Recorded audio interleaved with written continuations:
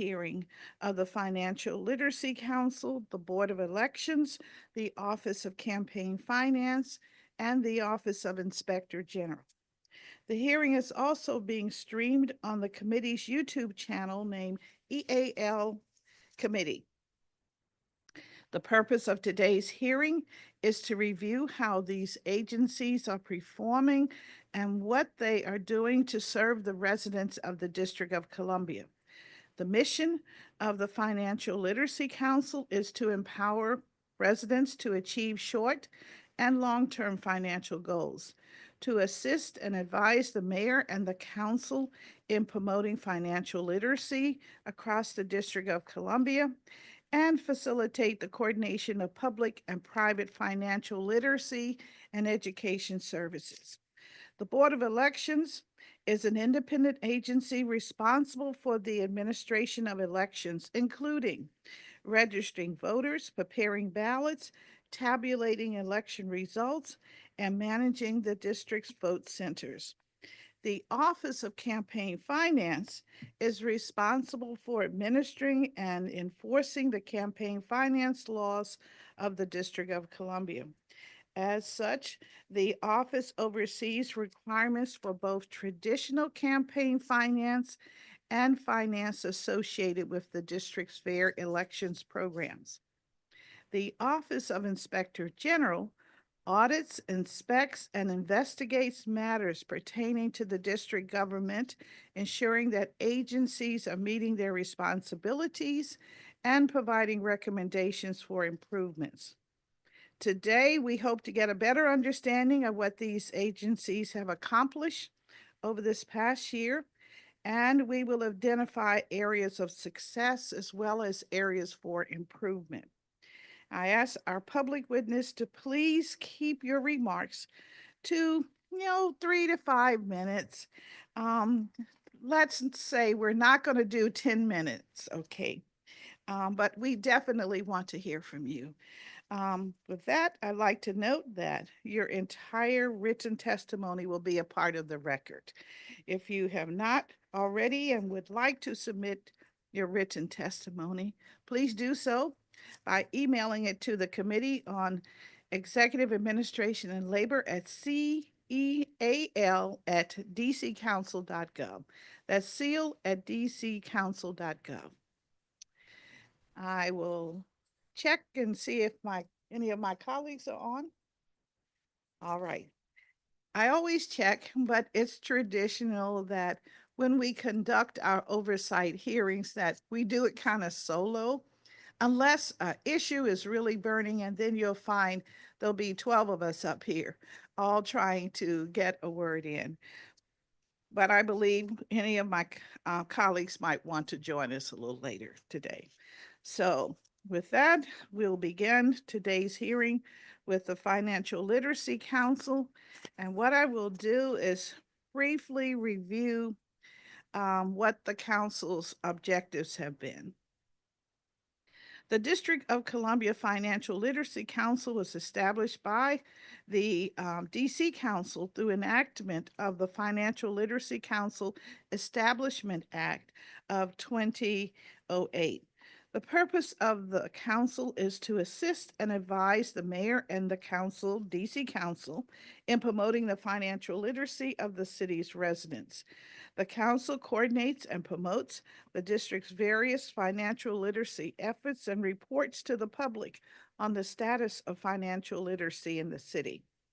The council consists of 9 members who serve 4-year terms. They meet quarterly to develop and coordinate the district's various financial literacy efforts and to submit an annual report with recommendations to the mayor and to the DC Council. I'm looking forward to hearing about the work and the progress that the council has made in accomplishing their objectives and achieving more financial literacy opportunities and results for our residents. So we will now hear from our government witness, who is Chairperson Jeffrey Banks. Mr. Banks, I will swear you in. I believe you are virtual. He should be here in person. Oh, all right. All right, okay. Well, we will go with our public witnesses then. We'll move to our public witnesses then. I think most of our public witnesses are here for the Board of Elections and, okay. All right. So our first panel of public witnesses is Lindsay Niles, Disability Rights DC at University Legal Services, Joe Bishop Henchman, Commissioner ANC 5F06, Tom Donahue, Commissioner ANC 8A01, and Dorothy Brazil from DC Watch. And so if any are testifying in person, would you please move to the witness table? If not, I'm assuming we're all virtual. And we'll start with Ms. Niles. Lindsay Niles, Mr. Niles, if you're on.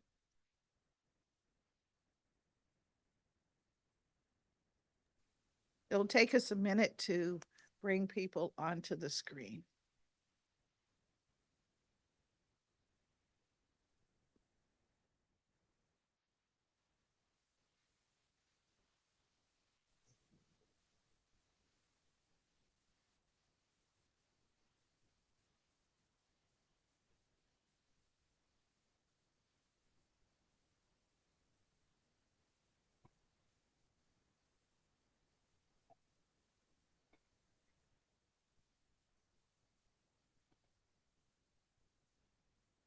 Witnesses, if you can hear me, you've been invited to join. You have to accept and then you'll be a part of our meeting. Okay, I see Miss Niles, Mr. Donahue. Good morning, Chairperson Bonds. My name is Lindsay Niles, and I'm a managing attorney at Disability Rights DC at ULS. Thank you for the opportunity to testify about the DC Board of Elections' obligation to ensure that all DC residents with disabilities have a full and equal opportunity to vote. DRDC is the designated protection and advocacy agency for the district. Among other programs, we advocate on behalf of DC residents with disabilities to promote their equal access to voting. For the past 20 years, DRDC has surveyed the accessibility of the district's polling sites, provided recommendations to the Board of Elections, and issued comprehensive reports to help ensure full compliance with HAVA and the Americans with Disabilities Act. DRDC uses a checklist to survey the district's vote centers and ballot drop boxes for accessibility. Our checklist surveys for both operational accessibility and structural accessibility. Structural inaccessibility refers to issues at the vote center that BOE staff or poll workers cannot remedy, such as broken elevators or ramps that do not comply with ADA standards. Operational inaccessibility refers to issues at the vote center that could be remedied by BOE staff or poll workers, such as insufficient accessible parking, incorrect signage, or missing assistive equipment. DRDC surveyed 100% of the district's vote centers during the June 2024 primary election and 97.33% of vote centers during the November 2024 general election. Our survey showed that during the June 2024 primary election, 10.67% of all vote centers were structurally inaccessible.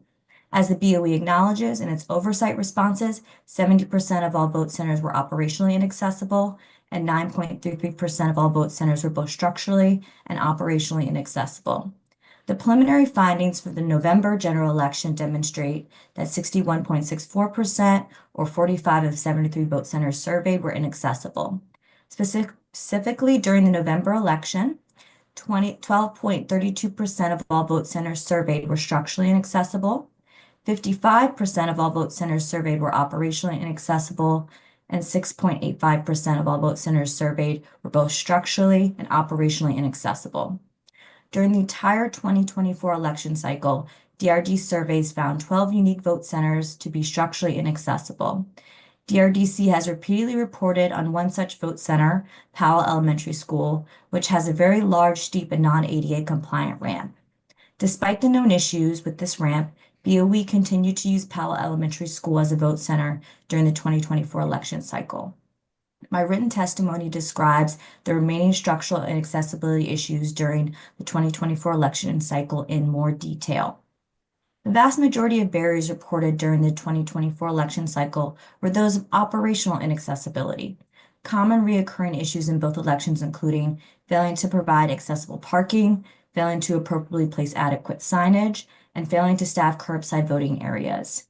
In its fiscal year 23 oversight report, BOE noted that it did not meet its target with respect to target percentage of polling places that were operationally accessible for the 2022 general election and promised that each election worker will receive accessibility training to increase operational accessibility during the 2024 election cycle. Though DRDC applauds BOE's commitment to ensuring appropriate accessibility training for all election employees, any such training implemented ahead of the 2024 election cycle, unfortunately, did not demonstrate an increase in overall accessibility of vote centers from 2022 to 2024, and therefore is not alone sufficient to ameliorate operational accessibility concerns in future elections. Though there were improvements in operational and overall accessibility rates for vote centers between the primary and general elections, the increase in structural inaccessibility rates is concerning. Structural barriers can wholly bar individuals with disabilities from accessing vote centers. DRDC urges the board to ameliorate all operational barriers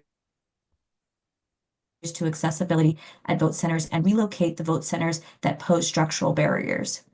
DRDC also surveyed all the ballot drop boxes utilized during the 2024 primary election and 54 of 55 of the ballot drop boxes used during the 2024 general election. The data demonstrates an increase in the number of structurally inaccessible drop boxes from the 2022 election cycle. In the 2022 general election, only one ballot drop box was found to be structurally inaccessible, whereas 7 ballot drop boxes were found to be structurally inaccessible in the 2024 general election. 7 other ballot drop boxes were noted to be operationally inaccessible due to having non-stable surface as the path to the drop box or due to obstructions in the pathway that could have been removed. DRDC encourages the board to remedy all structural and operational barriers when placing ballot drop boxes to ensure accessibility to all voters with disabilities. We ask the committee in its oversight capacity to monitor the board's efforts to work with partner agencies to ensure that all vote centers and mail ballot drop boxes are structurally accessible and operationally accessible prior to the 2026 elections and the upcoming special election this summer. Thank you again for the opportunity to testify, and I'm happy to answer any questions. Thank you very much for your testimony today. Thank you. Our next panelist would be Joe Bishop Henchman. Thank you, Chair Bonds. All right, Commissioner. Good morning. Good to see you. You too. I'm here to speak about ANC special elections, and I want to thank you, Madam Chair, and your staff for asking question 45 in the Board of Election Responses, which was about special elections. It used to be the case that if there was an ANC vacancy, the ANC would accept applicants and then vote on them. That's not the case anymore. That was changed in law. I'm not sure how long ago, to be contested special elections, and certainly a more democratic step.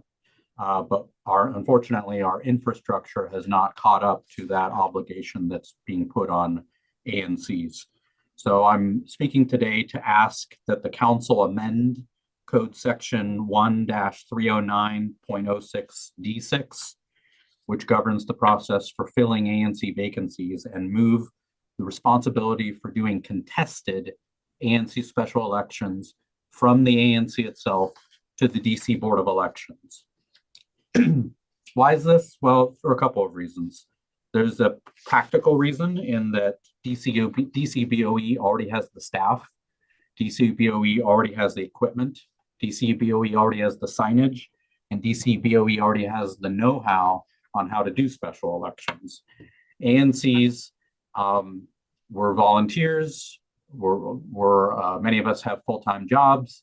We're all very bright and very civic motivated, but it can be difficult for us to carry out this task of doing special elections.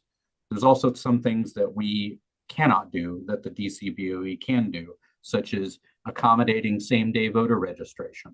Right now in ANC contested special elections, if someone shows up day of to vote, because we advertise that on DC elections, you can register same day, they're turned away. And this has happened in recent ANC special elections. And it leaves voters quite understandably feeling like this is not what they were told would be the case.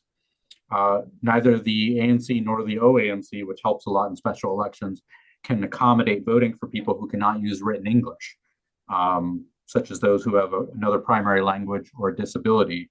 And not only is this a disservice to all of the residents and the voters of the District of Columbia, it may potentially be a legal problem if we're turning away people because we cannot accommodate their disability in ANC contested special elections. ANCs cannot do early voting, absentee, mail-in, or other ballots. Again, this is something that we advertise is the case with DC elections, but then we don't do it for ANCs. ANCs, it's difficult for us to find and publicize a venue for the election. DC BOE already knows all the good venues, probably already knows who the people are to talk to, knows how to set them up correctly. And then for ANCs, when ANCs do a contested special election, we have to staff it and hold a quorum throughout the entire voting period, which is difficult. And there are edge cases where it has almost not happened, such as ANCs with very few seats. And this special election will enable them to do that. So we can solve this. And I don't think it would cost much more money because, as I said, the staff already is there, the equipment's already there, the signage is already there, the know-how is already there. So I'd please ask the council ask the committee to consider recommending an amendment to 1-309.06 D6 and move the responsibility for contested ANC elections to the Board of Elections. Thank you for the opportunity to testify today, and happy to answer any questions. Thank you very much for your testimony. Next, we will hear from Tom Donahue, also a commissioner from ANC 8A. Good morning, Chair Bowens. Thank you very much for your time. My name is Tom Donahue, Jr. I reside at 1521 Yonge Street, Southeast, Apartment T2, Washington, D.C. Until January 2nd, 2025, I was just a small business owner until I won an election in November 2024 and was sworn in as the 11th Advisory Neighborhood Commissioner for 8A01. I'd like to testify and implore this committee to support changes in the law. On March 22nd, 2022, I initiated a recall effort against ANC Commissioner Holly Muhammad due to her denying me, a small business owner, access to 6 months of vital ANC meetings. My recall petition detailed professional reasons for her removal. However, her official response contained egregious personal attacks, falsely labeling me a racist who hates Black women and Muslims. This presented a no-win situation. Accept these defamatory statements on the petition or abandon the recall. This weaponized the process, forcing me to defend my character instead of focusing on the original issue, Commissioner Muhammad's obstruction of my participation in ANC meetings. Separately, on May 21st, 2022, I alerted the Board of Elections that Commissioner Muhammad no longer resided in her declared address. Evidence included a property manager's confirmation, process server's affidavit detailing several failed service attempts, and an audio from then Commissioner Tanya Crawford admitting the ANC knew Commissioner Muhammad did not live at her claimed address, which was the address of fellow Commissioner Barbara Clark. This address was used by Ms. Muhammad to run against and defeat a qualified candidate in the 2022 election. Board of Elections General Counsel Terry Stroud stated that the ANC must first address residency concerns. However, The all-female ANC refused to hold a special meeting despite multiple requests. This began a cycle of bureaucratic deflection. Board of Elections to ANC, ANC to Attorney General, Attorney General to Ethics Board back to the ANC. Attorney Stroud later clarified the Board of Elections could hold a vacancy hearing if evidence emerged through standard list maintenance, but not from other credible sources. This created a double standard, as the Board of Elections refused to act on my presented evidence, deferring to the uncooperative ANC. Office of the Advisory Neighborhood Commission's Executive Director Ken Bass confirmed they lacked authority to compel an ANC vacancy hearing.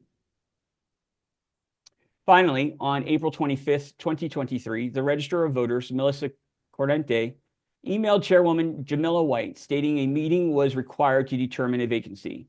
Chair White disputed this claim, claiming the meeting was only needed after a vacancy was determined. Ms. Corrente reiterated the meeting's purpose was to define or determine the vacancy. Chair White disagreed, effectively halting the discussion. A follow-up letter from the Board of Elections citing the Election Modernization Act also went unanswered. This process is deeply flawed. The recall process should not victimize petitioners. The Board of Elections should be required to hold hearings when presented with compelling evidence of residency violations, regardless of whether the evidence came from list maintenance or other resources. The ANC's refusal to act, combined with the Board of Elections' inaction, resulted in a disservice to our community. I will be submitting a more comprehensive review of this testimony along with supporting documentation for review. Talk about full circle moment, as I am the new ANC Commissioner of 8A01, and as a result of the lack of attention regarding these matters, and commit to doing what I can to see these matters are addressed. I respectfully request that these matters be addressed to ensure a fair and respectful process be established. Respectfully submitted, Commissioner Tom Donahue. Thank you. Thank you very much, Commissioner. And we have, I think you've presented us with several sets of testimony, so thank you very much for that. And our final panelists for this group, Dorothy Brazil, DC Watch. I see Dorothy, okay. She'll be on momentarily.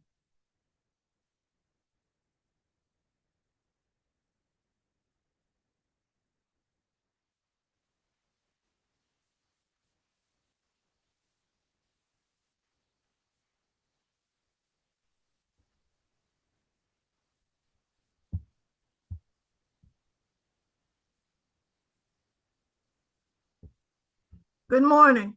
Good morning. My name is Dorothy Brazil, and I'm the Executive Director of DC Watch. For more than 20 years, I have operated a good government organization that has sought to monitor the district government. My particular interest over the past 20 years has also been the DC Board of Elections. In your remarks this morning, you indicated that written testimony could be submitted, but you did not indicate the deadline. I would like to submit written testimony to the committee. Rather than provide that testimony today, I would like to highlight a number of issues I would like this committee and the Board of Elections to address when it testifies later today. First and foremost, I want to bring to the board's attention, the council's attention, if it's not already aware of the fact that the Board of Election has been systematically disregarding laws and regulations and tries to impose new interpretations of existing laws and regulations regarding the Board of Elections. Rather than go into a lot of detail, let me specify examples. DC Code and regulations is very clear as regards the rights and duties of election observers and watchers. The Board of Elections in recent elections has tried everything it can to prevent election observers and watchers, As you know, such individuals are a linchpin of our electoral system in the United States. In addition, another example, the Board of Election staff has tried to prevent photographs from being taken at the Board of Election offices, its facilities, or at polls, claiming it is not legal or proper. A clear reading of DC law, code, and regulations states that that is not true. You cannot interfere with an election, and you cannot take a photograph of someone casting a ballot. But photographs have always been permitted at Board of Elections facilities and at the polls. I think the second point I want to make is the extent to which the Board of Elections has strayed from its purpose and intent to be truthful and to be open and transparent to the public. A clear example is what transpired last year. Repeatedly, the board executive director would mention at monthly board meetings that the board was in the process of redrawing precinct boundaries. During the public comment period of those meetings, I would continually ask, what is the process? How is it being done? And what is the deadline for development of a plan? I never received a proper answer. Can you imagine to amazement? Last year, when you, Ms. Bonds, introduced emergency legislation being proposed by the Board of Election to redraw precinct boundaries.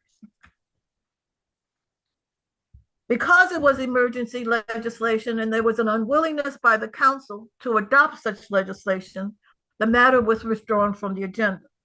It was only afterwards that I found out that despite the many months and public meetings that I inquired about the process, that I learned that in fact Gottlieb Simon, the former head of the ANC office in the district government, had been hired by the Board of Elections at a cost of $75 per hour for the period from January 2023 to March 2024, 14 months at a cost of $75 an hour.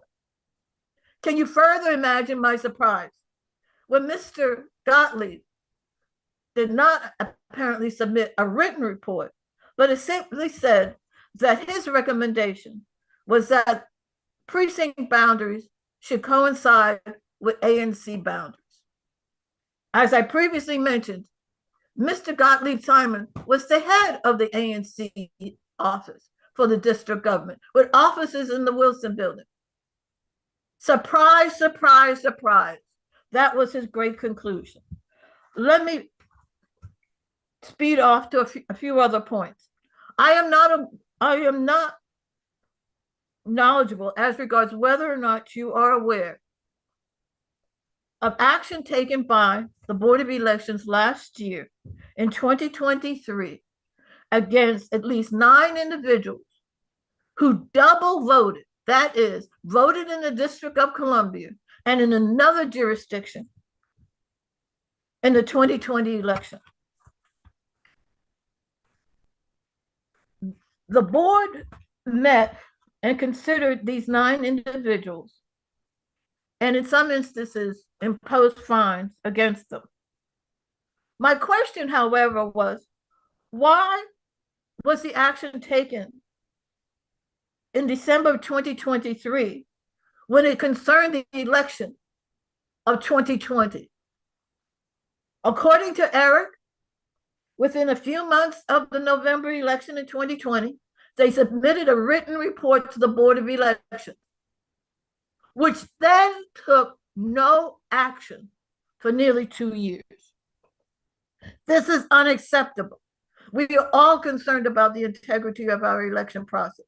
But again, it fits into the pattern of what I have observed as the incompetent management and actions of the Board of Elections. I say this to say that the Board of Elections took action finally against 9 individuals who had voted twice in the 2020 election. But recently, the board has gone out of its way to try to intimidate and take action against 2 individuals who the board considers to have violated election law. A gentleman by the name of Mattoon Johnson, who is 17 years old and a resident of the District of Columbia, and Sharice Muhammad, an ANC commissioner in Ward 7. In the case of Mattoon Johnson, the board is alleging that he repeatedly tried to register to vote and that he indeed did cast a ballot in the November 2024 election. During a lengthy recitation by an attorney at the Board of Elections at a hearing in January, it turns out that Mr. Mattoon Johnson was not eligible to vote because he was under the eligible age. It also became clear that Mr. Mattoon Johnson may have some physical or mental issues that needed to be dealt with. But what did the Board of Elections do? The Board of Elections initially received a recommendation from its general counsel to impose a fine of $12,000 against a 17-year-old and refer him for criminal prosecution. In the case of Sharice Muhammad, she was a long-standing ANC commissioner for more than 10 years. She sought to run for the school board in Ward 7. Her petitions were challenged in August. There was a hearing by the Board of Elections in September. They ruled that she did not have enough signatures to go on the ballot. But what did the Board of Elections do? As recently as last week, they convened a pre-hearing with Ms.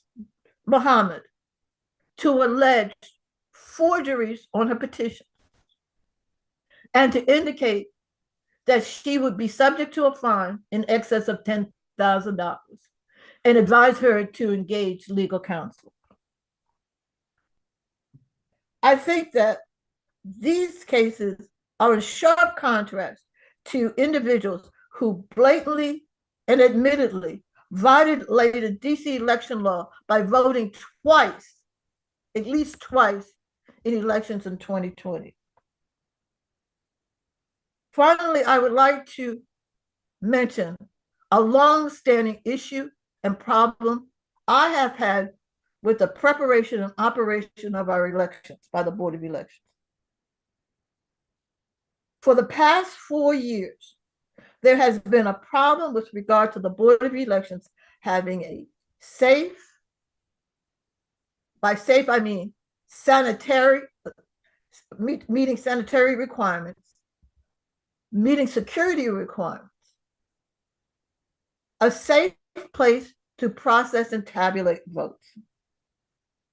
As late as September of last year, the Board of Elections came to you, Ms. Bonds, and to the city administrator and indicated that the dilapidated, inadequate, unsafe warehouses that they have rented over on V Street Northeast could not be used to tabulate the votes.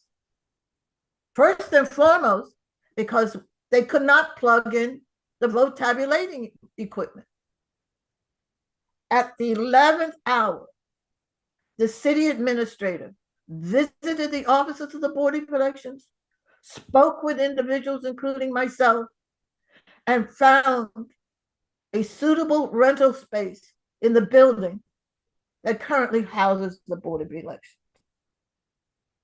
The situation at the warehouse has been long known. I am curious as regards why the district is renting a facility that does not meet basic sanitary requirements. But that is an issue for another day, an investigation. I will not go on any further, but I would also note I have serious concerns about the current operation of the DC Office of Campaign Finance.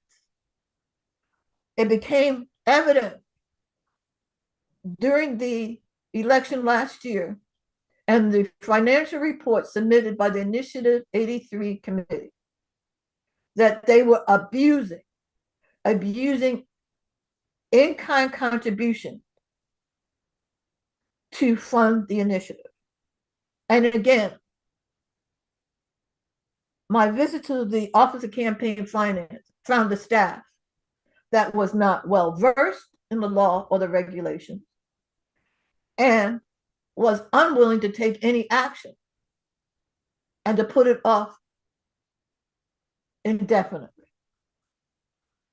I apologize for going over time, but as I said, these are issues that I wanted to bring to your attention, and these are issues I didn't think would otherwise be known to you.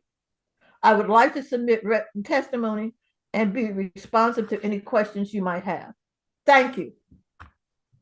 Thank you very much for your testimony. And Ms. Brazil, I must say we allowed you to put every word on the record, and I hope that that will move us forward on these issues. So thank you very much.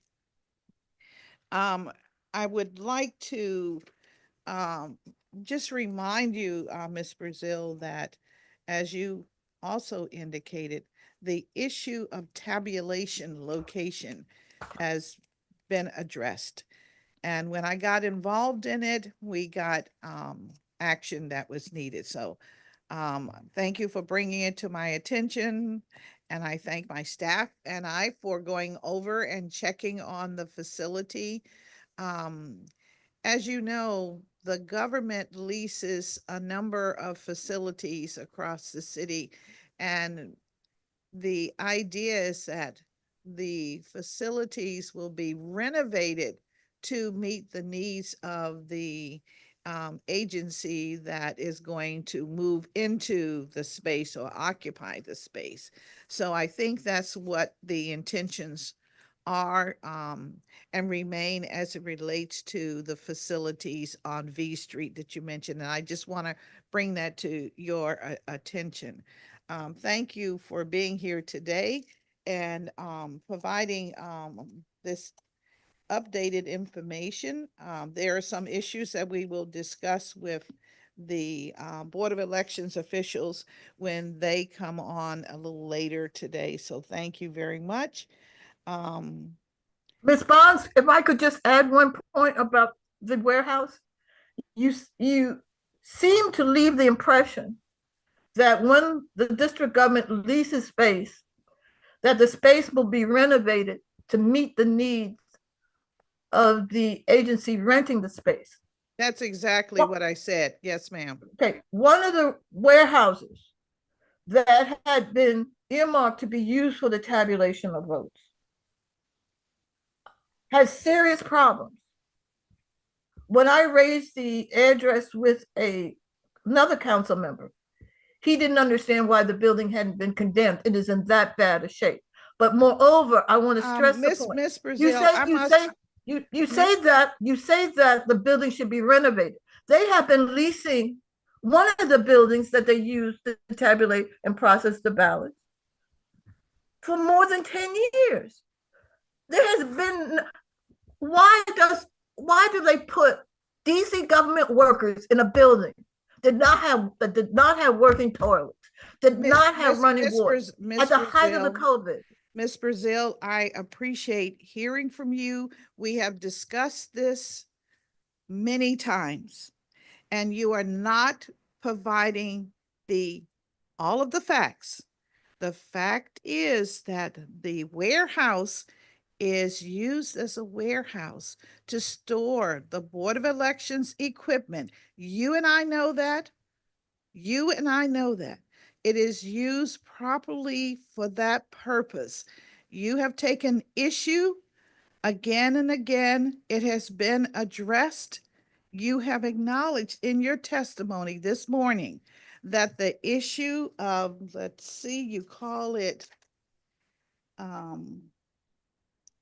safe, sanitary, and secure place to process tabulation of votes.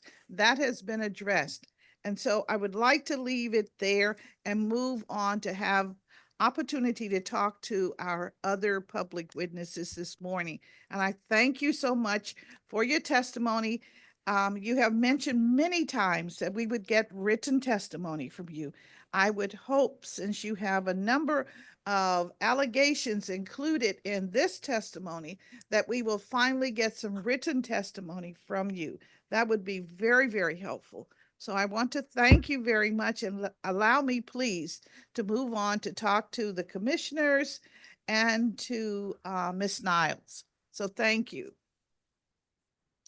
Ms. Niles, I would like to know more about the report that you have prepared on the disability needs as it relates to particularly the ballot drop boxes. And how do you see us remedying that? I mean, I know we can move them to other locations. So is that the only conclusion you have reached, is that is needed? So as I mentioned in my testimony, we have noted that the data demonstrates there has been an increase in structurally inaccessible drop boxes from the 2022 election cycle. For example, the drop box located at Benning Library continues to be inaccessible outside of the library, outside of business hours, because access to the street requires use of the elevator inside the library. So we have noted this issue with the Board of Elections in the past, and advocated that they relocate any structurally inaccessible drop boxes, because the drop box itself meets the ADA standards.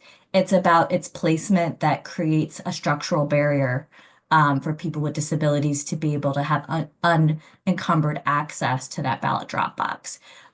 We've also noted in our written testimony some of the other drop boxes that had either some sort of obstruction or abrupt rise in the pathway to the drop box, that we believe with remediation can be remedied so that all drop boxes are ADA compliant.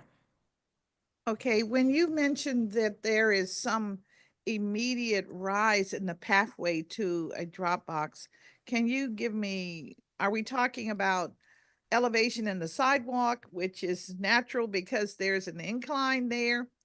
Is that your So in terms of accessibility, if there's an abrupt rise over half an inch, for example, we noted in our report that the Powell Elementary School ramp, which is very steep and not ADA compliant, recently also has an abrupt rise of about an inch.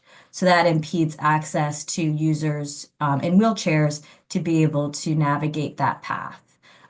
So it can be from issues with sidewalk accessibility. There's other abrupt rises that we've encountered in our surveying over the years as well. All right, thank you. I wanted to try and understand that exactly and we'll talk with the board about that. I think you make a fair analysis here, because we have plenty of sidewalks in the District of Columbia. So we'll work on getting resolution to that issue. So thank you very much. And thank you to our commissioners, Mr. Hinchman and Mr. Donahue. Mr. Donahue, I would like for my staff to have an opportunity to talk with you in detail and see if we can't get resolution to this. Your issue are more ANC, Advisory Neighborhood Commission issues than Board of Elections at this point. But let's see if we can start there and then move into those issues that you mentioned. So thank you very much. Thank you for the And opportunity to present the information to you. It's one of the reasons why I'm an ANC commissioner today, because I couldn't find a fix to it. So I figured I would run and fix it from the inside out, I guess. all right, that's the way we all try to work here. Thank you very much for that. Mr. Hinchman, friend of mine, we're in the same neighborhood, so it's always good to see you and hear from you. We are working on a fix as it relates to the administering of the ANC elections. And I think we have a solution, just as you are proposing. So look forward to getting that resolution on the books so that we can move forward more expeditiously. So thank you very much. Thank you all. And we'll move to our next panel. I know the morning is passing quickly, so we want to get through to everyone today. Ms. Deirdre Brown, the Metropolitan Women's Democratic Club, Hazel Thomas of the DC Democratic Women's Club, Janice Davis, DC Federation of Democratic Women, and Ann Salter, League of Women Voters of the District of Columbia. We have one in person, it seems. Excellent.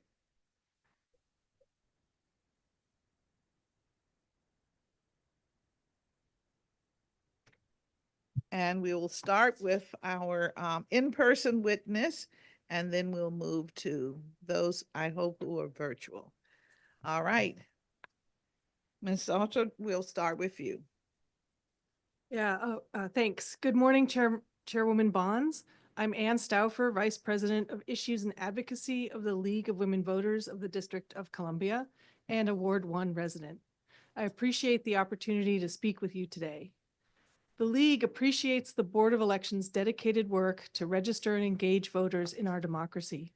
Over the past year, we saw how they work tirelessly to ensure that communities throughout the district are ready and able to vote. This includes young voters, justice-impacted voters, new citizens, and seniors. As the committee reviews the past performance and ongoing needs of the Board of Elections, the League believes that the will of the voters must be respected.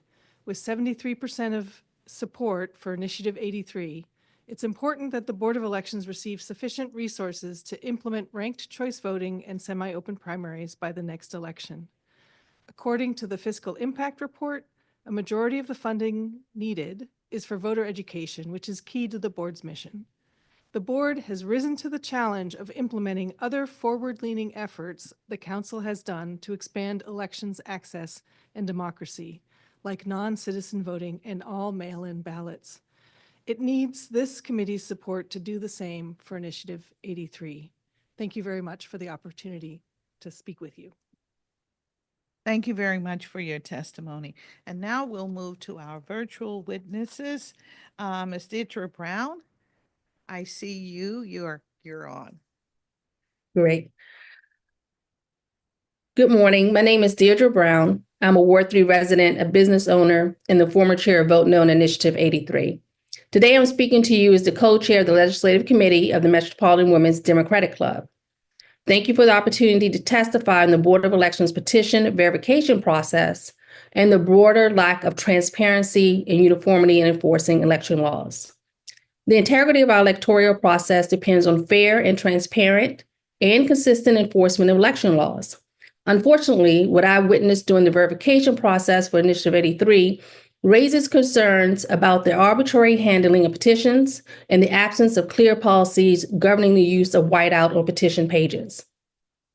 During the 30-day review period, I observed numerous instances where whiteout had been applied to voter signatures, addresses, and circulated affidavits. The Board of Elections acknowledged that at least 4,802 signatures were invalidated due to whiteout. However, thousands more were altered signature lines were accepted without a clear standard for determining validity. The explanation from board officials that signatures were evaluated by holding pages to the light is neither a transparent nor standardized method for determining voter intent. Who conducted this review? What specific guidelines were used? How was it decided that some altered signatures were acceptable while others were not? These inconsistencies undermine public confidence in the verification process. Additionally, there was no uniform enforcement of election laws regarding petition alterations. Some pages were rejected outright, while others with similar changes were approved. Without clear publicly available guidelines, this selective enforcement creates the appearance of bias. Despite requests for emergency hearing to investigate the widespread use of whiteout, no formal review was conducted. The board refused to hold a public inquiry into how and why these alterations were made, who applied them, and what policies should govern such modifications. This issue, Councilmember Bonds, extends way beyond Initiative 83. The lack of uniform enforcement can be seen in some recent cases. BOE Administrative Order 24-028, where Sharice Muhammad, candidate for State Board of Education, Ms. Muhammad admitted at a board hearing that she whited out another circulator's name on a petition page, inserted her own, and completed the affidavit.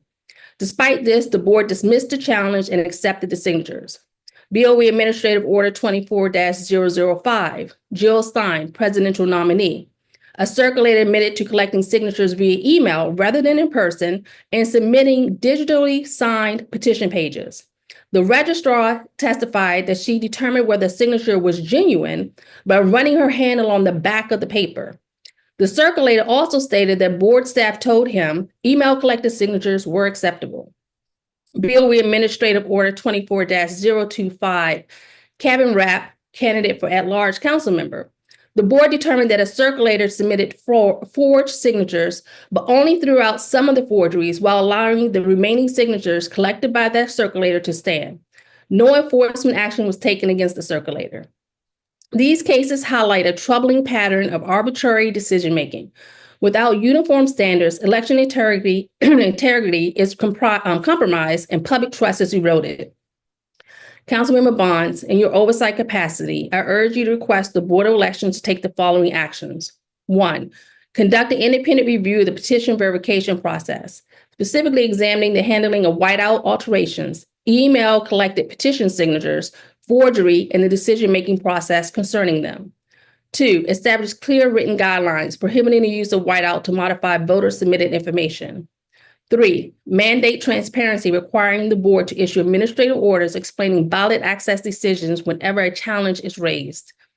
4, ensure uniform enforcement so that all petition pages are subjected to the same scrutiny rather than relying on subjective methods like holding pages to the light or rubbing the back of the paper.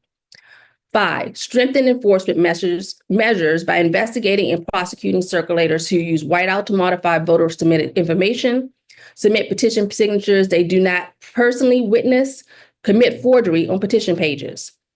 The use of whiteout to alter petition signatures, whether intentional or not, creates an unacceptable risk of fraud and manipulation. Allowing such practice to continue sets a dangerous precedent for future elections. The integrity of our electoral system is at stake, and the public deserves a process that is fair, transparent, and consistently applied. Last but not least, at the time of the November 2024 election, 2 Court of Appeals cases were pending challenging the validity of Initiative 83 ballot access process. Not the initiative itself, but the actual access process. Despite these pending cases, the initiative was still presented to voters. One of these cases has since been remanded back to Superior Court for trial. This sets a dangerous precedent. If the courts ultimately rule that the initiative should not have been on the ballot to begin with, after the election has already taken place, it will undermine voter confidence in the process.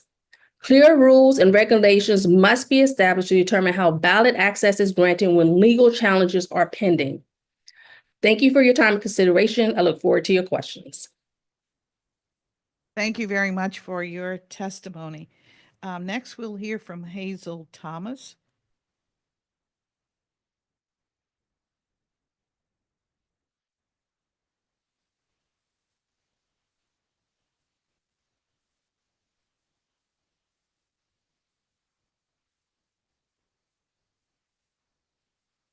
Ms. Thomas, would you please accept the Zoom to be a panelist? I know, I hope you can hear me.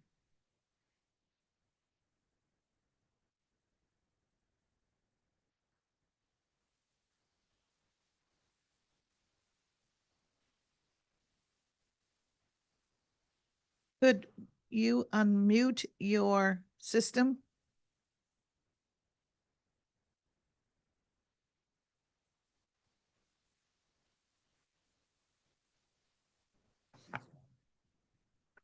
You are muted, Ms. Thomas. I don't know if you can, I guess you can't see me, so I can't help with that. I see a number on the screen and perhaps I can call her since no one else is calling her.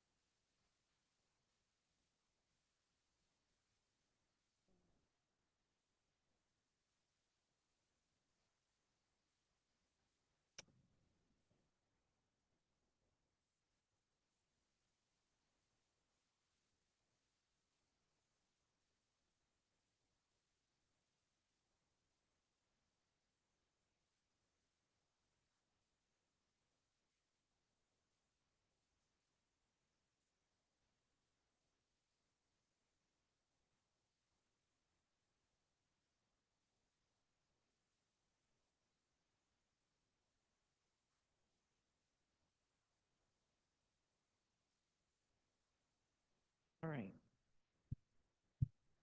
Well, we will come back to hopefully Ms.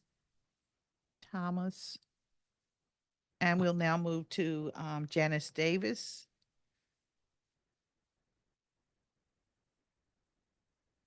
Ms. Davis, can you hear us? Yes, I can. Can you hear me? Okay, yes, we Great, yes. can. And I did call Ms. Thomas and she's unmuting herself.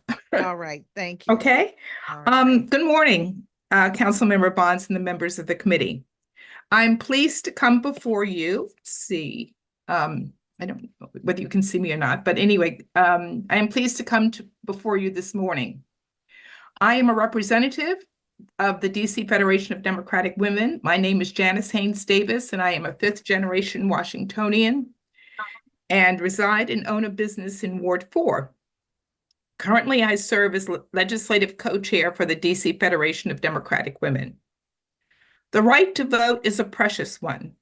It is an integral part of our society and a cornerstone of democracy. We appreciate the opportunity to participate in this performance hearing in evaluating how well the board has met its stated objectives and carried out its duties. As an independent appointed board, we feel that its performance would be enhanced by expanding the number of board members from 3 to 5. The DC BOE consists of the 3 appointed members, an executive director, a general counsel, and a supportive staff. In addition to its election-related activities, the board and council have rulemaking and adjudication responsibilities. We believe that current board qualifications should be more task-specific to assure the integrity of the electoral process and broader community representation. The Office of Campaign Finance also falls under your jurisdiction. In 2018, the Council passed the Fair Elections Act, which was designed to improve voter participation, level the playing field so that all candidates would have a fair chance of competing and winning elections, and to remove the advantages of corporate and political action committee influence in the electoral process. The stated match is 5-1.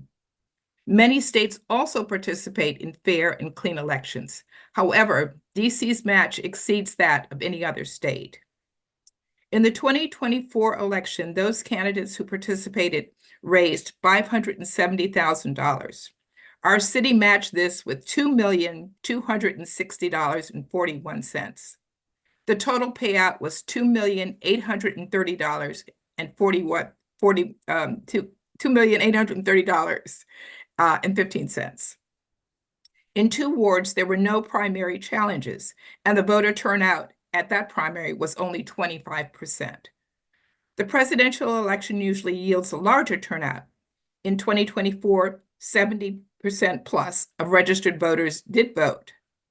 Has this match achieved the Act's intended purpose?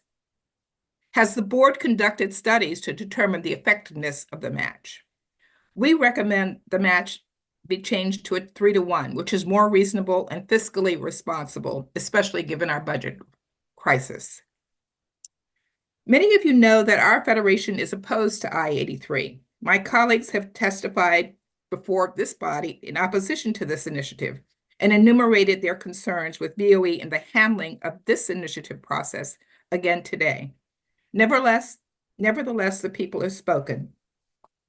Our greater concern, as Deidre Brown noted, is that the board and council approved and placed the initiative on the ballot when its legal status was being challenged in the courts.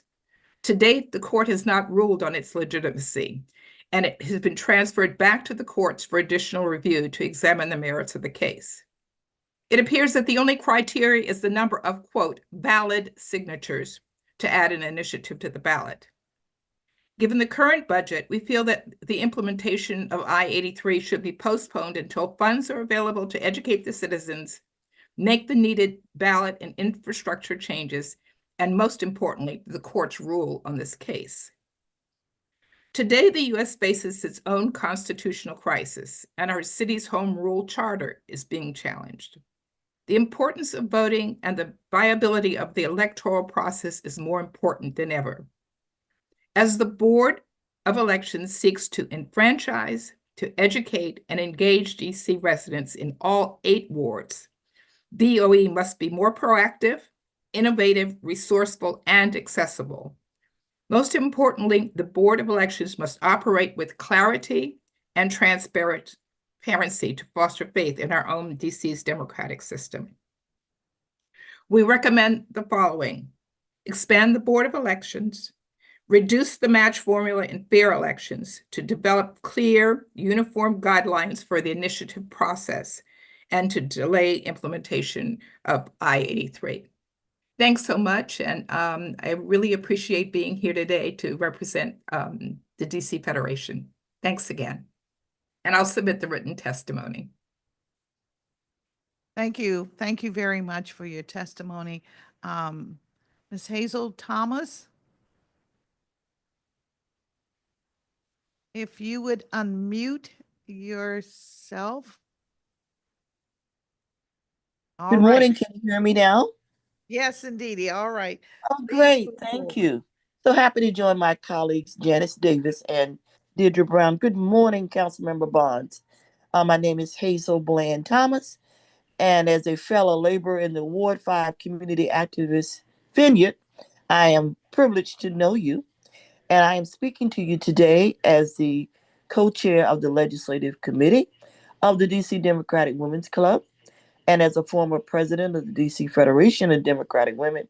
And also, I'm privileged to be the co-convener of the Ward 5 Leadership Council, along with my co-convener, Robert Bob King, community activist for over 50 years, whom we affectionately refer to as the mayor of Fort Lincoln. And so I'm speaking to you on behalf of those 3 organizations because we actually feel we have the same position regarding the Board of Elections reform as it relates to the use and transparent disclosure of outside money in DC from special interest PACs. I'm going to skip ahead. You know who you are. It is often said that all is fair in love, war, and politics, but the lack of fairness takes on a very special dimension when such an extremely asymmetrical war is undertaken as what occurred recently in the campaign to promote Initiative 83.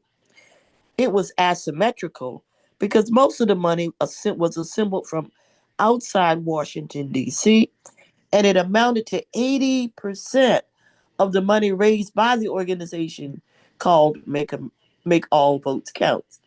The outcome of the I-83 political campaign was tantamount to buying an election here in the nation's capital. Most of the funding came from an organization called All One God Faith Inc. and Fair Vote. There was a both ranked choice voting advocacy organizations, largely funded by out-of-town millionaires, billionaires, and Dr. Bronner's, that's Castile Soap Company. Therefore, organizations also supported which is an organization that also supported the decriminalization of marijuana here in DC. I remind everyone that we're all familiar that Washington, D.C. historically has been used as a petri dish to experiment with controversial policies and legislative initiatives before trying them out in other states. The local organization that funded Initiative I-83, oh, that's redundant, experimented in Washington, D.C., primarily by gathering money from two sources: contributions from wealthy conservative donors from outside the area, and a small financial support from local residents. Our major concern is this: more than $500,000 was raised, and much of it cannot be traced to individuals. Transparency and accountability are lacking because contributions were made in names like Scooby Doo, Sand Blast, and Sam Blast and Sand Blast. So they couldn't find out the names of the individuals who were hiding behind the corporate names. During the campaign, DC residents were barraged with political messages paid for with the money from these undisclosed sources, which calls into question the credibility and possible motives of these wealthy corporate donors, individual funders who were hiding behind the scenes. To give an air of legitimacy, however, Make All Votes Count employed residents, largely from Ward 7 and 8, which of course are our least affluent wards in the District of Columbia. But exorbitant sums were paid to these residents. I have no problem with paying folks, but they made like up to $15 per signature for collecting petitions, named signatures for the petitions, $30 an hour to distribute handbills, and some churches got $10,000 donations. My point is that, and I have spoken to many people who worked on this campaign, they didn't understand the purpose of it. They were just being paid. So let me just say 80% of the contributions came from organizations that were not required to reveal the names of their principal donors. Contributions made under made under fictitious names without a requirement to reveal the names of the principals creates a framework for dark money. Dark money.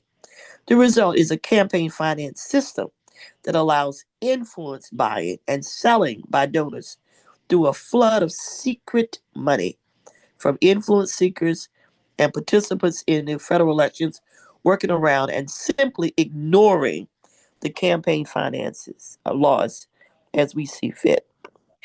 I have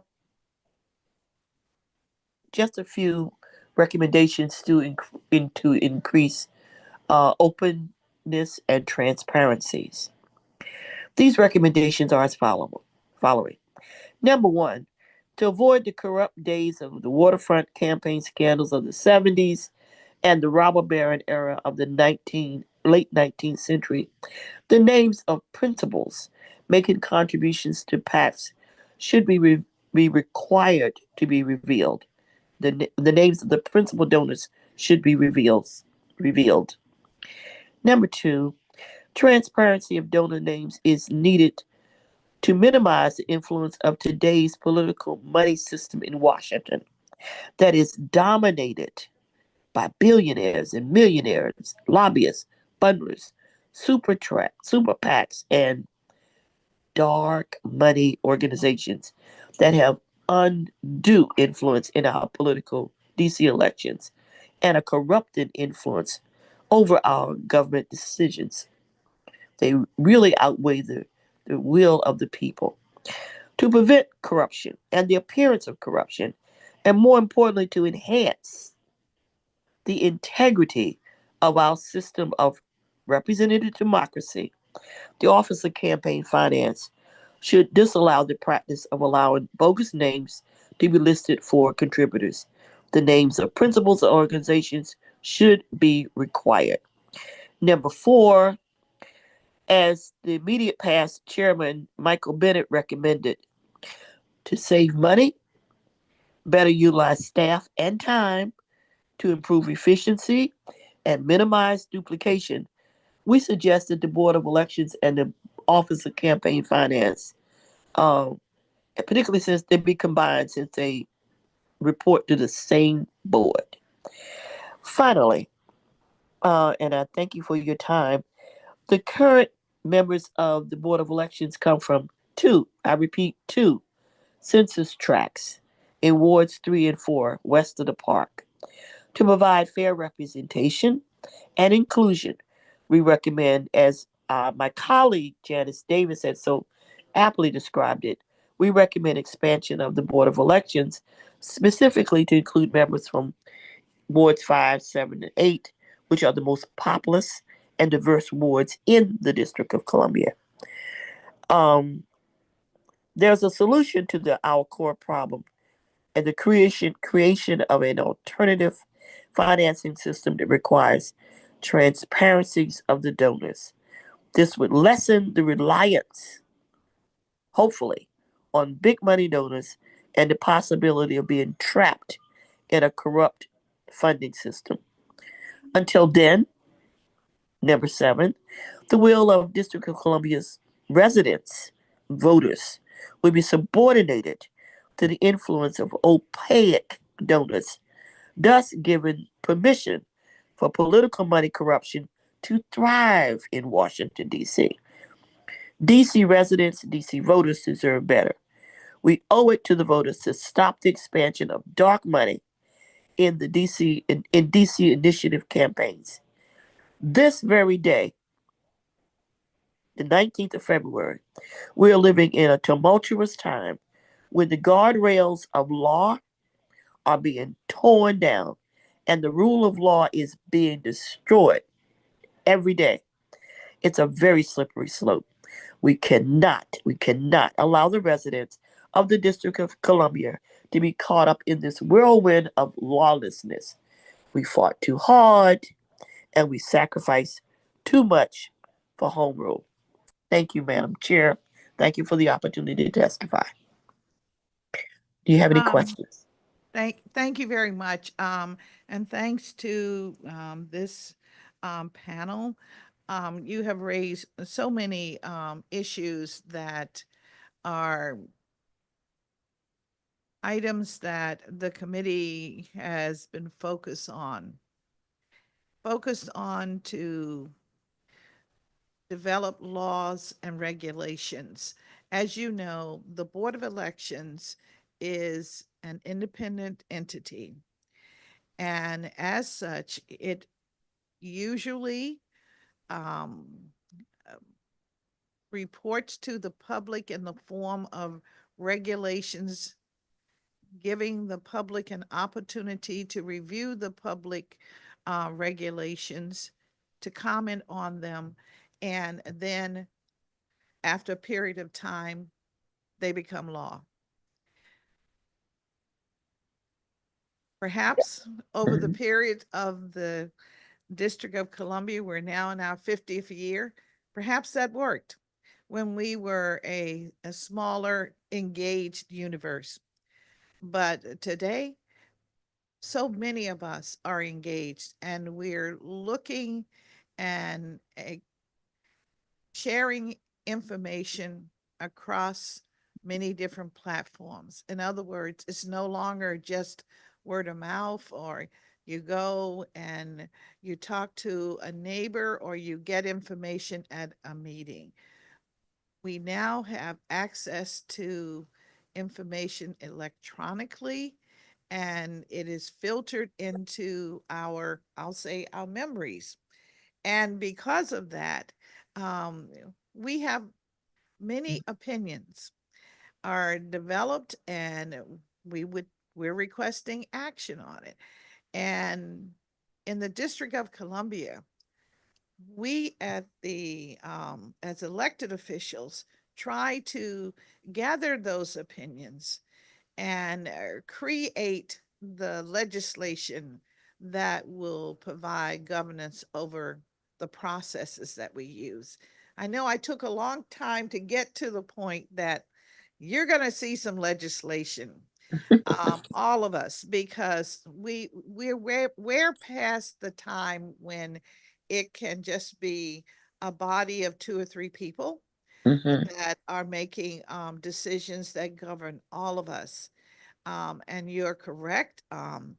The electoral process is so critical. And as we are reminded that we are a part of the universe of this earth, many different ideologies and practices, it becomes even more important for us to hold dear and to make sure that our electoral process is transparent, it's clearly defined, and there is uniformity, and that we, the District of Columbia, are out from under this process that we have suffered from since even before home rule, I suspect, where we are in the petri dish, we're the experiment of the nation.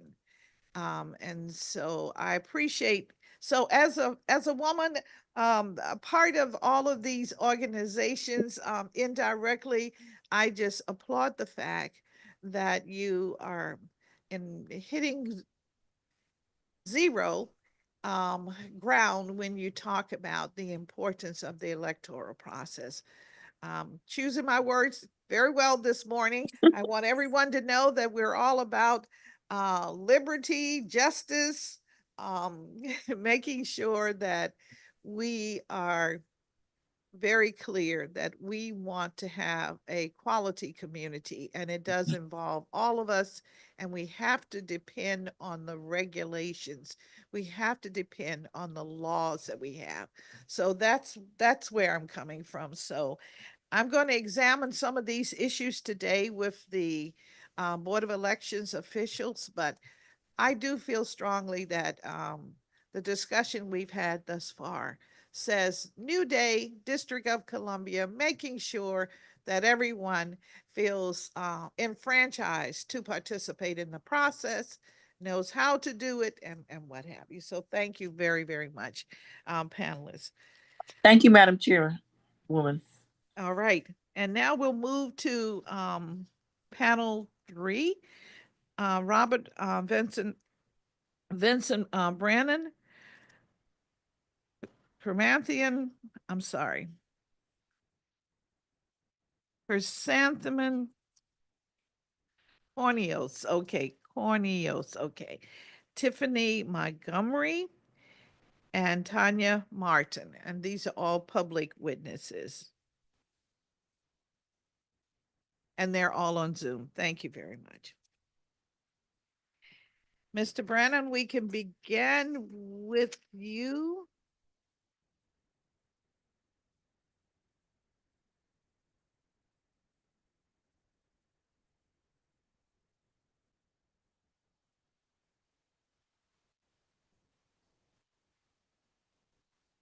We're asking all of the panelists, please, okay, if you accept the link, then we can put you on the screen. And if you open your monitor, then we can also hear you.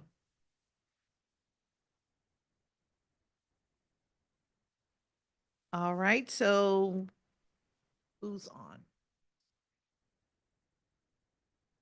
All right, Miss Martin, we see you. Will you accept the link, please? All right. Accepted. Good morning. All righty. Good morning. As you can see me representing my commander's gear. Anyway, thank you, Madam Chair, for recognizing me. I have a problem. I want to just bring this to the attention of the Board of Elections. I want to let you know on June 4th, during election time, I was verbally assaulted by 2 of your council members, volunteers. First of all, they were out of order in calling me names. So the first one, I was there helping my candidate, prepare, to give out her pamphlets and stuff. And I was explaining to some of the people that would come residents about my candidate. Well, one of the candidates, her volunteer decided to call me names. So at that time, I had to let her know who I am.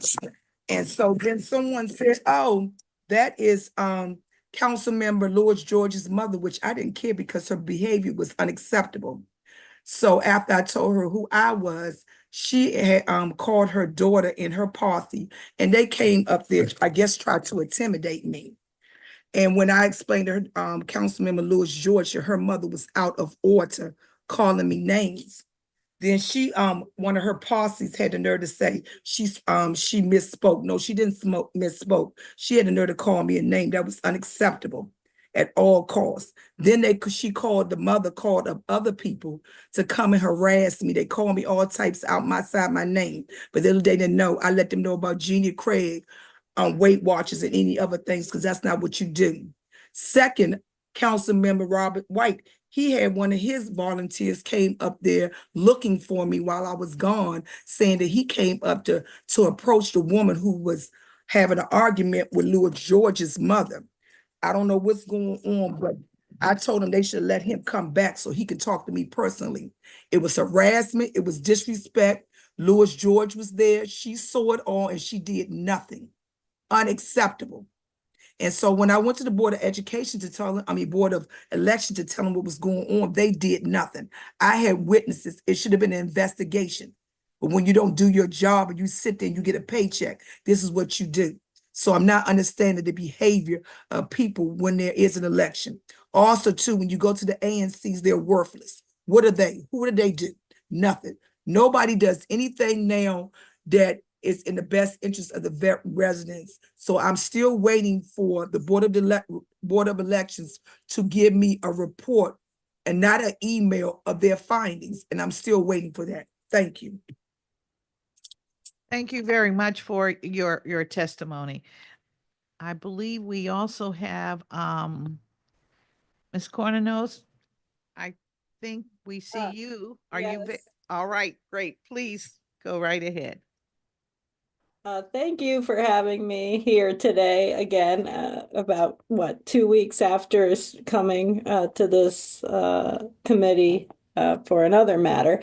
I come to you this morning as a former ANC commissioner who, very much enjoyed her position, advocated for her constituents. I apologize, Ms. Martin, if you haven't had that positive experience with an ANC. But during my tenure, I actually brought several constituents to certain agencies that they needed to work with. I saw my role as more hands-on and a hands-on advocate for my constituents. I wasn't necessarily the type that would, tweet all the time, or maybe my communication could have been improved through a newsletter and such. But as a single mom to a very rowdy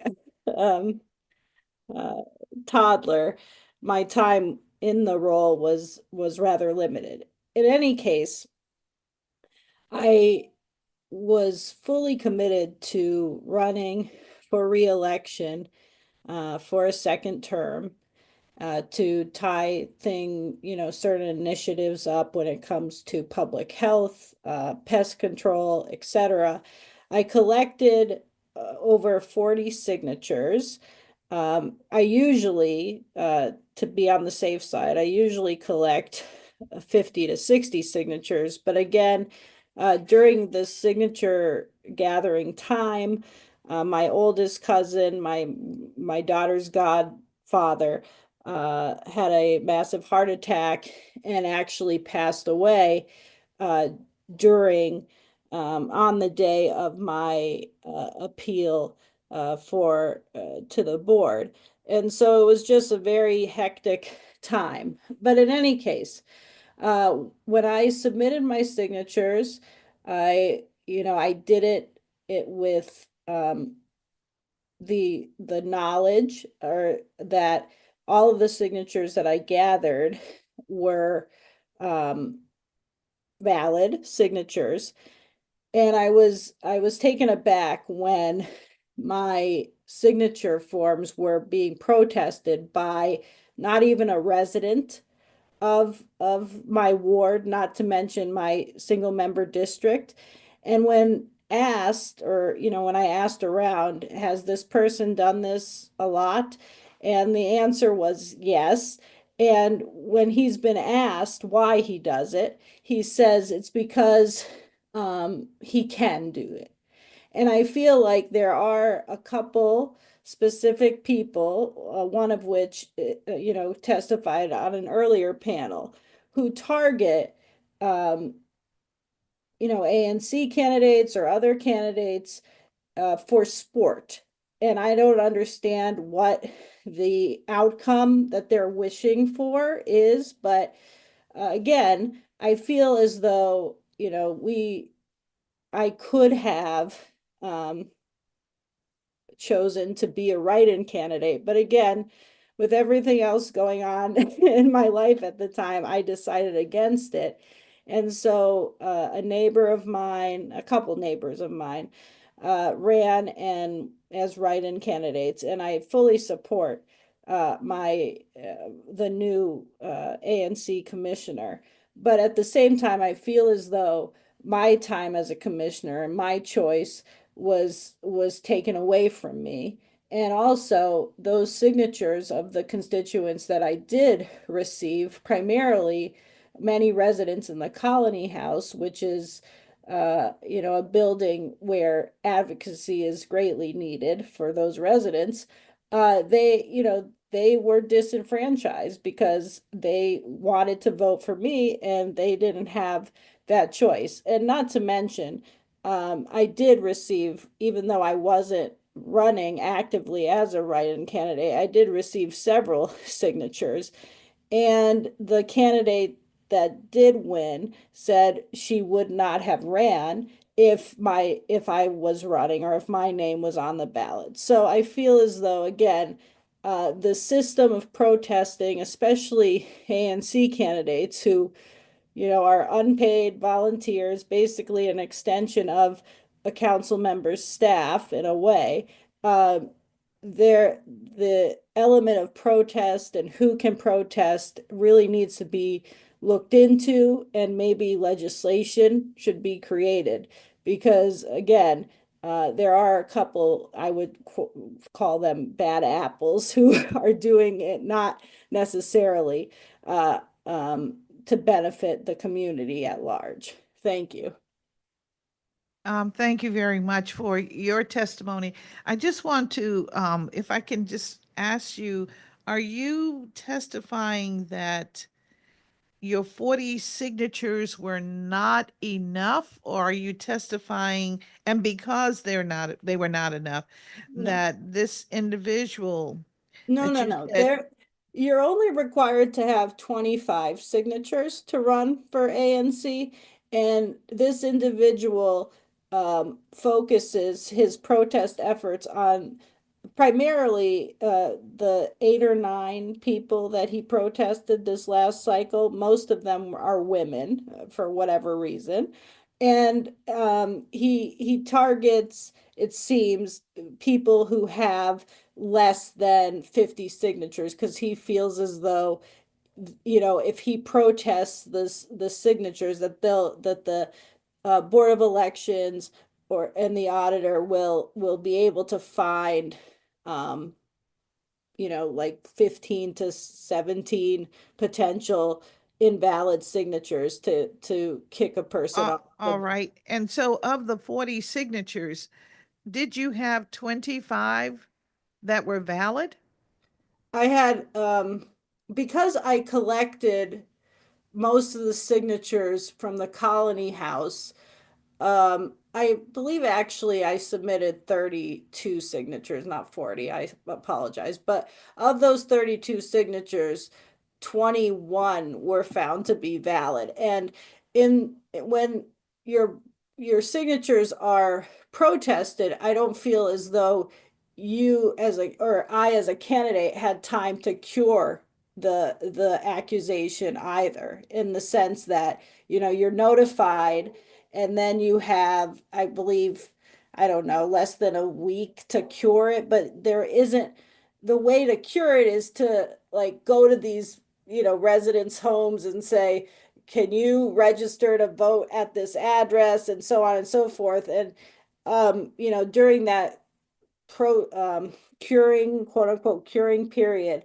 was my cousin's funeral. So I was unable to do that in any way. All right. Well, thank you very much. I just wanted to make sure I understood you. Yeah. You gave us a lot of information, and I just wanted to make sure I understand what your direct issue is. Thank you Well, thank you. so very much. Yeah, just to provide further clarification, I've learned my lesson. I feel like if and when I decide to run for another elected position, I will get, triple the amount of signatures. But I just feel as though the people who protest should be actual residents of your ward, at least, that have a knowledge of who you are as a, as a candidate, etc. I just feel like the process is a little skewed, and I'm sure I see that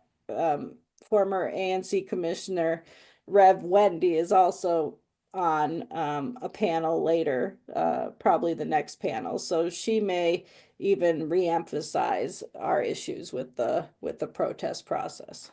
All right. Well, thank you. Thank you very much. And we have Ms. Tiffany Montgomery, I believe. Yes. Okay. Ms. Montgomery, if you will unmute your system, we can receive your testimony.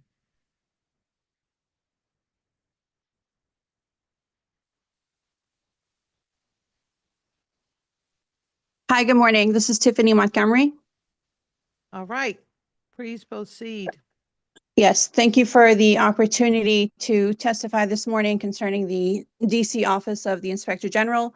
First, I'd like to take the opportunity to thank Director Kevin Chavis for verifying last year when the DC Board of Ethics and Government Accountability was under this committee, that that agency, also known as BEGA, was referred for a criminal investigation by two separate DC government agencies, one being the DC Department of Human Resources, the second being DC Police Department.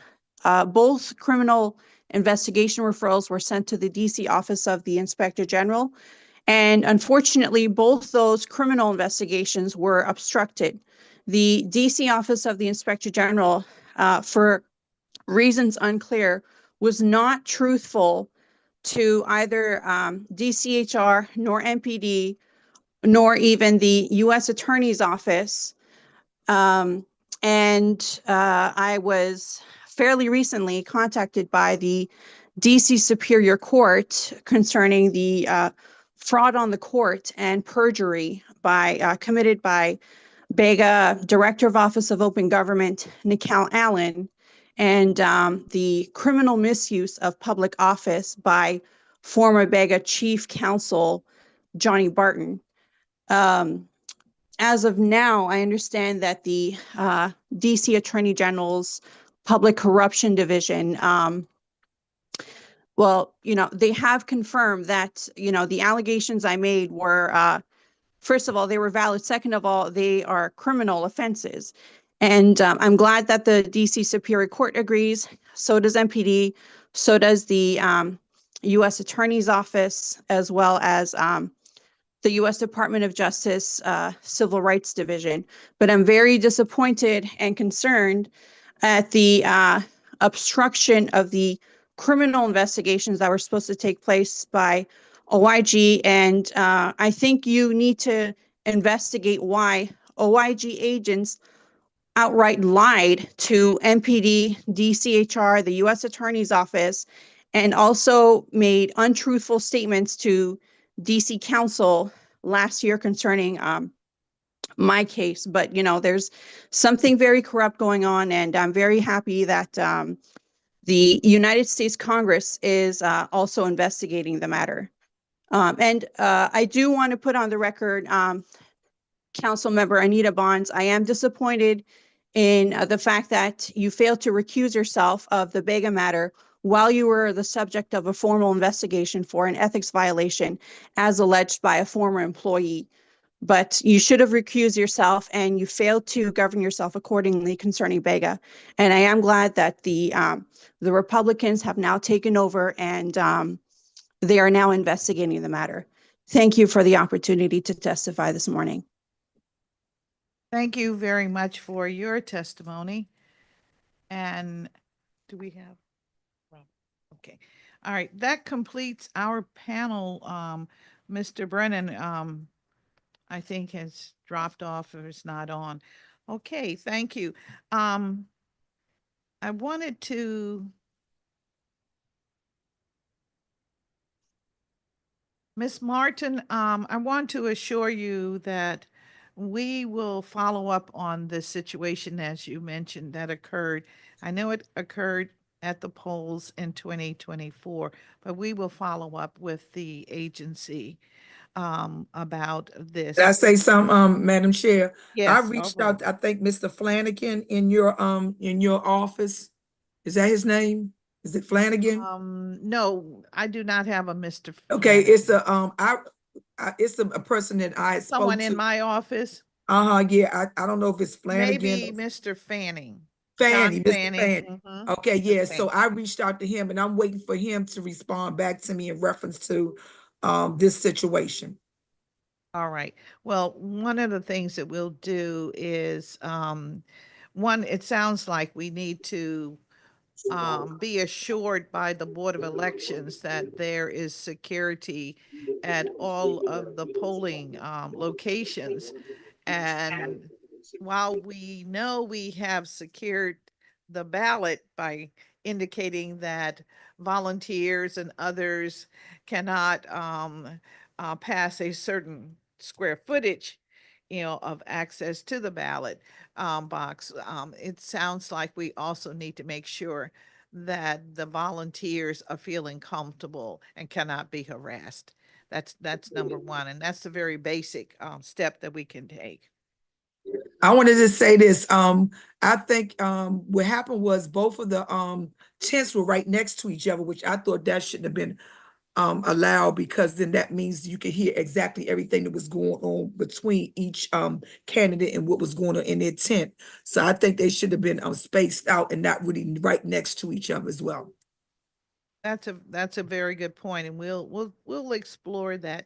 Some of this is not about legislation, but it's about a process that we can use that guarantees everyone has an opportunity to push their choice, because we know at the polls there is lobbying, so to speak, and that's our right as individuals in this society to do that. But no one should feel intimidated, harassed, and so we want to make sure that as long as we, the government, are responsible for the elections process, that it is a fair, transparent, and safe environment for everyone.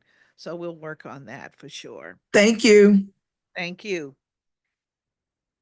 And I've spoken with, let's see, Ms. Montgomery. I want to make sure your testimony today, do we have it in writing?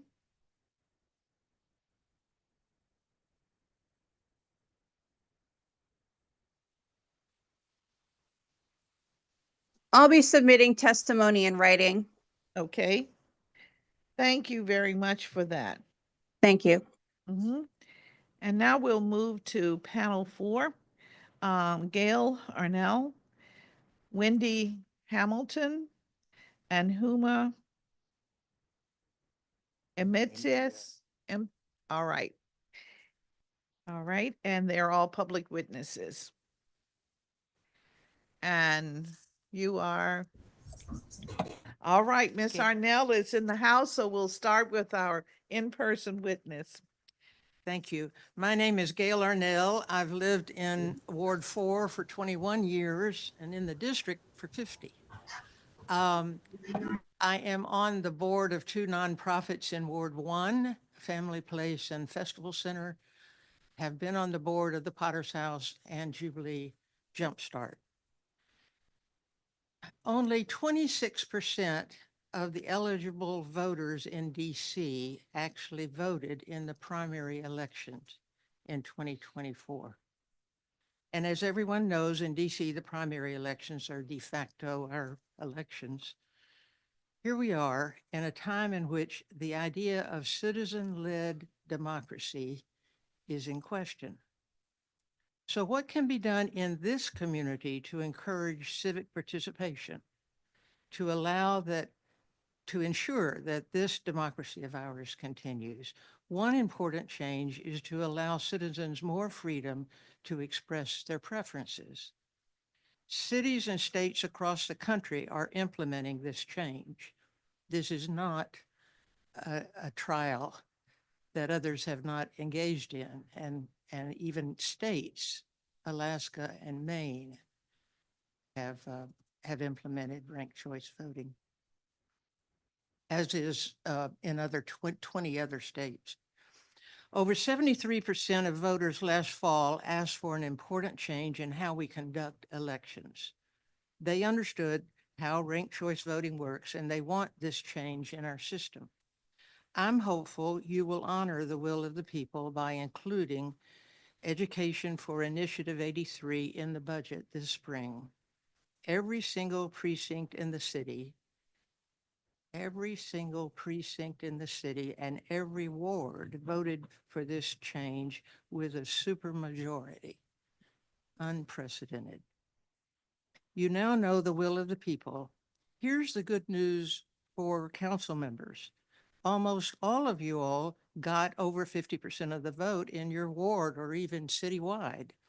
So you personally have little to fear when ranked choice voting is implemented, but you have a wonderful opportunity to increase voter participation. I'm told that the fiscal impact statement shows that implementing this initiative will cost $1.15 million, predominantly for voter education. This is a valuable investment in democracy and civic education. When I was out getting signatures to put this referendum on the ballot, one man told me, "I don't vote. My vote doesn't matter."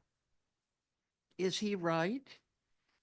Think of the value of voter education to ensure that all our DC residents feel included in this community. Your vote to implement Initiative 83 to increase civic participation matters more today than it would have even a year ago. Thank you.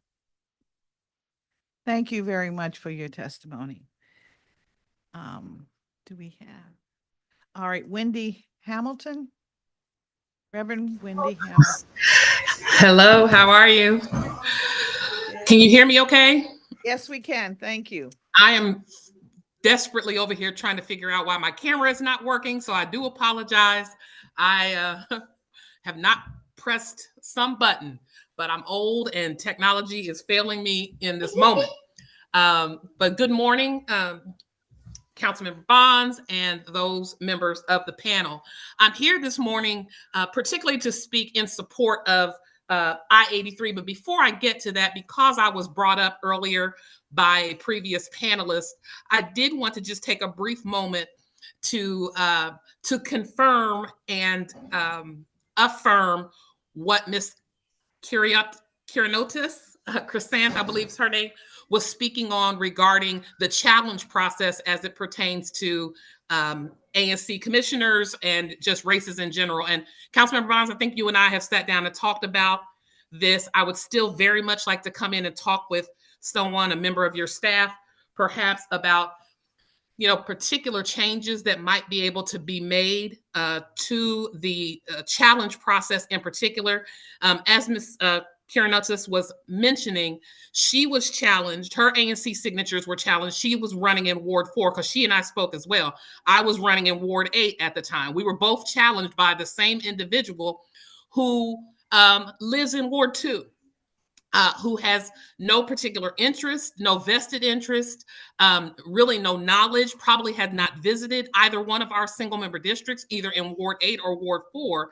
And so it just became curious to us why this particular individual was able to challenge our signatures without any knowledge or familiarity with our areas. I too was challenged by that individual in a citywide race that I had ran. I can understand people and anyone from the city challenging citywide races. I accept that, but it was a little harder to take on the ANC level when someone is able to come in and disrupt those races without any knowledge of what's happening in those races or the people who are running in them. And so I think that was the point she was trying to make. And so I hope that we can talk about some reforms moving forward to specifically the challenge process, but also signature validation and what is accepted as valid signatures. And I hope to do that at a later time. Now I will go into my testimony that I wanted to bring today regarding I-83. And so I come as a supporter, as someone who, believes in electoral reform, obviously, and changing the electoral process. And, it's not often that we can get a supermajority of voters in Washington, D.C. to agree on anything, and definitely not across all 8 wards of our city.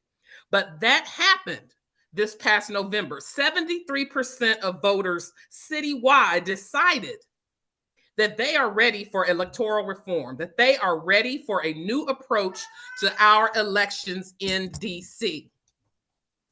They recognized that there was some disenfranchisement happening of tax-paying independent voters in our primaries, and that is not democratic.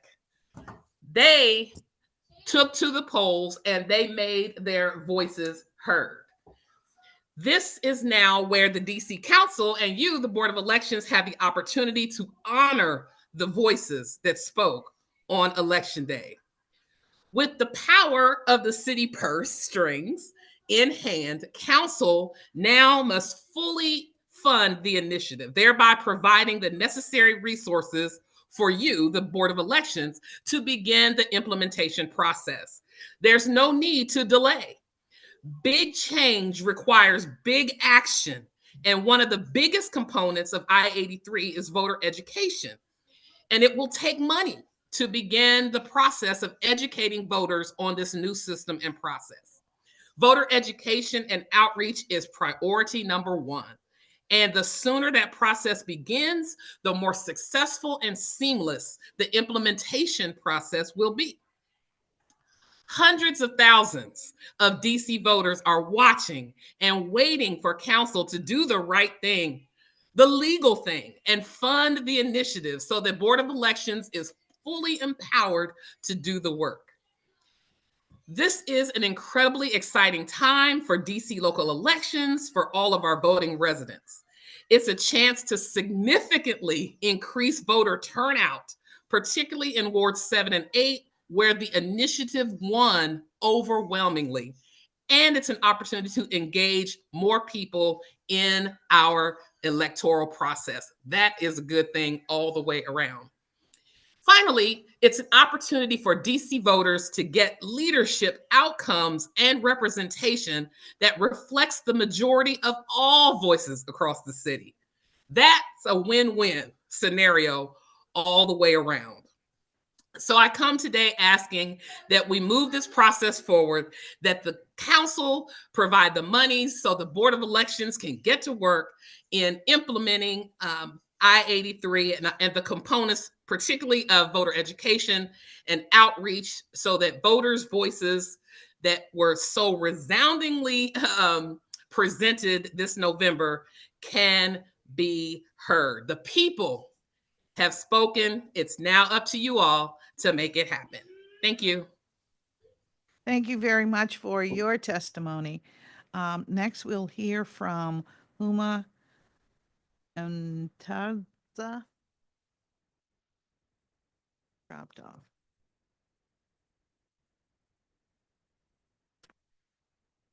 Oh, all right. Looks like we can move to the final panel of public witnesses, and thank you very much for your testimony. I think your testimony stands on its own. And Ms. Arnell, thank you for coming down and spending time with us. Our final public panel is Brianna McGowan, Jacqueline Castanda, and Lisa Rice. We have two that are in the chamber. Thank you very much for joining us. Thank you for coming down and being with us.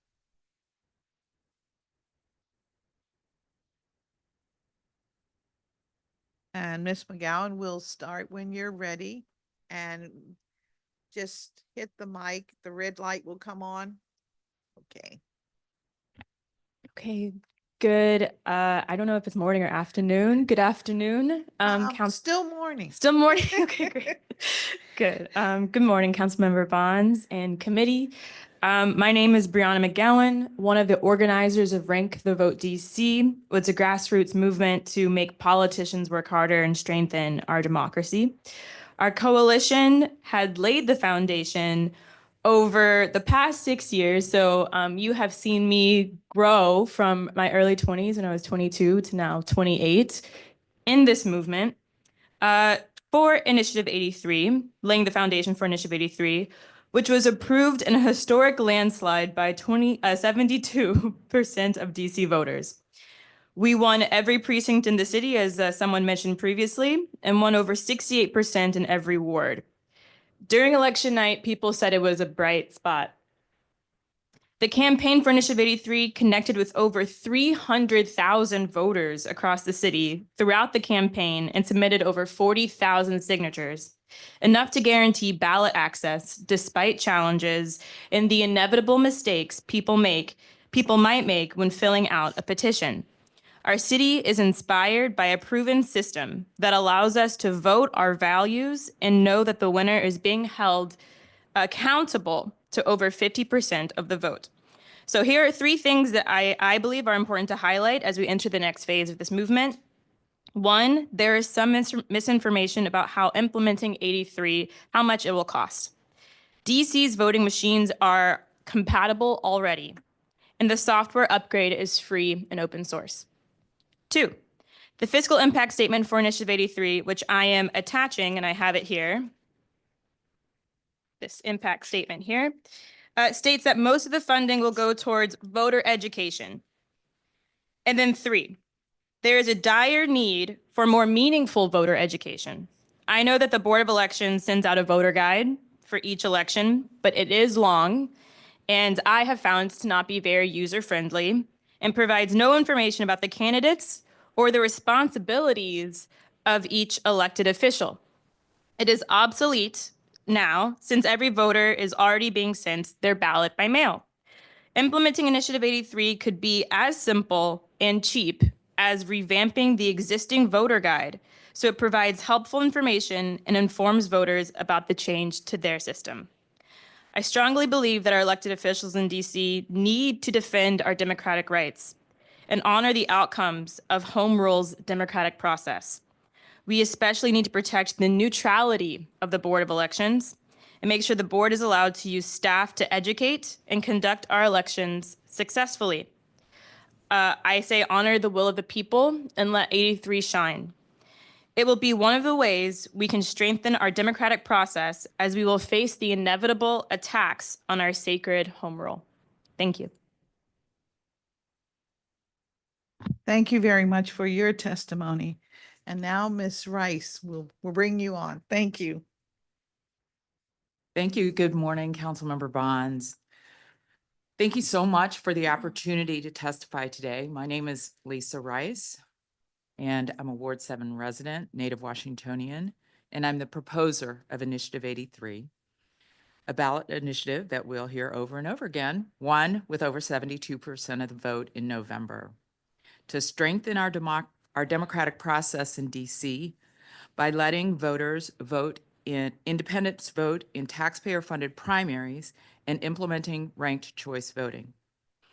As someone who has dedicated my time to strengthening our American democracy since 2016, this has been the experience of a lifetime. It's been incredible. This is my first time so deeply involved in the ballot initiative process in DC. Working with the Board of Elections was an open and transparent process. If I had questions, it was clear who to contact. They were responsive, and all parties were given proper notice and fair consideration along the way. Board employees were always professional, communicative, and unbiased. Watchers from both campaigns, ours and the opposition's, were permitted to observe a sufficient amount of the signature validation process, given the rules that each campaign can designate only 2 watchers. We were fully informed every step of the way. Thank you. I cannot emphasize enough that the DC Board of Elections is a model for our nation, demonstrating a work process that was balanced, timely, helpful, and effective. I have seen this process in various places across the nation, and believe me, we are doing the good work here in DC. I wish to see their work invested in more to strengthen our DC democratic system. I have a recommendation. My single request for the board and the council is to update regulations to create a more useful voter guide. Currently, the guide can be confusing, as it's a collection of every potential ballot available across the city. A reflection of pre-pandemic processes, this has now become redundant, given that since 2020, every eligible voter receives their own ballot by mail. A proposed revised process could send every voter a guide which provides civic education, including a descriptive explanation of how the democratic process and our city government actually work. We could use this opportunity to educate voters about structural changes to elections, explaining first how independents can now vote in all taxpayer-funded elections, and second, a voter perspective of the ranked choice voting process. I urge you, Councilmember Bonds, to honor the will of the people by investing in the Board of Elections and implementing Initiative 83 in your budget proposal. I will submit written testimony, and thank you so much for your time today. I appreciate it. Thank you very much for your testimony. I think Ms. Castanda is available now. All right, we'll take your testimony. Thank you, and good morning, Councilmember Bonds and rest of the committee. Thank you for letting me be on today. My name is Jacqueline Casnetta, and I am a lifelong DC resident, community advocate, and a firm believer in the power of our democracy. So last year, DC voters spoke loudly and clearly. 73% supported Initiative 83. No matter where we personally stood on the issue, one fact is undeniable. An overwhelming majority of our residents in all 8 wards exercised their right to vote and made their will known. This should mean something, and it should be honored. However, honoring their decision goes beyond just acknowledging the results. It requires action. The Board of Elections needs the resources to do its job effectively, to educate voters, ensure smooth implementation, and conduct elections with integrity. Significant investment, which I believe is a 1.5 million, is not just a figure. It represents a commitment to upholding the democratic process and ensuring that every voter is informed and empowered. And as a DC native, I know firsthand how much our community values its voice. We fight every day for our right to self-govern and to make decisions about our future. To underfund this effort, would send the wrong message, that our votes do not carry the weight that they should. I urge this committee to fully fund the Board of Elections, not for the sake of policy debate, but on the principle that when the people of DC speak, their voices should be respected, not just in theory, but in practice. And I don't have much more to say after that. I thought I had a little bit more, but thank you for your time, and I will welcome any questions that you may have. Thank you very much for your testimony. And we can have Miss Romana Service, please join us at the witness table. And thank you for your patience, for being here. We didn't have you pre-registered, so we didn't know. I just thought you came to show us that pink hat, but that's okay. We're happy to have you. All right. And now we'll take your testimony. Okay. I'm a native Washingtonian and I'm a Democratic voter. And my interest in being here was because I decided to do a write-in myself for Ward 5 Commissioner 5D07. And so I went through the process, going to the Board of Elections and so forth and signing in and everything. After the elections, the tally was where I live, was about 21 for me, and I think there was one for another person, although it was 147 votes somewhere. And I understand that the former commissioner was voted back in, so I heard. Anyway, I was curious enough, and with rumors and so forth, to check. I called the Court of Appeals, and they didn't give me a reply. They didn't answer back. But I was just curious to know how many write-ins there were in my section. That's all. And I think that's just about it. But the thing was, I went through sort of like a process at the Board of Elections. I did call them, and they had told me, no, they're not finished yet. And I think that was about twice. And then when this year came, I called again, and they said that they can't do this. I wanted the write-ins to be on paper, so I'd have them. Anyway, a person, I don't know who she was nice and cordial, everything. She said that, no, we'd have to send them by email because it's costly sending the paperwork out. Well, they did that about roughly last week or so. Only thing is, I can't pull it up, so I don't know.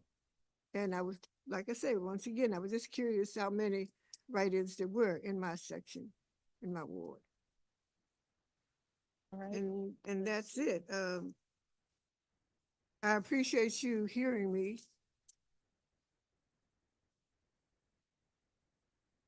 We are able to pull it up, and we are looking at it right now. Okay.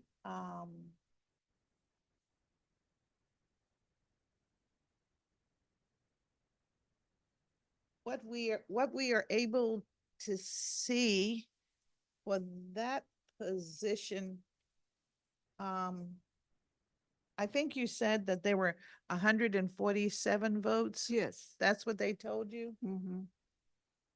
Well,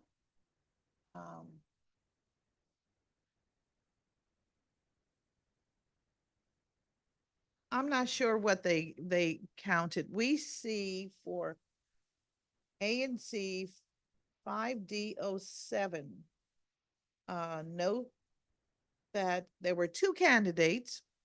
Okay. You and Mr. McCullum. It has 43 votes for Mr. McCullum and 15 votes for you. I don't think that It adds just- up to 147 if you ask me. I don't know, but that's what came up. And they were telling me that I had 21 votes, so I All don't right, know. we'll print this out for you while Okay. you're here today, so Uh-huh. you'll have this record Thank to, you. but we'll try to figure out what's going on. I tell you. I must say, Miss Service, you're making me feel very concerned about the independence of this agency. Because we all have a boss. We all report to something somewhere.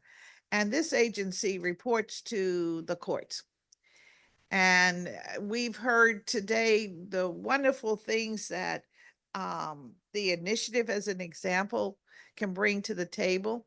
But we've also heard that the initiative went on the ballot while it was still in court. In most instances in this government, if there is a matter before the courts in an agency, the agency does not speak on it. We can't get information until the courts rule. So that in itself is a concern. Then we have the issue of whether or not the matters of the processes are transparent enough. We've heard that they're wonderful and everything works, but we've also heard that they're not working. And so we have to examine that. We've heard that the regulations work for some, but perhaps they don't work for others. So this is it's very difficult for me as someone who also oversees services to our senior community, and to know, I'm a senior, of course, but to know that not all of us are into electronic life. And sending a piece of paper to you, the post would be about 70 cents. And I just really cannot understand why you could not get something in writing sent to your address. So that is a concern. I mean, serious concern, if you ask me.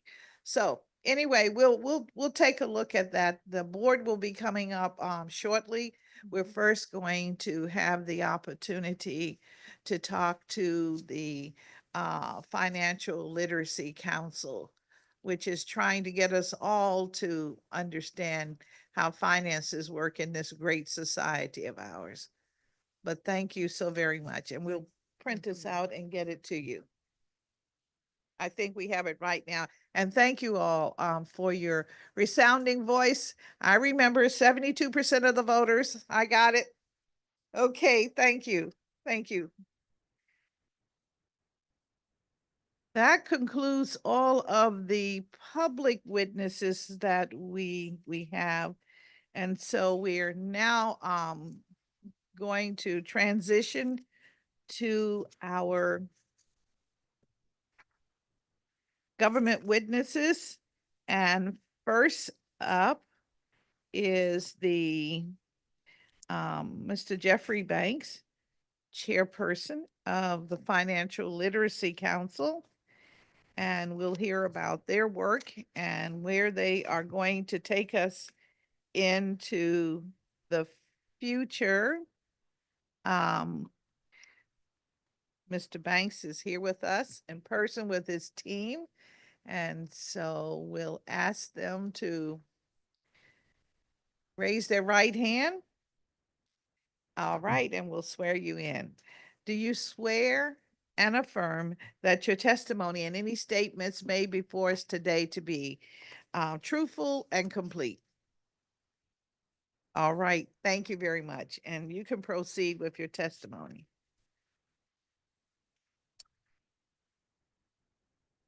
Still morning, so good morning, Chairperson Bonds, committee members, and staff. I'm Jeffrey Banks, Chairperson of the District of Columbia Financial Literacy Council, hereafter referred to as FLC. On behalf of Mayor Bowser, I'd appreciate the opportunity to appear today to testify about the Financial Literacy Council's activities during fiscal year 2024 and 2025 to date. The District of Columbia Financial Literacy Council was created by the Financial Literacy Council Establishment Act of 2008. The purpose of the Financial Literacy Council is to assist and advise the mayor and the council of the District of Columbia in promoting the financial literacy of district residents. The Financial Literacy Council's mission is threefold. Number one, empower residents to achieve short and long-term financial goals. Two, to assist and advise the mayor and the council of the District of Columbia in promoting financial literacy in the District of Columbia. And number three, facilitate the coordination of public and private financial literacy and education services. Members consist of finance industry professionals with backgrounds in banking, insurance, and consulting. The Financial Literacy Council also includes government representatives from DC Public Schools, the Office of the Chief Financial Officer, and the Department of Insurance, Securities, and Banking, DSB. The Financial Literacy Council meets quarterly, typically on the third Thursday of January, April, July, and October. Meeting announcements are posted on the Financial Literacy Council's website and shared with listserv registrants. Meetings are open to the public, and the participating organizations are encouraged to share meeting notices with members and their clients. Attendees are also provided a platform to discuss issues that they have related to financial education. Residents are encouraged to offer input, create relationships, and solicit assistance from service providers and community stakeholders. In fiscal year 2024, quarterly meetings were held virtually on the WebEx platform. Financial literacy continues to be important in the current economic environment. High interest rates, changes in the job market, and the fluctuating inflation affect residents across the district, especially members of marginalized communities who have been excluded from traditional avenues of financial empowerment. Residents need financial literacy resources that empower them to make informed decisions about personal finances, including the principles of credit, debt, savings, and investment, depository institutions, interest, and budgeting. The Financial Literacy Council is committed to providing access to resources and information equitably to all district residents and employees. The Financial Literacy Council had an active year promoting financial literacy in the district. In fiscal year 2024, the Financial Literacy Council was able to support a number of key events and provide resources that I would like to highlight. A Black Wall Street Acquire and Protect workshop and resource fair was held in February 2024 at the Anacostia Arts Center. The event connected small businesses to resources for the development, licensing, and protection of those businesses. The Financial Literacy Council partnered with DSB, the Department of Licensing and Consumer Protection, the Greater Washington Hispanic Chamber of Commerce, and Industrial Bank to share resources with more than 50 attendees. In April, which is celebrated nationally as Financial Literacy Month, the Financial Literacy Council hosted the Legacy Wealth Forum and Resource Fair at the Washington Convention Center. The event provided resources and information to residents on building wealth, understanding credit, access to capital for businesses, and estate planning to nearly 200 attendees. In June of 2024, the High School Financial Literacy Reality Fair was held at 1050 First Street Northeast, home to DSB and the Office of the State Superintendent, OSSI, who partnered with the Financial Literacy Council to provide resources and interactive engagement to schools that offer finance-based courses, including business, accounting, and real estate. We were delighted to have 50 students participate from Jackson Reed and Kipp High School. Another project the financial literacy continues to be proud of is the Financially Fit DC at Work program. The FLC collaborated with the DC Office of the Chief Financial Officer, DISB, and the Department of Human Resources on a grant application to the National Association of State Treasurers Foundation as part of a national initiative to improve the financial wellness of the public sector workforce. Financially Fit at DC Work provides a comprehensive suite of programs, products, services for district government employees, their spouses, and eligible dependents and retirees. This program includes financial wellness training for new district government employees, a one-stop website and education platform, monthly group presentations, and individual financial counseling. In fiscal year 24, the program engaged with over 1,000 employees through events and monthly webinars on relevant financial topics such as retirement, estate planning, and student loans. The webinars have been popular with district employees, and there is a consistent engagement with 100 to 200 employees monthly.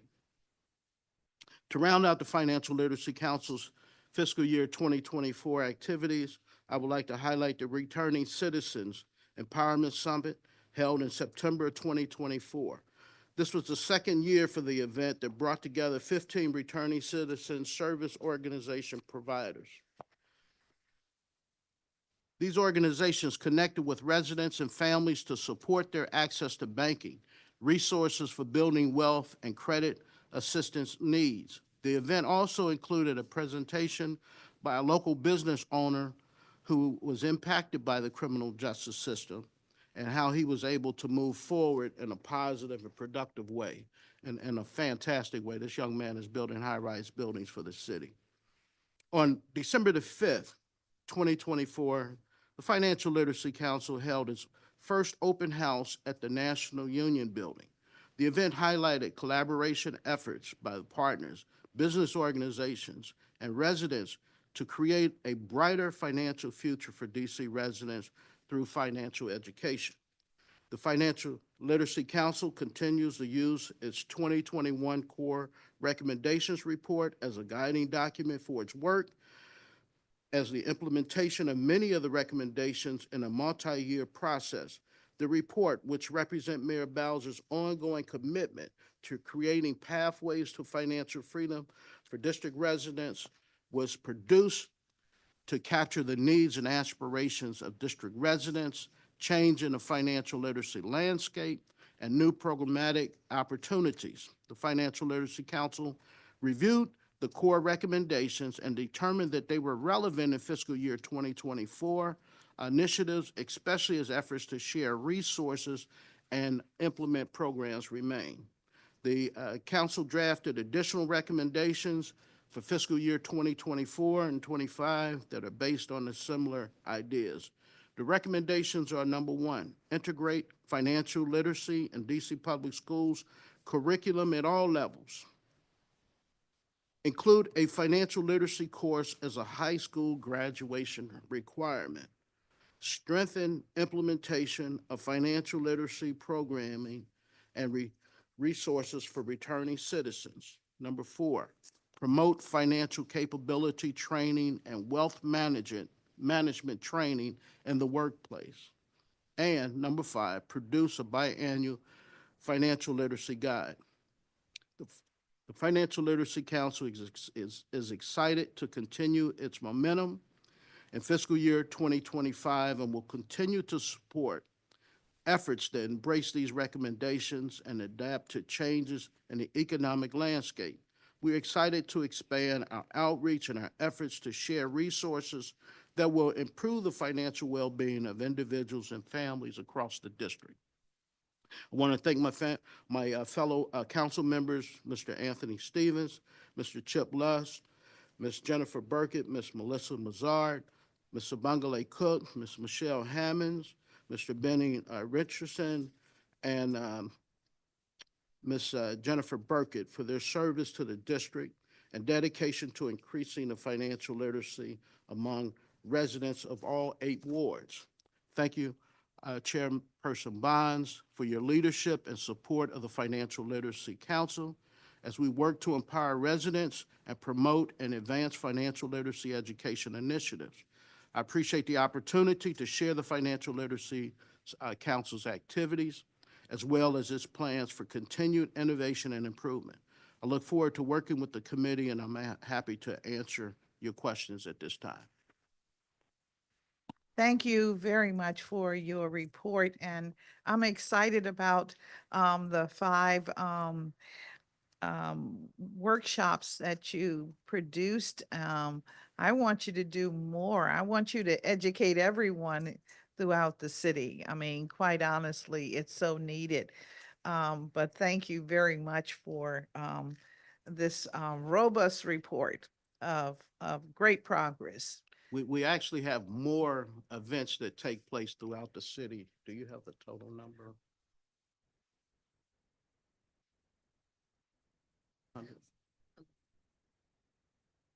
Yeah, You we had- reported on 5, I think, in the, we reported on 5 that Yes. we did as the committee, but with our people in Disby and all the other, we were in all 8 wards over 200 times in fiscal year 2024. So we're very active throughout the city. Every week something is going on. I've been to a lot of events. I have a daytime job, but I go to some of these events also. In fact, we had an event last night at the Rise Center, but we collaborate with a lot of different providers, and it's not necessarily our own events, but we're involved with quite a few. oh, excellent, excellent. Well, as someone who was once able to produce more than 300 events for my boss in a year, I know what 200 is. So kudos to you for sure. That's excellent. I don't think we can say too much about financial literacy in our community.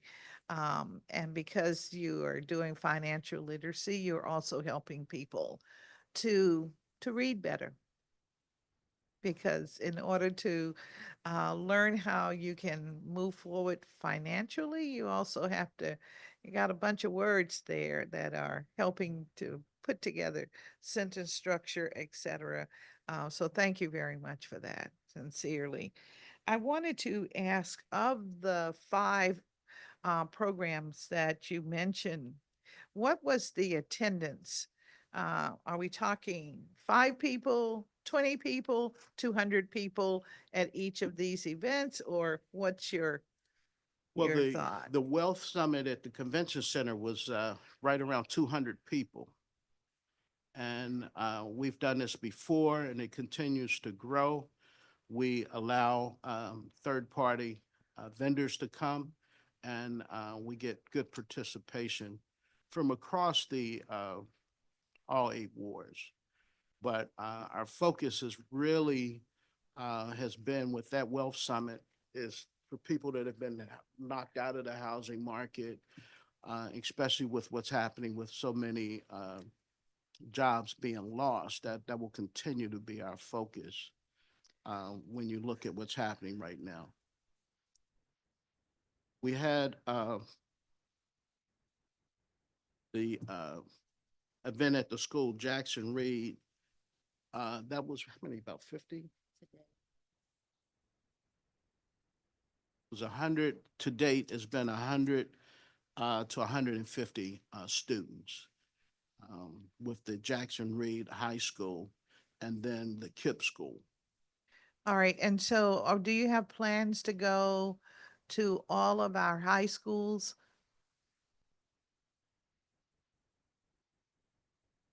In some form or another, we collaborate with a lot of organizations. For instance, I was a co-chair of OSCE's board for financial education for the Career Academy Network, and we need to use the National Association of Finance. And the NAF, National Association of Finance. So we hit a lot of schools there because we have a limited staff with the financial literacy operating out of Disby.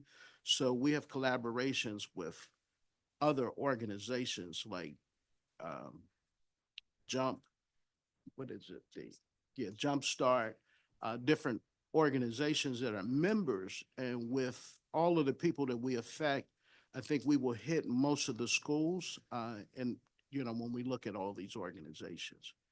But as the council itself, I'm not sure if we're going to be able to hit every school. But the goal is to continue to encourage the making it mandatory for every school to have financial education. The schools have their own autonomy. They can pick whatever curriculum they want to use. It could be Operation Hope. It could be the FDIC, the Federal Reserve. I think with all of the DC public schools, we can influence them because in the past we've had some of the students from different schools to come and like I work in the banking field, so I had 4 kids to follow me around. We had other people that were involved with HUD, with BlackRock, all these other organizations that we've partnered with, and they've had be able to have mentorship and to touch a lot of students. But I can't say that we will hit every school this year. Hopefully we'll influence them, but I can't say today offensive, to affirm that we'll hit every school this year. I appreciate your response, and I hear what you're sharing with us. But one of your recommendations is that we have financial literacy as a part of the graduation requirement for high schools. And Jackson Reed is a huge school, lots of participation. But I'm thinking about areas of the city that have a deficit of just information that is usable in the everyday life. I'm thinking of Anacostia, Dunbar, and there are some schools that focus on financial type and science STEM jobs. And I wondered if you are thinking about those schools. It just seems to me sooner or later, we need a society where there's some uniformity, where all of our people have access to the important services that our agencies provide. And while it may be that your council or that your office cannot get to all of the schools, I would think it would behoove us to zero in on all of our high schools, particularly if the focus is on trying to make this a graduation requirement. And if I'm not mistaken, back in the day, perhaps the school system was independent. It's now a part of the grand plan that we have in this city. So, if curriculum is critical to the growth and development of our young people, just seems to me that we've got to push that pedal. And I'm very happy as a member of the committee of the whole where we have our educational issues to push on that, because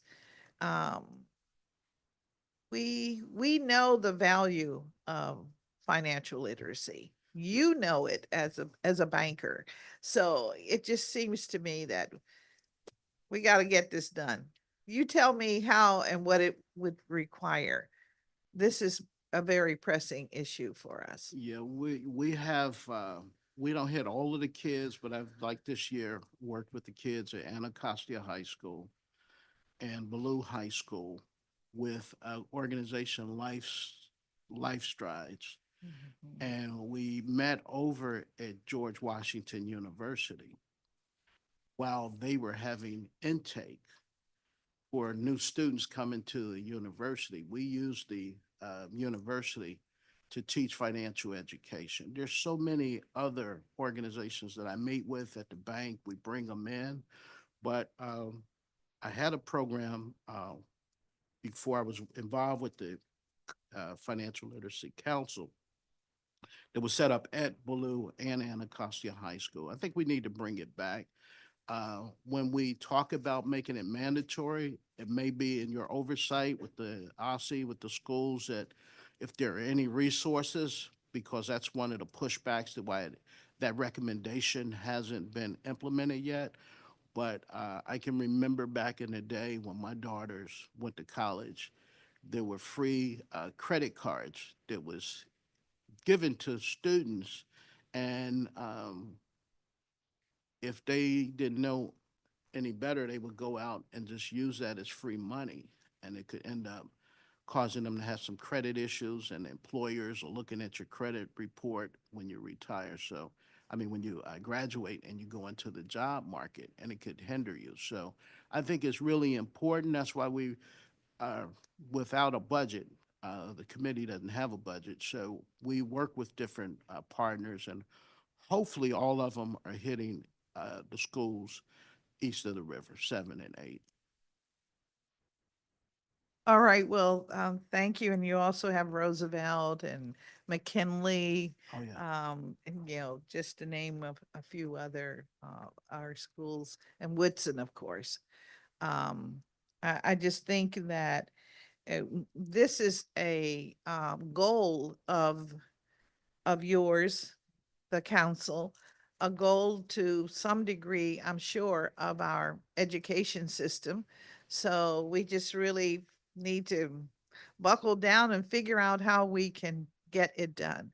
And I'm going to work on that Yeah, with you. we've had a strategic partnership with OSCE for years. Like I said, I sat as the co-chair with Marvin Turner, the former now deceased regional developer representative for HUD. And with OSCE, they're hitting a lot of the schools. And I'm sure they're covering most of the schools. I just need to follow up and see where we are with that. All right, well, thank you. You also had as a recommendation to make sure that financial literacy programming and resources are available for returning citizens. That's another category where you've done great work with. We just need to increase it. And I would like to put on the immediate radar senior citizens. Financial literacy is a big issue for them, particularly in estate planning, understanding what they can do with their property, understanding really what their needs are. And as there have been discussions recently at the federal level about Social Security, Medicaid, Medicare, there are a number of questions that we've been getting in our office about, well, how do we figure out what we need for all of this? Will the cost of insulin go back to $3,000? How do we make it, in other words? And the general high cost of living. It's not just eggs, it's everything that is inflated. So just wondered if you've given some thought as to how you can reach out through the wellness centers as an example. But I would like to see if we can't arrange that you go to the public housing senior buildings, as well as it might be worthwhile to even think of some of the assisted living properties that we have. We don't have many, but we have senior populations there. One of the other areas we get calls on in the office are seniors who have been in hospital and their stay has been rather long, and sometimes they are ready to leave the um, uh, facility and nursing home, and they have nowhere to go. And so, in fact, their estate is now handled otherwise. We've had questions about a gentleman and his wife, both elderly. The wife is in long-term care. The gentleman had operation on his hip and was immobile for 6 weeks to almost 2 months. And the assisted living property wanted to make themselves the to handle the estate because they hadn't heard from him. They were afraid that he had probably expired. So I'm just suggesting that if we're going to talk about financial literacy, we're also talking about the opportunities our society has for fraud, for misinformation. And so please think about that as well as the good works that you're doing in sharing the general information. Being a senior citizen myself, I was born in the 50s, so when I was about to retire, I decided to stay on a little bit longer to work on some of these things. And because that's close to my heart, and I think all of us have family members, parents, what to do with the house. Do you put the house up as collateral, to get into a facility? The main assets that a parent keeps, and estate planning. So important that the Department of Insurance, Securities, and Banking has an arm that deals with the estate planning and outreach to seniors. I don't have the numbers as to how many events that we've participated with the seniors, but uh, it's something that's very passionate for us, and that's why it was included in our recommendation. And especially what's happening now with investors and people looking to acquire properties on tax sales and taking advantage of a situation where the family may be divided or whatever. It's something that really to plan for, because life happens. We continue to live, and something is going to happen. I have to go to 2 funerals this week, so things are happening. Well, I appreciate that. So do you recommend that we follow up with Disby's office to maybe get a list of those who provide, I guess, anti-fraud advice, or that we can refer some of the organizations and tenant groups to? There's an advocate. What's the title? The Consumer Protection Advocate. I know Idris retired, but who?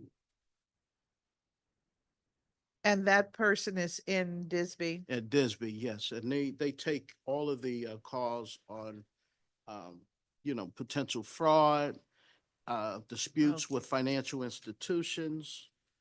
And that person's name is Philip Edmonds at Disby, and that's a full-time job as All the right. the consumer advocate for the district. Excellent. And I hope the seniors that may be watching are hearing this. And so you will call that office at, you have a phone number for the office?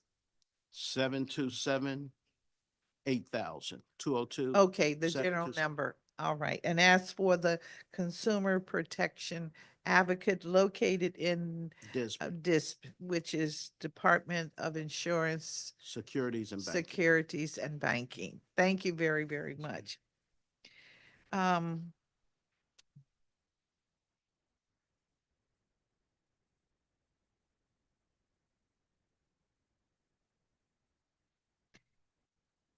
Does your council provide input to agencies that across the city that may be working with various constituents as it relates to individuals who are getting jobs, applying for work, um, outside of the returning citizens community. It's clear that you work with them, but I'm trying to understand if your council has any input in talking to the agencies that hire as interns or participate in apprenticeship programs. If you have an opportunity to talk to their new interns, new apprentices, or new hires about financial literacy. Personally, I have, and I'll have to check with my colleagues from Disby, but I've worked with Goodwill Industries for their pre-apprenticeship uh, preparedness for getting people into the construction trade. And over the last few years, I know they've had quite a few. I don't know the number. And the Disby has relationships with apprenticeship programs throughout the city and with the Department of Employment Services. They were the ones that would hire us to go out and to do it with the, not hire, but they would ask us to come. So this is being done with Department of Employment Services right now. Okay, do you have a MOU with the Department of Employment Services to provide this service? I don't know. That's beyond my scope. I'm not sure. Okay, all right, we will check on that. As you know, DOES is in this committee, and we want to do everything we can to make sure that those who are applying for work that are DC residents have the skill set and also the services that can help them to succeed. So we want to make sure if we're not doing that, see if we can get that done. Also, working with the WIC, that is an avenue for reaching businesses that have apprenticeships and internships in the private sector. And that also is a part of our committee. We are trying to, you know, put a big umbrella over all of this and bring everybody in and get us all working together. There are agencies that have individual programs like the Department of Energy, you know, they have, I think OSCE also has individuals that they bring into the work world through internships and apprenticeships. So want to make sure that that is covered. And then of course, the Hospital Association,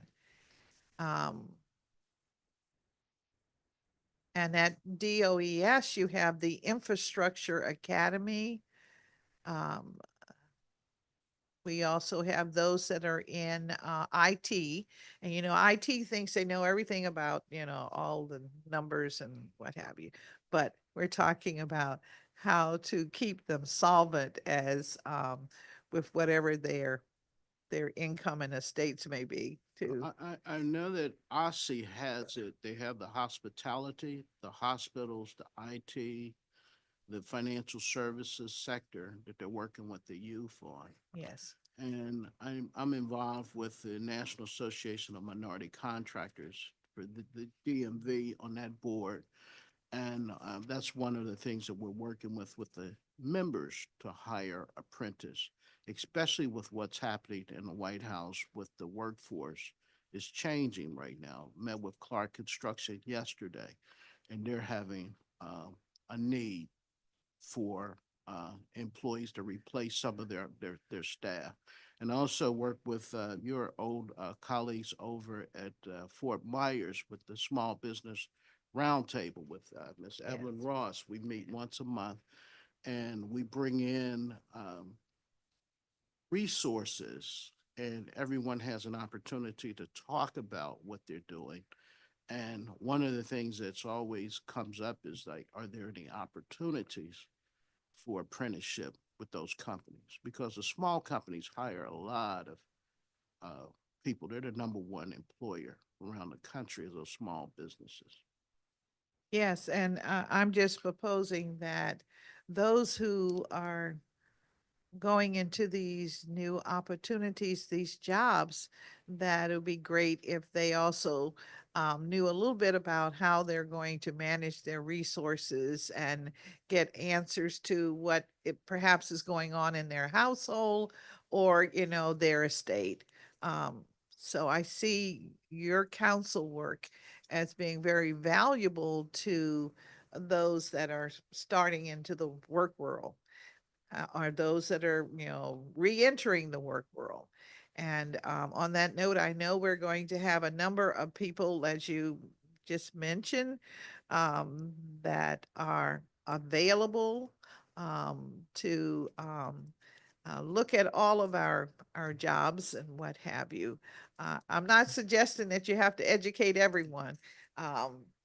But certainly want to make sure that those that find their way into the work world of the District of Columbia, that they have an opportunity to at least begin to plan, understand how it's important it is for them to plan the utilization of their resources, their financial resources. Part of the Bank On DC has a financial literacy component for workforce development. All right. Because we understand it's important that you don't come into work and you have a lot of garnishments and become an accounting nightmare for a new company, a new hire, and to work and to get those things, credit counseling, legitimate organizations to get you out of collection now that you're working. And it's important for people to be knowledgeable about the 401k, the different retirement opportunities. And I think about the commercial that was out there. How many paychecks do you have before your retirement? I think that's very important. Some of the work that they're doing with workforce development. Right. I think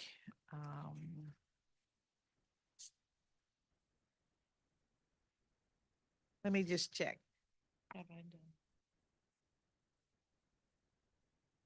Well, we hate to let you go, but we're going to let you go. Thank you so much. Thank you for the opportunity, and we want to invite you to some of our meetings and some of our yeah. outreach, especially the larger events at the convention center. Have a few words to say.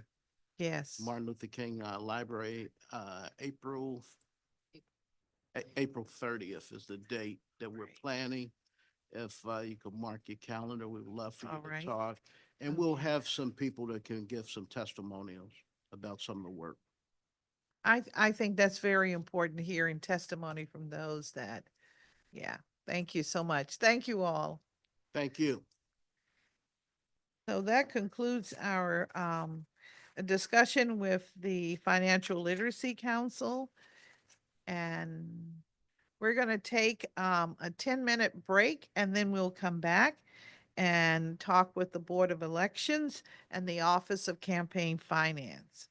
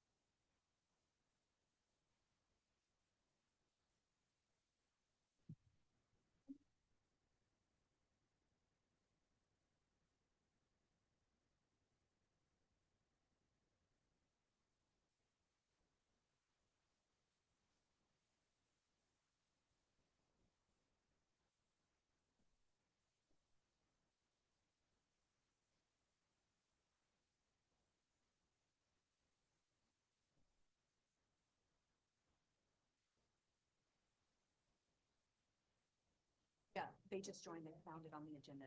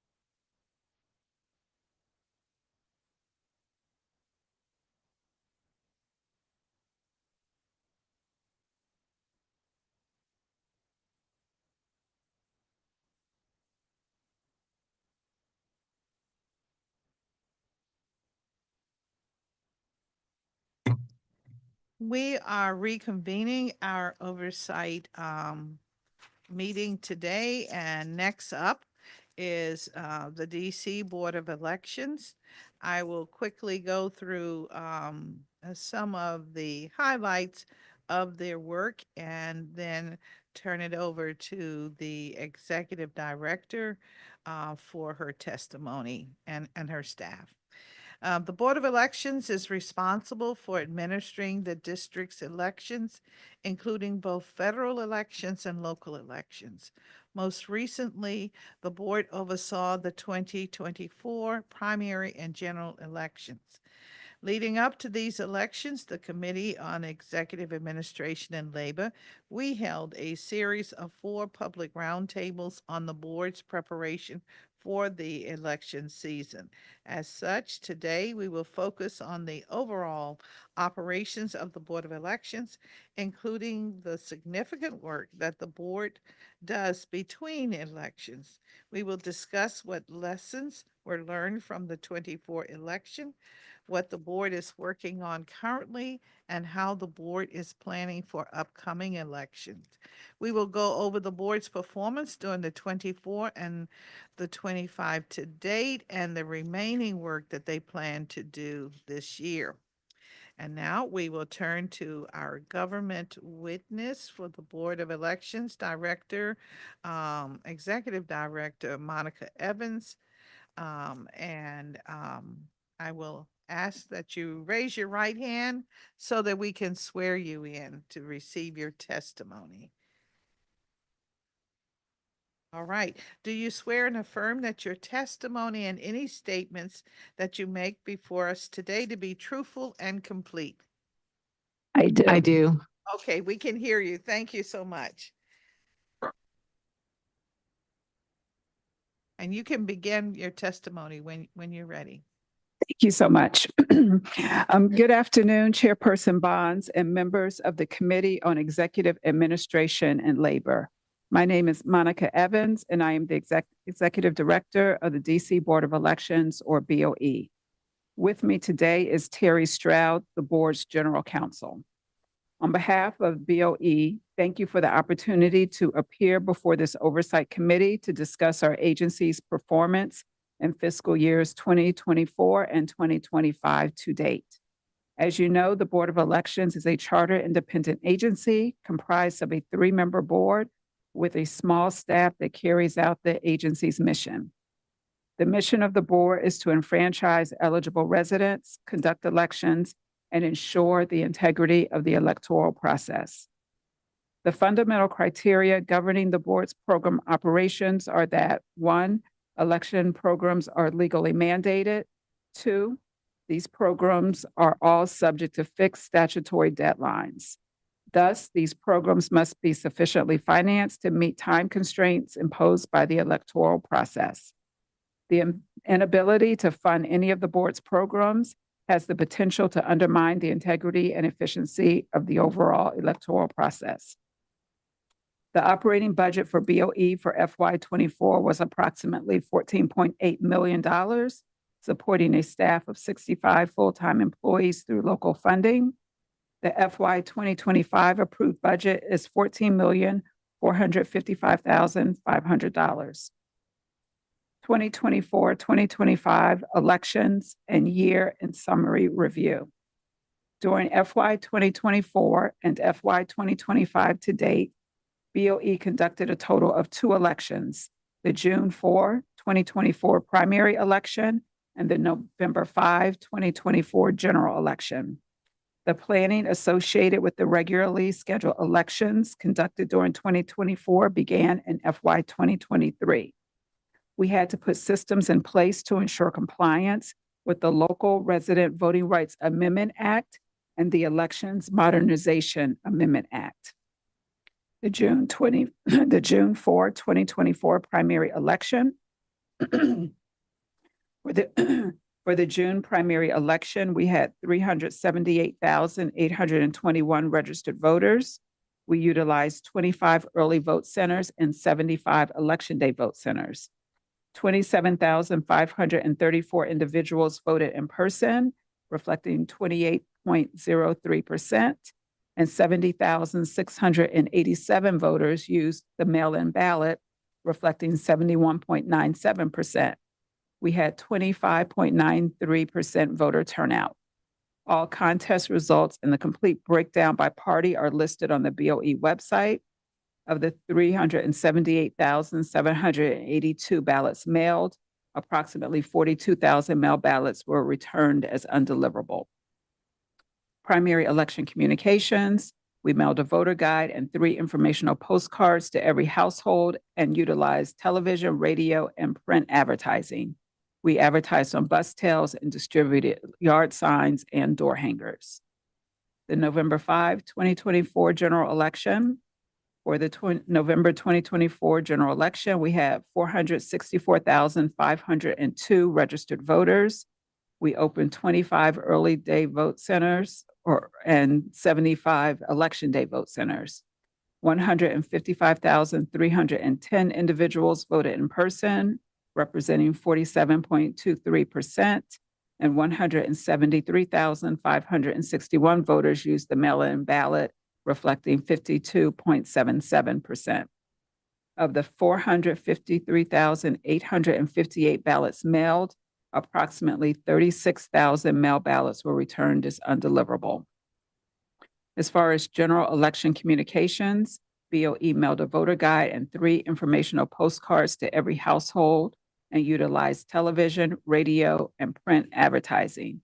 We utilized various forms of metro advertising between September 23 and November 5, including 62 geofencing digital ads, 40 bus exterior ads, 90 bus tail advertisements, and 24 metro live boards. We also distributed yard signs and palm cards.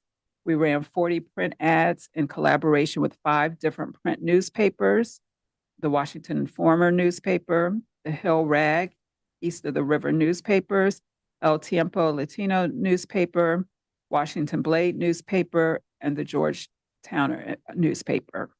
Additionally, we increased our media presence by running 614 television ads across local news, 24/7 news, and other cable channels during which high volume shows and entertainment program existed, running 13 online ads with the Washington City paper, creating 30-second advertisements in both English and Spanish, and airing 97 radio spots and digital advertisements on WPGC, WTOP, and WPRS, all FM. Partnerships and support.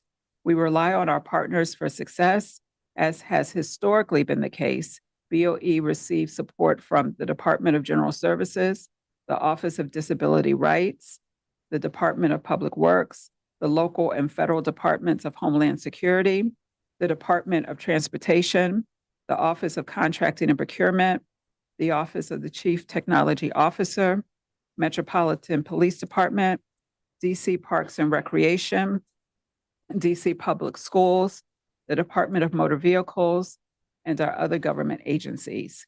We continue to remain grateful to these agencies for their years of ongoing support of elections operations. Election workers. Everyone is well aware of the importance of each election, and election workers are critical to their success. During the 2024 election cycle, BOE's Election Worker Division implemented a comprehensive training program that included various effective components, such as hands-on activities with the voting equipment and poll pads, detailed instructions on properly processing various categories of special ballot voters, the proper distribution of paper ballots, and processing curbside voters and voters with special needs. We also utilized an online training module to complement the required in-person training classes. The online training component allows election workers to view the online training classes at any time, and they serve as a great refresher opportunity. The online training is fully accessible to those with disabilities. We receive positive feedback from election workers regarding the suite of online training courses. The Election Worker Division was successful with their program, both with recruitment and in the delivery of their training. Ahead of the primary, the division trained 1,955 election workers. The division trained over 2,200 election workers for the general election. Help America Vote Act funding. During 2024, BO received a total of $1 million in Help America Vote Act funding or HAVA.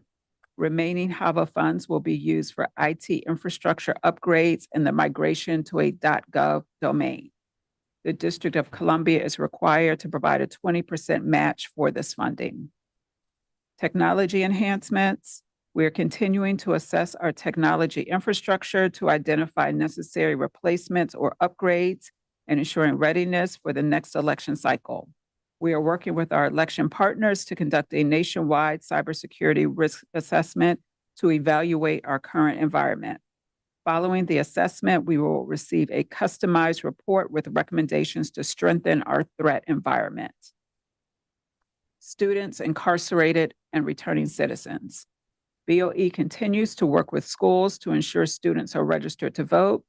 As it pertains to schools, a letter is sent to the principal at the beginning of each year that explains our outreach efforts. We continue to establish and cultivate relationships with community partners in support of returning and incarcerated citizens. Some of the highlights that have occurred with this effort include working with the Department of Corrections to conduct education and registration drives, establishing a partnership with the Office of Human Rights to educate incarcerated citizens of their rights upon release, working with the Court Services and Offender Supervision Community Agency to present at their quarterly video conference, creating informational posters that articulated the rights of incarcerated and returning citizens, which are posted in the DC jail and electronically provided to the Federal Bureau of Prisons. Continuing to work with the Mayor's Office of Returning Citizens Affairs, which assisted with some BOP outreach efforts as well. Restore the Vote. The Restore the Vote legislation grants DC residents who are incarcerated for a felony the right to vote. All registered voters in the DOC were mailed a ballot for each 2024 election. Vote centers were set up at the 2 DOC facilities to allow in-person early voting. During the 2024 primary election and 2024 general election, BOE trained incarcerated residents to work as election workers with the goal of providing a higher level of exposure and understanding of the electoral process. Registration and outreach efforts in the BOP occur entirely via mail and email. BOE assisted the BOP with the development of voter rights lesson plans for its admissions and release orientation programs. These efforts resulted in, for the 2024 primary election in the DOC, 477 residents were registered to vote, and in the BOP, 1,097 residents were registered to vote. In the general election, 655 residents voted in the DOC, were registered to vote in the DOC, and 1,173 residents were registered to vote in the general election in the Bureau of Prisons. Those who actually voted in the 2024 primary election in the DOC, we had 257 voting and 373 who voted in the from the Federal Bureau of Prisons. In the 2024 general election, we have 544 voting from the DOC and 654 voting from Federal Bureau of Prisons. Of the 257 people who voted in the 2024 primary election at the DOC, 216 votes were cast in person and 41 ballots were handed in at the polling place or received via mail. Of the 554 people who voted in the general election at the DOC, 428 votes were cast in person and 116 were handed in at the polling place or received via mail. National Voter Registration Act or NVRA agencies. BOE is providing increased assistance to the district's voter registration agencies or VRAs. as they strive to achieve greater compliance with federal and district laws that require them to offer voter registration services as part of their core functions. We have developed an MVRA manual and training video that outline the VRA's obligations under the NVRA and related district law. This manual serves as the basis for training sessions for VRA. We currently mail letters to all VRAs requesting that they provide us with agency coordinators. Based on the responses, we schedule annual training for all staff that assist with NVRA compliance. Voter registration rolls and list maintenance.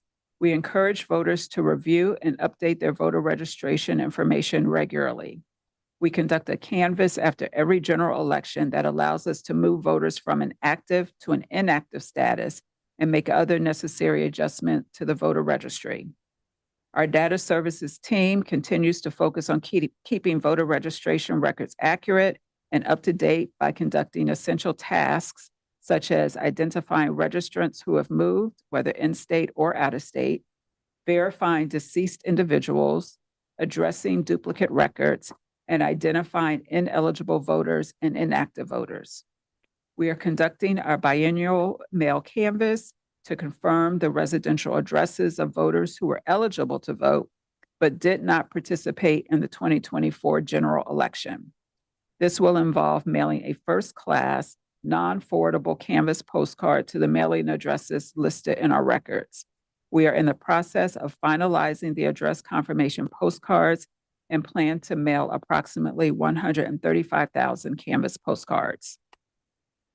Ward 8 special election. On February 4, the DC Council voted to expel the Ward 8 council member.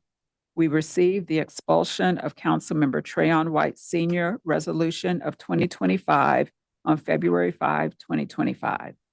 The expulsion created a vacancy in the Ward 8 council member seat. The board certified the vacancy at a special board meeting held on February 14, 2025. The special election to fill the Ward 8 council member vacancy will be held on July 15, 2025. Even though the special election is scheduled, funds to conduct the election are not in our FY 2025 budget. Planning for the 2026 election cycle.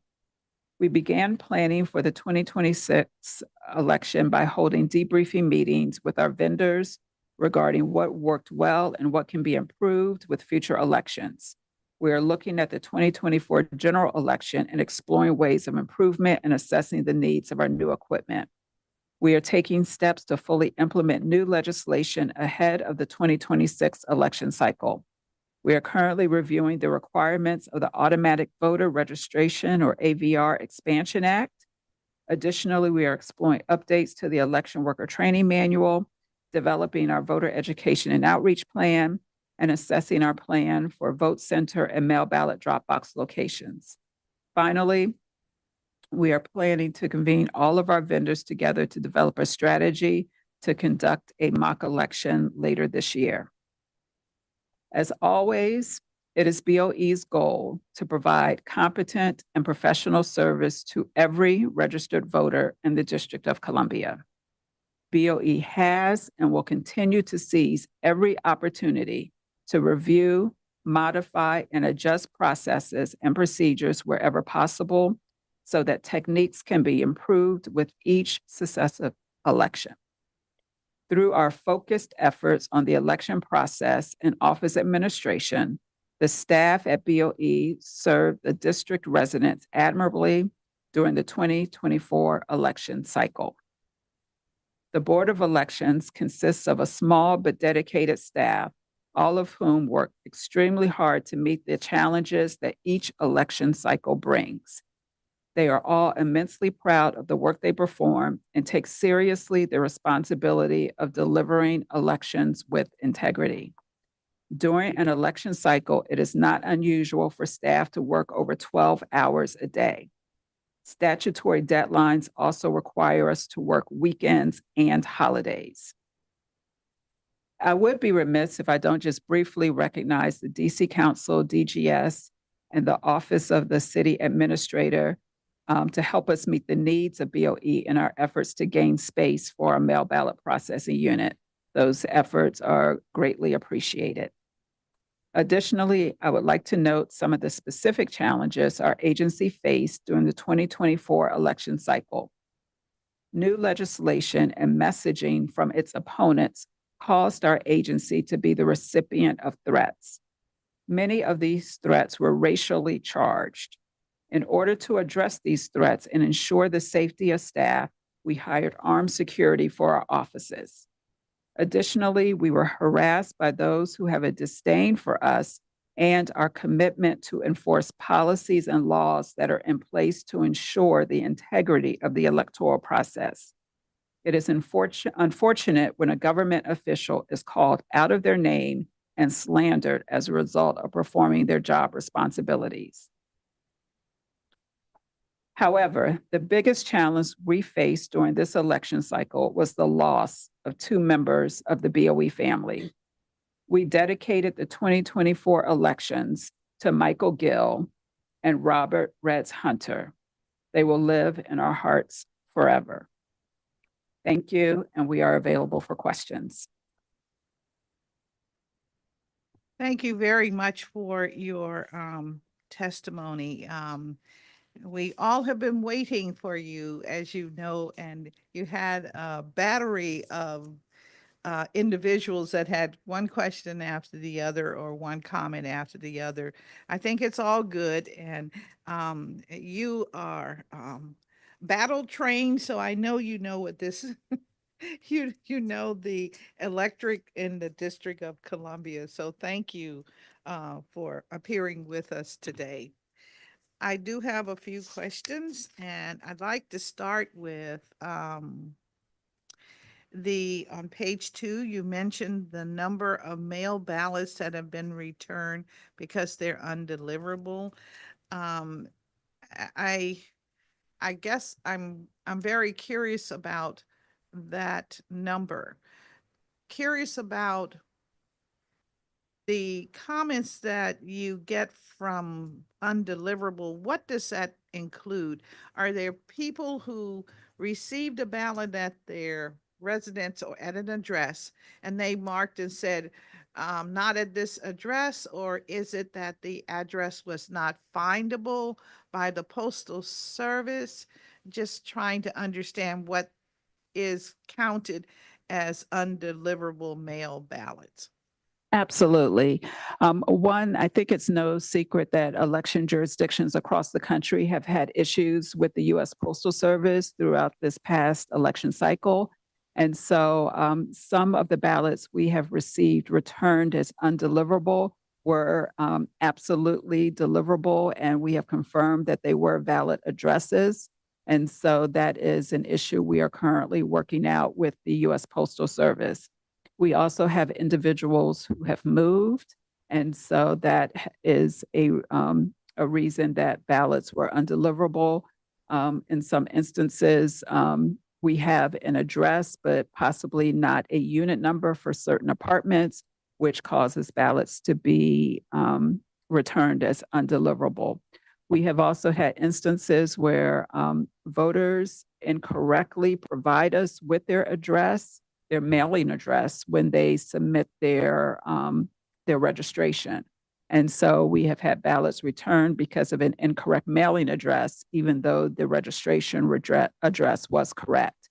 So it's not just a one size fits all. There are a number of issues that we are exploring and addressing, but that is through our list maintenance process. And so we are constantly working on ensuring that our voter roll is reviewed and updated as necessary. Thank you very much for that, because I think in some of the comments that we've heard, perhaps not today, but during the 4 various hearings that we held, individuals have implied that, oh my goodness, they've got all these mail return ballots, you know, they weren't delivered. So what's up with the voter registration rolls? So thank you for giving us the variety of responses. at some later point, maybe within the next 30 days, if you have that information available, I'd like to see the breakdown of the 42,000 and the 36,000 that were returned undeliverable in November 24 election, as we think about what we can do in the way of advertisements or better informing our registrants as to how they can really cut down on this kind of waste, where you send it out and it just doesn't reach them if it is their fault. And perhaps we can do something with the postal service too. I don't know, but. And I appreciate that comment. And I can say we are trending in the right direction. In the as a result of the 2022 general election, we had over 80,000 ballots returned as undeliverable. And now that we are seeing only 36,000, our messaging campaign is working. We are encouraging all voters and sent correspondence for voters to check and update their voter registration. And so when voters do go and review the information we have on file, that does significantly cut down on ballots that are returned as undeliverable. So thank you for that. All right. And are you maybe also suggesting that if you are a registered voter in the district, it is wise to check your registration at, let's say, 90 days prior to an election? Is that something that we should be telling the public? Yes, and we have been messaging. We have not put in a specific time frame to check, but we always ask voters to check their voter registration ahead of any election, particularly if they have a mailing address that is different than their registration address. And we just really want people to take an extra look. We actually had some people who just inadvertently typed in their mailing address inappropriately. And it was just user error, and they didn't realize it until they did not get a mail ballot. And after we did research, we were able to determine why they did not get that ballot. And so the more individuals who check to make sure the information was entered correctly, that will cut down on those return ballots. All right, and I guess then the message is to those who do not receive a mail ballot and they're waiting, that they just simply can go into an early voting location or wait for election day and actually cast their ballot. But what about those who have jobs where it's difficult for them to do in-person voting? How can they, once they realize election season, the balloting is open and they haven't received their mail ballot, is there a process where they can reach out to the board and they can get a substitute ballot, so to speak, and mark it? In other words, would you send them a second ballot if they reached out to your organization? Yes, and one of the things we do message that we send a ballot to every registered voter. However, we are not able to explain why some of those ballots enter the U.S. Postal Service and do not get delivered. And I can say I was one of those individuals who did not receive my mail ballot, even though I tracked it to the U.S. Postal Service and my ballot went out for delivery.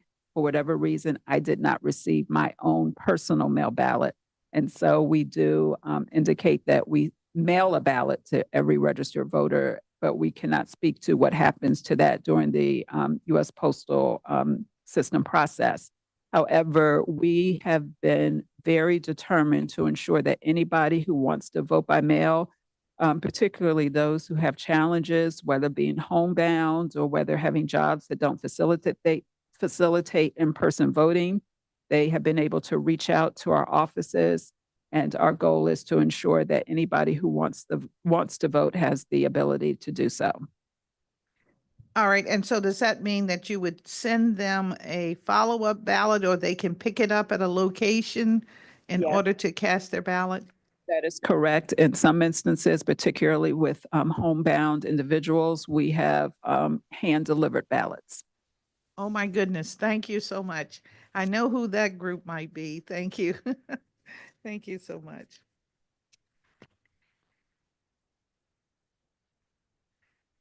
Looking further in your testimony, you indicate that returning citizens has been a focus, particularly in making sure that they are voting, and those that are currently or are incarcerated at the time of an election. I wondered what kind of numbers can you provide us with that indicates that returning citizens were hired during the 2024 election season as campaign workers? When I say campaign workers, as election workers, the election campaign workers. We don't track that information. As long as someone is eligible to be an election worker, then they can reach out to us and sign up for a class. And there is nothing that restricts any returning citizens from being eligible to be an election worker. So we do not ask that question or track that specifically. All right. And so, and everyone who is a part of your workforce during the elections arrives at that point by reaching out to your, I guess, your call for workers, and you also reach out to those that have traditionally worked in the past, notifying them that it's time for them to sign up again if they are interested. Is that pretty much how it operates? That is correct. And also, when you complete a voter registration form, we ask the question if you are interested in serving as an election worker. And for anyone who checks the yes box, we keep those individuals in a database, and then they become part of our pool of individuals we reach out to during an election cycle when we begin our election worker recruitment. Okay, you mentioned that a letter is sent to the principals at the beginning of each school year that explains the Board of Elections outreach efforts. Do you also go to the schools? We do. We try to work with primarily the social studies divisions within the schools to provide on-site registration and informational sessions. We have taken voting equipment and created a mock ballot to introduce high school students to the voting equipment. As you know, at the age of 16, individuals can pre-register to vote in the District of Columbia. And then once they are pre-registered, they are automatically moved to the voter roll when they become 18. And so we do have brochures and informational materials, but we also provide a lot of interactive exchanges when we go into the schools just to try to generate interest in registering to vote. Okay, and you bring materials. So do you keep a record of the number of pieces of materials that are distributed when you go into the schools? Do you have like an accumulative number for FY24 that whatever the documents are that you distributed at the schools? We do not track the number of brochures that we hand out, but we do track the number of individuals we register when we go to the schools. All right, you track the number of individuals who register. So let's say you're at a BOE and you're talking to the social studies group, their students. How many students are you reaching when you have your sessions with the schools?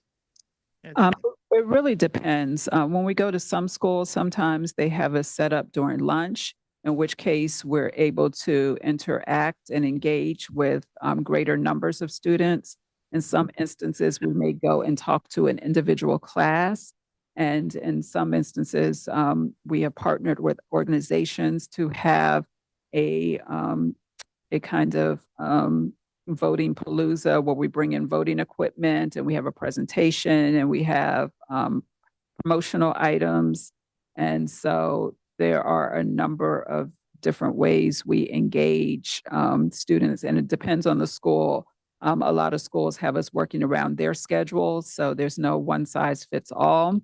One thing I will note that even with the materials we have, as far as the distribution, we find that a lot of our students prefer to access our voter registration information using QR codes. And so a lot of times we do not leave a lot of brochures because that generation doesn't like a lot of paper.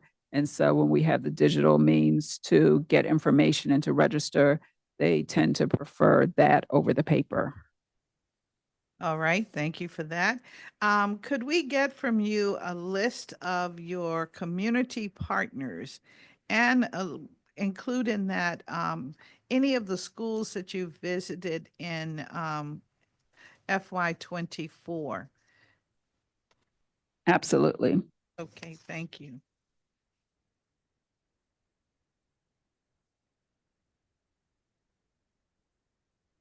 You mentioned the National Voter Registration Act and agencies.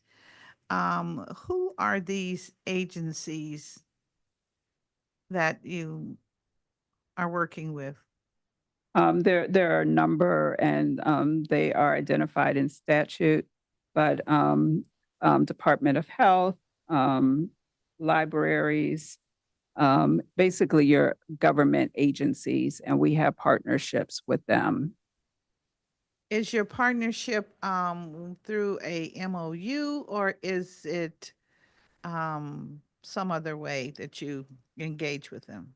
Well, the National Voter Registration Act is federal legislation that requires our engagement, and it designates certain entities as VRAs. And as a VRA, there are responsibilities of those agencies to work in concert with us.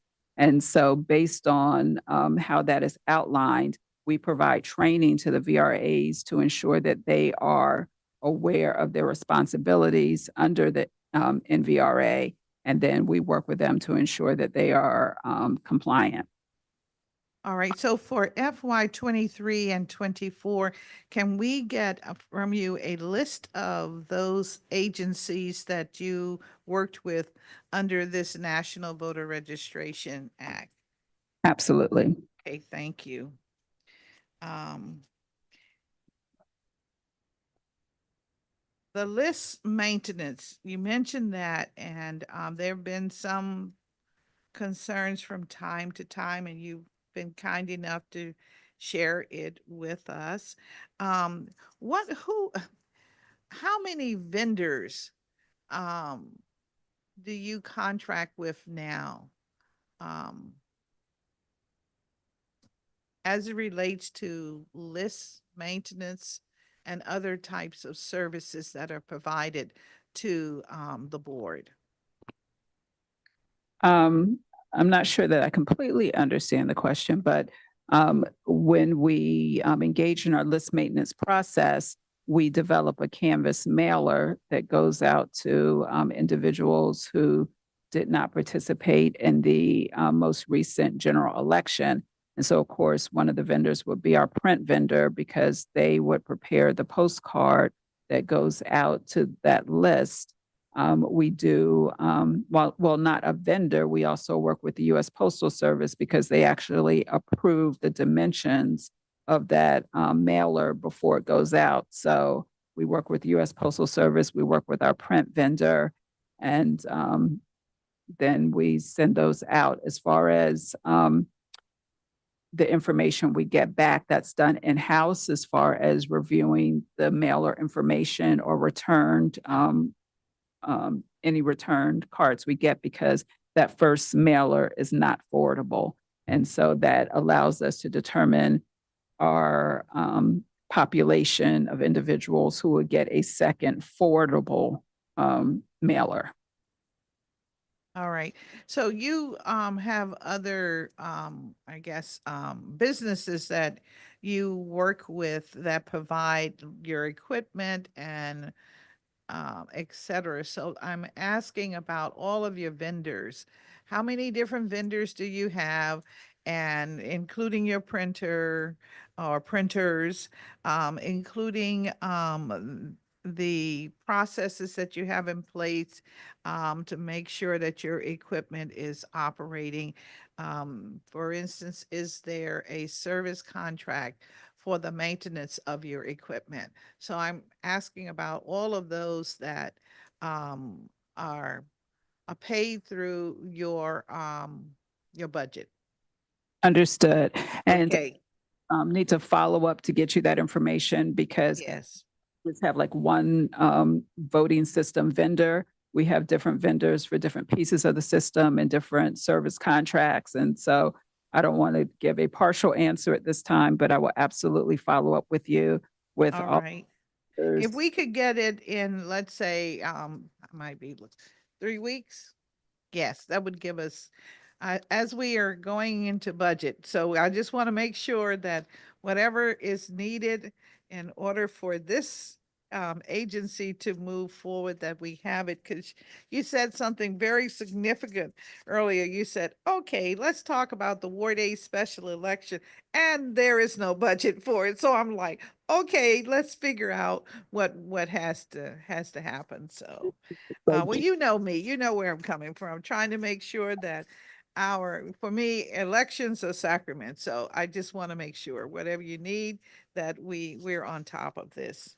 So talking about the Ward 8 special election, um, also, I'd like to know if monies are needed for the ANC vacancies that have to be filled, because it seems that at this point, it's pretty clear that the board has the obligation of conducting these vacancies, because these are positions that are elected officials that are also in the charter, that we want to make sure that they are done with integrity and what have you. So I want to explore what the budget needs might be for any subsequent elections that you must do outside of the every 2-year elections process.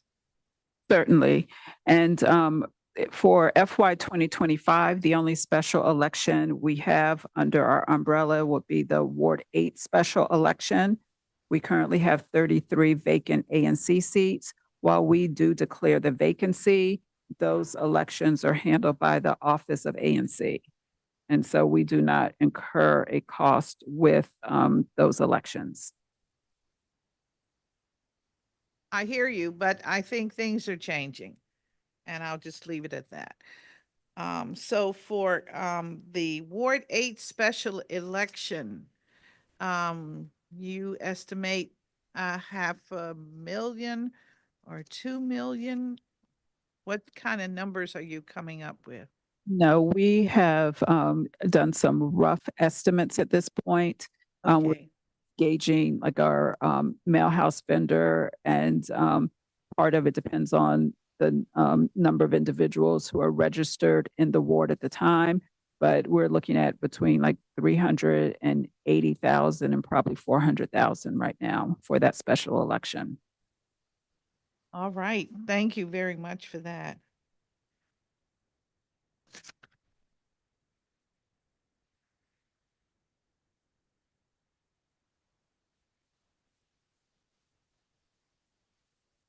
You mentioned the hiring of armed security for your facility. Could you also provide in the next 2 to 3 weeks information as to what that cost point was and what you anticipate needing going forth in FY 25? Absolutely. Okay. And then you mentioned also that you say that it is not unusual for your staff to work over 12 hours a day. And my question is, do you pay overtime? And what about weekends and holidays? Yes, we do pay overtime. Of course, certain positions, for instance, I routinely work weekends and hours where I would not get paid in my position, but the majority of our staff do receive overtime for hours worked. All right. Do we traditionally get from you um, your overtime payout list as a part of the oversight? Do we ask you usually for that? I don't think so. In the past, you have, I don't recall seeing it in this year's performance oversight questions. Right. I think we thought it was too much of an effort, but if you would provide that, we need that. Everything is dollars and cents. When we learn that the budget that we're dealing with is our city budget is kind of flat, we want to make sure that where the needs are, that we can, at least we will speak up on behalf of our agencies. Absolutely. Okay. Um,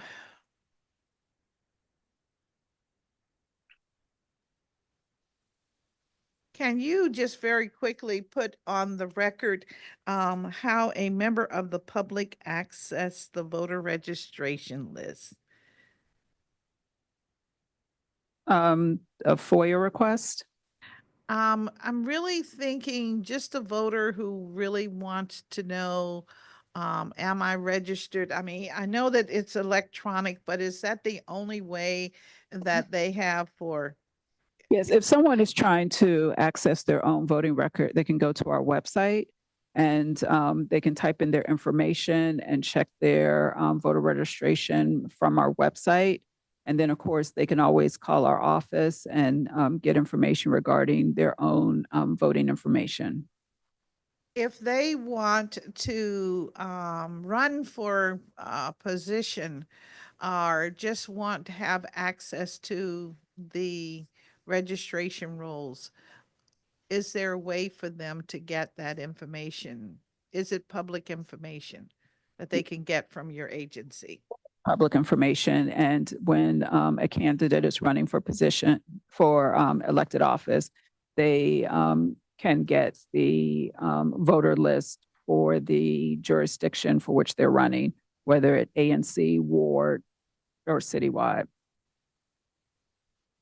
Okay, during the data breach in 2023 that resulted in the voter data being inadvertently released, this was the fault of a third party, but you note that the Board of Elections is exploring a new web hosting provider.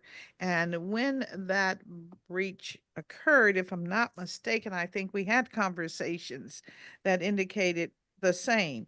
And so I'm asking, when do you expect to finalize this decision? And of course, follow-up is, why is it taking so long? Or is there something else that we need to know? And finally, is this separate from the move to a .gov web address, or will it not be necessary if the .gov domain is approved? Okay. Well, to answer the quick last question, it is separate from the move to a .gov domain. So those are separate issues. However, using a .gov domain does give any entity or agency protection, and you are immediately recognized as the trusted source. The one thing I can say, the breach occurred in October 2023, and then it took some investigation to determine the source of the breach. And the contract with that particular vendor was up in February 2024.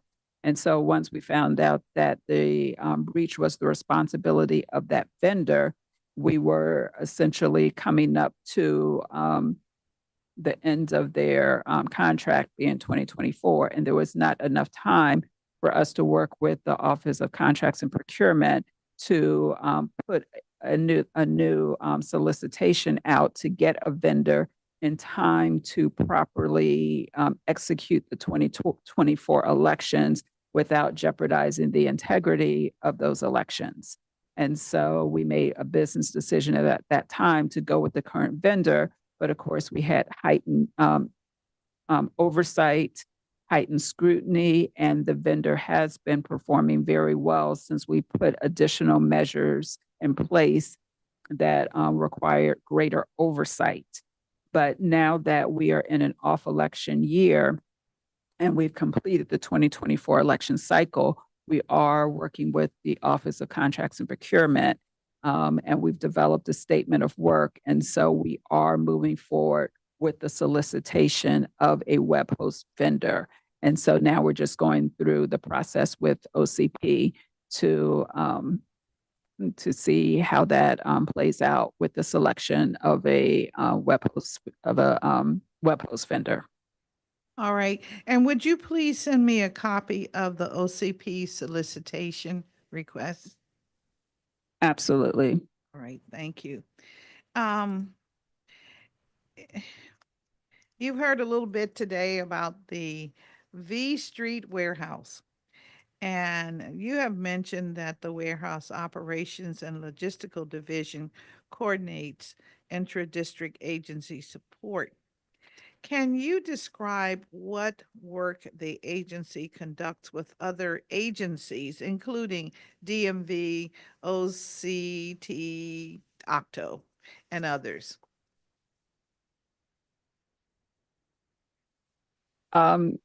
If you wouldn't mind repeating that question, you started with warehouse. I know, I just threw in the V Street. Maybe I should not have done that, just as for memory. But can you describe what work the agency conducts with other district agencies, including DMV, OCTO, and any others? Okay. So with DMV, of course, individuals at the time that they have a transaction at the Department of Motor Vehicles, they can register to vote. And so that information does come over to us. And so we are able to take that registration information and upload it to our systems. And so they are duly registered without having to come to Board of Elections directly. We have contracts with a lot of city agencies, anything from Department of Public Works as far as putting down the mail ballot drop boxes, DC Public Library. We work with them. They, they do serve as a location for all of our drop boxes so that people can easily know that they can go to their library and have a mail ballot drop box. But then we also disseminate information and post voter lists at the libraries ahead of the elections. As far as OCTO, they provide support to us. When we moved into our new space, they came over and helped and provided assistance with cabling, et cetera. I mean, there pretty much is not a DC department that we don't touch in some kind of way.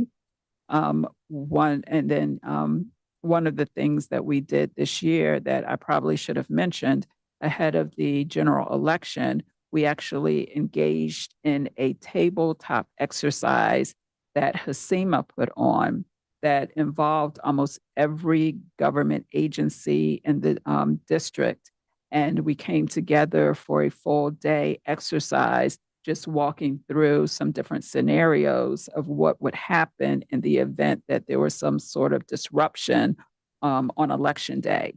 And so the fact that all of those agencies showed up for that tabletop exercise just really highlighted the level of engagement we have with almost every agency. If you want specifics, I mean, we have a laundry list, anything from MPD to DDOT, pretty much every agency we touch, even DC Public Schools and using the schools as vote centers, DPR using rec centers as vote centers. So there are a number, and I don't want to just try to name all of them off the top of my head because I'm sure I will miss one or several, but we can absolutely provide you with a list of all of the agencies and the services with which we contract. Thank you. That would be very helpful. I think at least here today, you're certainly making the case that not only are you a critical agency, but as we move into the budget season, I just want that to be real clear, as you have some goals that you must. Absolutely. Okay. All right. I did want to go back to the mention of the warehouse operations. And what I toured was storage of your equipment. Is that still being used? Yes, it is. So as you know, we have a location on V Street, and we initially acquired that location around 2009 to house our to house our voting equipment. And so everything from our touchscreens, DS200s, even our supplies for voter education and outreach, all of that is housed at that location. And so that is primarily used for storage. We recently received additional space also at that same V Street address that is more updated and has better working conditions. And so that is the space we use to conduct our logic and accuracy testing. And in that space, we do have proper bathroom and kitchen facilities. All right, for that space, you said you've been in the lease with the vendor since 2009. What is the status of repair needs? And more importantly, who does the repairs? Are we, the government, billed for the repairs? Let's say that part of the roof collapse. Are we billed for that? Yeah, it depends. For instance, we recently had a leak at the V Street location, and they had to make the determination if that leak was the result of an issue with the roof or if it was an issue with the HVAC system. And so depending on once the engineer comes out, however they determine the cause, it may be billed by DGS or by the landlord. So they have a list of things that the landlord will cover, but then also a list of things that get turned over to DGS. So it's not a one size fits all. All right. When you provide us with a list of your vendors, would you be sure to include this item, the warehouse leasing? And are you leasing both of the warehouses? Include that information would be helpful. And then your lease for the additional space that you are now have on Half Street, and indicate whether or not there's some permanence there for that space. Absolutely. Does the board consult with the Office of Attorney, DC Attorney General, on legal matters? We do, and I guess specifically it will probably be more appropriate for me to allow my general counsel to provide more information. All right. Hello, good afternoon at this point. Yes, we do. Do you have any particular questions about how and?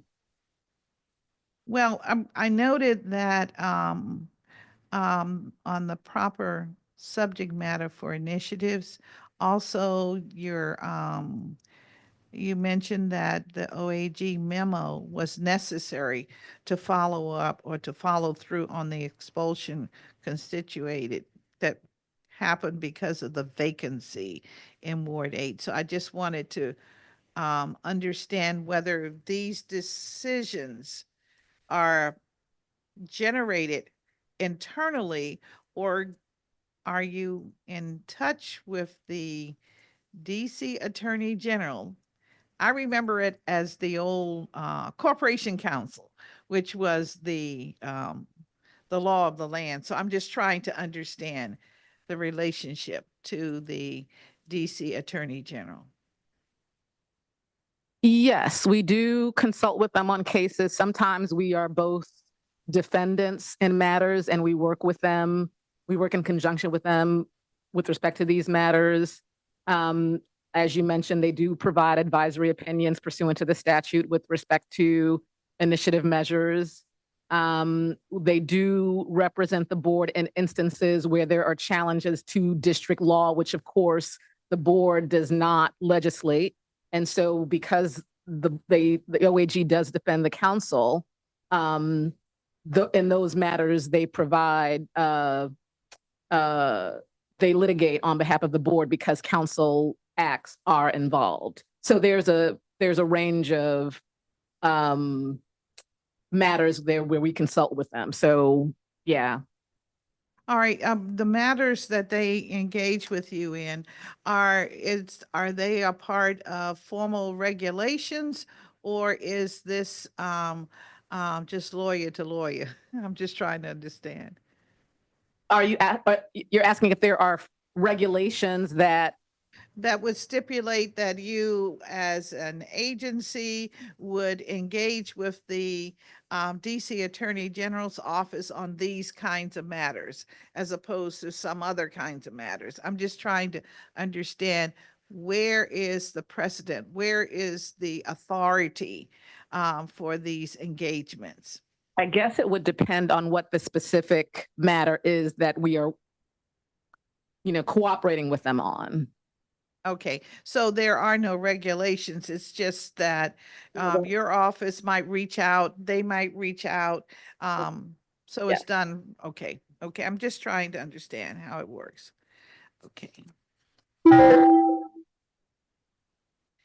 At one of the voter registration agencies, the DMV transmitted over 20,000 new applications in FY24, while the Department of Health transmitted only 4. Is that expected based on the type of information these agencies process, given that the Department of Health also has almost an automatic sign-up process for their clients who want to register to vote? Is this the usual number? Yeah, it's not unusual for the voter registration agencies to have lower numbers. One, most individuals touch DMV at some point. And so a lot of people who desire to register end up registering at that kind of first point of contact. But we have other voter registration agencies to serve as subsidiary or backup agencies, if you will, to expand opportunities. And so the goal is to meet everyone where they are and make sure that we are trying to get as many people registered as possible. But it is not surprising that the majority of our registrants come from motor vehicles, since that is the agency that the majority of residents will access in the district. All right. You mentioned that the board is exploring information sharing with credit reporting bureaus. What does that mean? Yeah, that was an effort we looked into last year. And as you know, keeping accurate voter rolls is always a challenge. And I just attended a workshop session at a national convention. And one of the first points the panelists made is the fact that a voter registration list is never and will never be 100% accurate. And that's because people move. Unfortunately, people die. People just don't update their information. And so credit bureaus, it's another source of information that can be used. And by using that information, it's just another way to get data to update our registry or to conduct further inquiry. The Election Assistance Commission actually had a pilot program last year with the credit reporting agencies. And so we are going to be looking at the results of their pilot program to see if it would be fruitful to us to further formalize our efforts in that direction. Would you be kind enough to send to us the results that you obtain regarding this process, and also indicate to us the goals of your exploring this idea? And that would be helpful.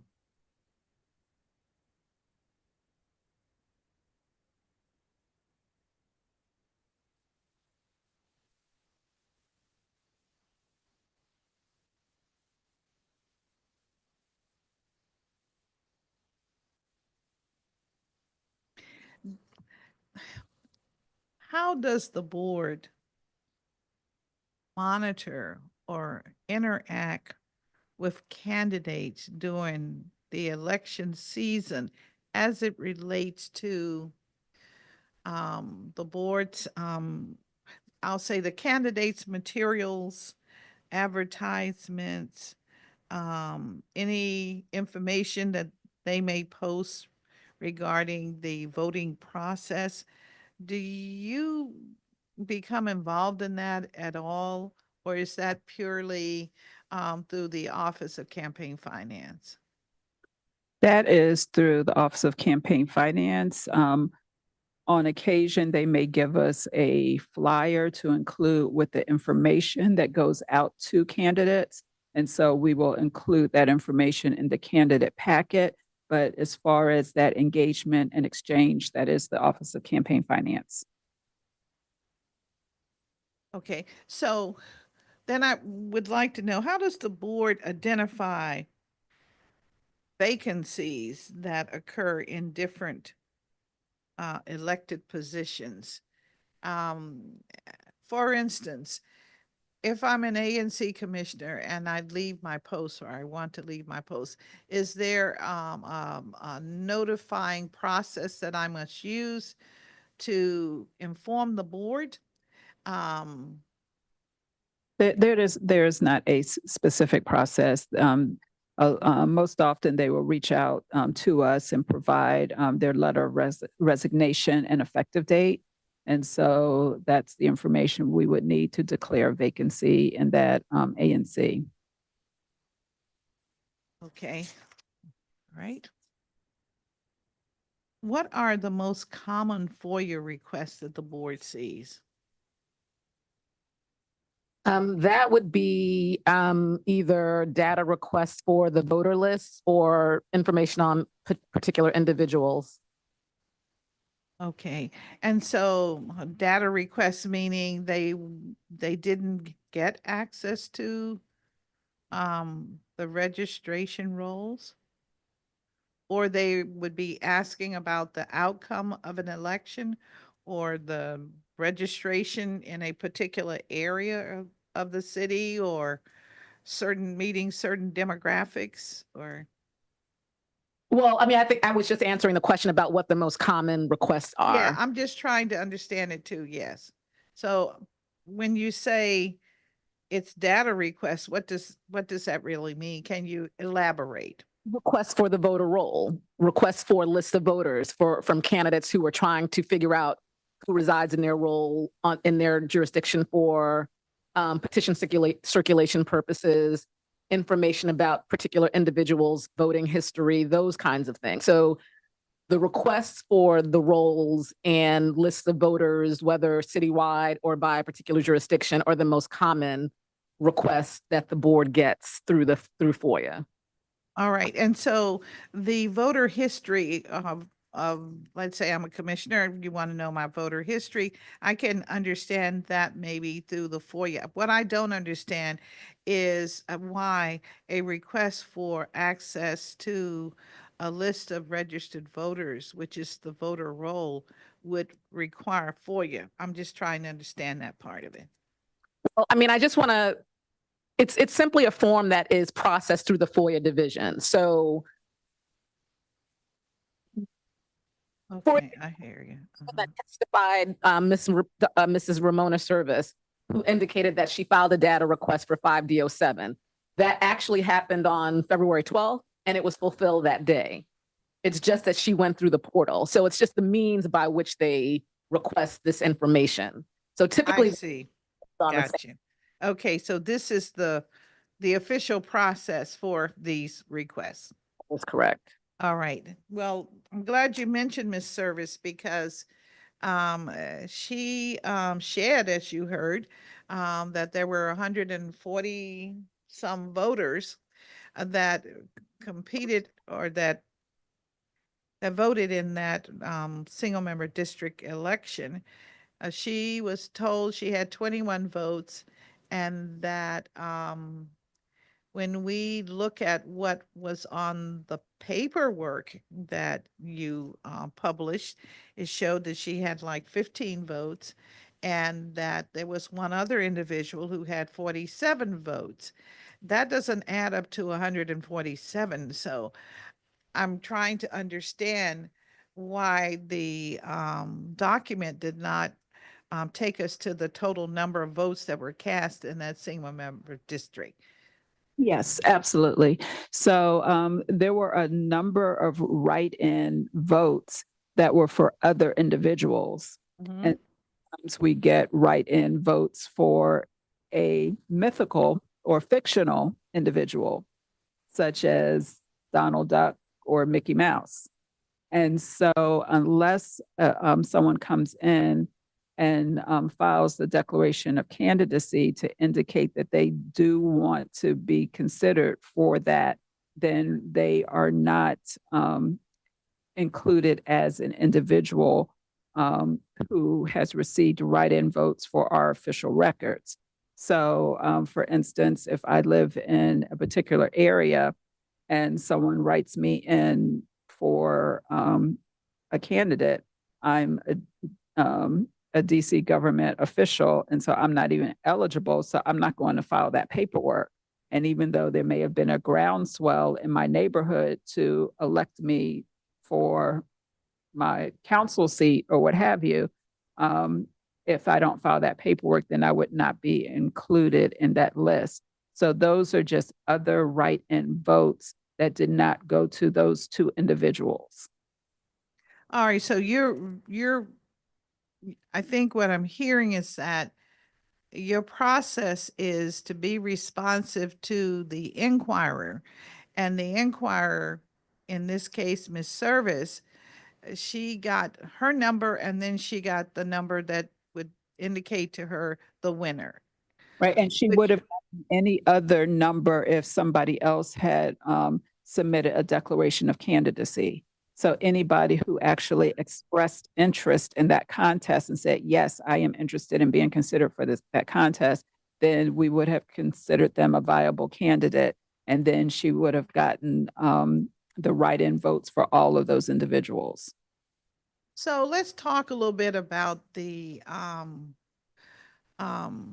declaration of candidacy and how critical it is to affirming that individuals have received votes and therefore are eligible to be declared the winner.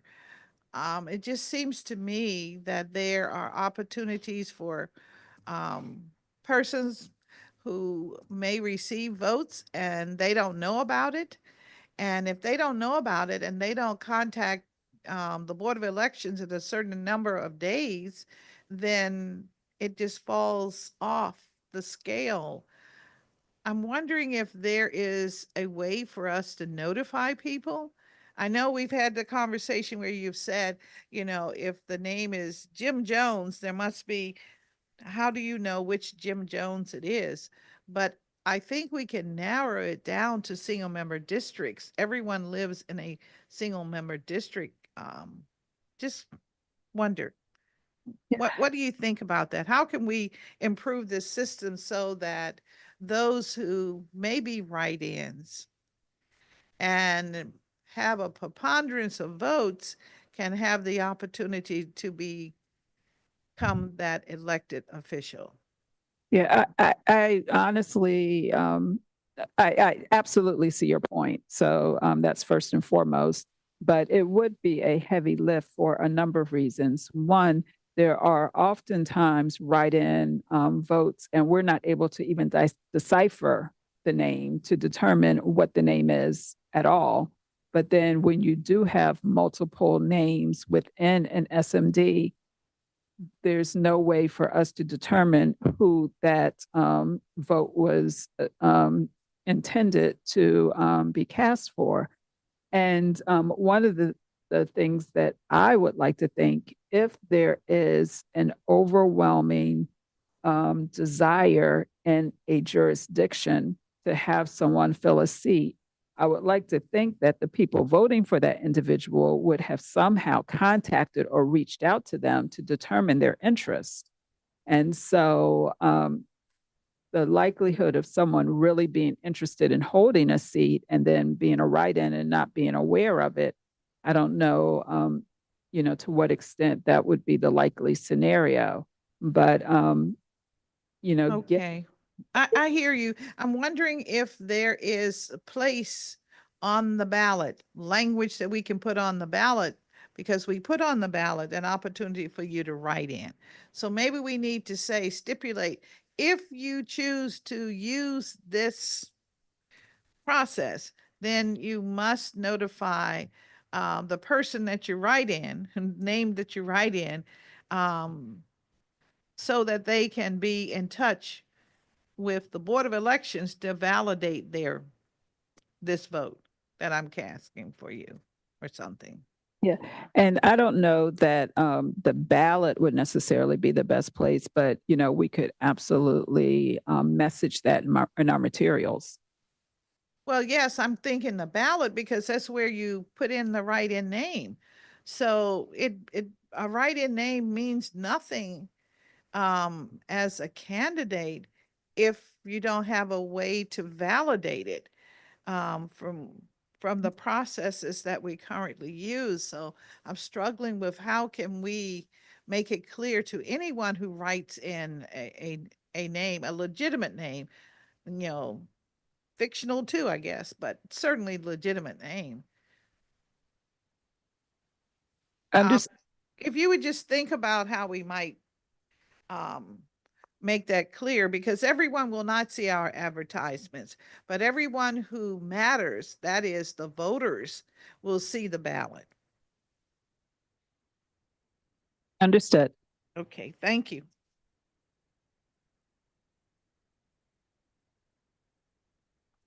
You indicated that, and we received a report that 70% of the polling places used during the primary election were operationally accessible. What is the primary reason that a polling place is deemed inaccessible? Well, the first thing I'd like to mention, and just referencing the report that was mentioned earlier, there are some findings that we don't necessarily agree with or completely understand. One with mail ballot vote boxes not being accessible after hours when they're all on the street. But then there are also locations, and one of the locations that was specifically mentioned earlier was Powell, and I guess the elevation on the ramp being a little too steep. But it's my understanding that there is an alternate ramp that did meet the requirements for the proper elevation. And so I'm not sure if the ding was that every access route was not completely accessible, or that there was no access route that was accessible. So we're working and follow up as you are aware, this is one of our partners, and we do work in concert to try to rectify any issues that are identified in the reports that we received. But there have been a number of things that have happened even right before Election Day that were not in place at the time that we did the review and selected places for our vote centers. We've had instances where we conducted the accessibility review toward the vote center. Everything was fine. We show up to deliver the equipment, and it turns out that they have removed bricks in the sidewalk leading up to the door, which would prevent wheelchairs from being able to go in an unobstructed way, or those with walkers or canes creating trip hazards. And so we've had to kind of make emergency calls last minute because the time that we do our assessment does not always reflect the conditions of a facility when we show up to set up the vote center. So that is something that we have been doing to work with our partners just to ensure that any modifications or any work that's being done on the facility is communicated to us so that we're not under the impression that a facility is completely accessible, and then on election day, or as we're setting up a location as a vote center, we find out that there are issues with direct and unobstructed entry or elevation in certain areas. But we absolutely work with our partners to install temporary ramps. We work to ensure that in some instances that doors are widened by removing the center pole that blocks doors. We work to ensure that doors are left open when there's no mechanism to automatically open doors. So we have established really good relationships with the facilities. And we are currently working through the report to identify and to address all of the issues that were enumerated therein.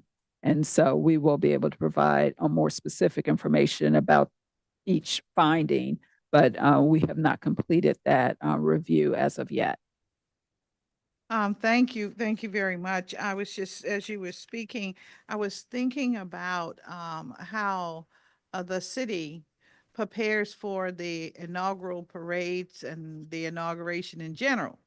And we make sure that the roads are repaved. We make sure that the sidewalks are suitable. We make sure that there's fencing and all of that. And it requires the cooperation of at least 3 or 4 of our major agencies. And I'm just wondering, and they do it as like either as an ad hoc committee or a task force. So I'm wondering if that isn't something that we need to consider before each election to make sure that everything is suitable for the work that we have to do.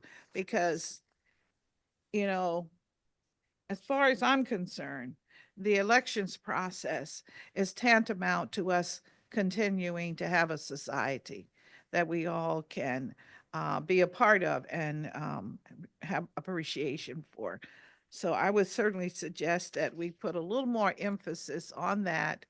Not to say that it is not currently working, but to say that let's make sure that not any part of our community feels disenfranchised, or that would be helpful. That is correct. And thank you for that, Council Member Bonds. And I would say that with respect to at least the government facilities that are available, which should be accessible to DC residents just generally, to the extent that, where there are issues in those facilities or around those facilities, we can certainly partner with the district government to ensure that those spaces are accessible, not just for use with respect to elections, but for anyone who avails themselves of these facilities. Well, thank you very much. You know that some staff have been harassed or verbally assaulted when members of the public are denied access to restricted areas. as you think about your security plan, would you also include all of your facilities so that as we move into the budget season, so that we have a clear understanding of what those cost points might be? Absolutely. Okay, thank you. Earlier today, public witnesses talked a little bit about the issue of fraud as it relates to voters and one gentleman, I think, and I think you have actually chatted with me previously about a young man who was testing the system and acknowledged that by attempting to vote in many different locations within the city. Is that a one-time occurrence, or is that something that is a wave that you can expect going on across the country? Is it happening in other parts of the country? I can say there have been instances of fraud in a myriad of different ways all over the country, different jurisdictions. So I will say that we are not unique. But in addressing this particular situation, I can turn it over to my general counsel. Well, just to give you an example, with respect to the cases of double voting, with respect to the cases of double voting, you'll note that in 2020, we were dealing with 21 jurisdictions that we had to work with because the individual that voted in DC, there were individuals that voted in, at least one individual voted in these other 21 jurisdictions as well. And that number was 15 in 2022. And that's just with respect to information that we received with respect to Eric. So, and what we do in response to these is we have to do, the research to determine where the individual voted last, because that's the entity or jurisdiction that will investigate the matter. And so that's what's going on now with pending matters,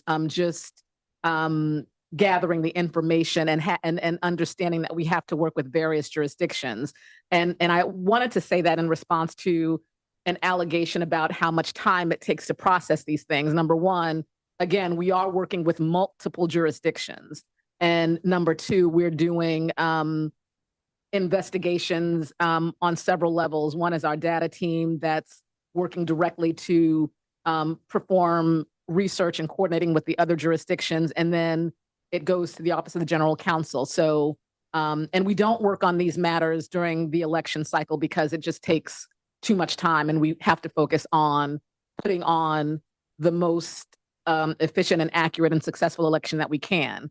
And so that is why some investigations take longer and why they are different from investigations that were highlighted by one of the witnesses this morning who doesn't understand the coordination that is required to investigate these double voting matters. The instances that were raised have to do with us dealing with individuals, not multiple jurisdictions, and not requiring various divisions of the agency to do their role after coordinating with these other jurisdictions. So yes, there are matters that are not unique to DC. And so we're not alone in instances such as these, but what we are doing is investigating and where appropriate, assessing fines and referring for prosecution. Thank you very much for that. And we do not have to discuss the other case that was highlighted by name. Okay, thank you very much. You heard the testimony that the initiative process is confusing, both for those who submitted petitions and for challengers with tight deadlines. Does the board post deadlines associated with each type of petition? I guess you posted on your website, I guess. Am I Yes. correct? Mhm. Yes. So we have an election calendar that we prepare for each election. And so the petition deadlines are included in that election calendar. So yes, petition deadlines are posted. But with respect to other matters like ballot measures, they're sort of shifting targets. I mean, there's not, in the context of nominating petitions, it's very clear, you know, you can point to the statute, which indicates things like, okay, this has to happen 144 days before, this has to happen 90 days before. It's a little different in the context of ballot measures, where it would be a little bit more difficult to pinpoint things because things are triggered by the dates on which things happen. For example, there is a deadline by which nominating petitions have to be filed with respect to nominating petitions. And there is a deadline for initiative measures. But people can turn things in earlier with respect to the initiative. They don't have to take the full amount of time. But it is when that event happens that triggers subsequent events. Whereas with respect to the nominating petition, if you turn it in earlier, we still don't start things off until the deadline for filing those petitions. So we're dealing with, you know, deadlines that are not strictly set in stone by the statute in one context, whereas the other gives a little, it's harder to sort of pinpoint things, but we do let people know to the extent that we can when things are due. Like we will publish a notice that says an initiative measure has been filed and when it's going to be posted and things like that. So yeah, that's how that works. Okay, I think as a candidate and having to follow the candidates process for filing of petitions and the calendar, etc., I understand that. As you were explaining about the initiative, you said that ballot measures are triggered by the dates. Can you help me understand that? Are you saying that we don't have any real regulations that say to get on the ballot, which is for an election? Okay, let's talk about like now, July 15th. If I wanted to get on that ballot, what would be a date by which I would have to file an initiative? Let's say that date of the 15th of July is for a citywide election, as an example. So it would be the same as with the general election calendar. So we would say, and we didn't do that with respect to this calendar that we are doing now, because of course it's not a citywide special election. But if we were doing a citywide special election, then we would say that it would have to be done, let's say, I think it would be 120 days before, because you have to it has to be held 90 days after the initiative is received, but then there's 30 days. So I think the date, and I can confirm this, would be 120 days before a regularly scheduled election. Okay. So you're saying that's really the guidance that you use, and someone can actually file something before that time if they wanted to. It has to be turned in. Okay. All right. A little bit of ambiguity there. All right. What about I want to talk a little bit about the circulating of petitions. I always thought and tried to treat a petition as an affidavit. And the importance is that I'm getting the signature and the address and the printed name on the document. Is that true for all types of petitions that are circulated, or is it different for what is this initiative process or other ballot measures? So you're asking if what is different? What I'm trying to understand how the petitioning process is treated.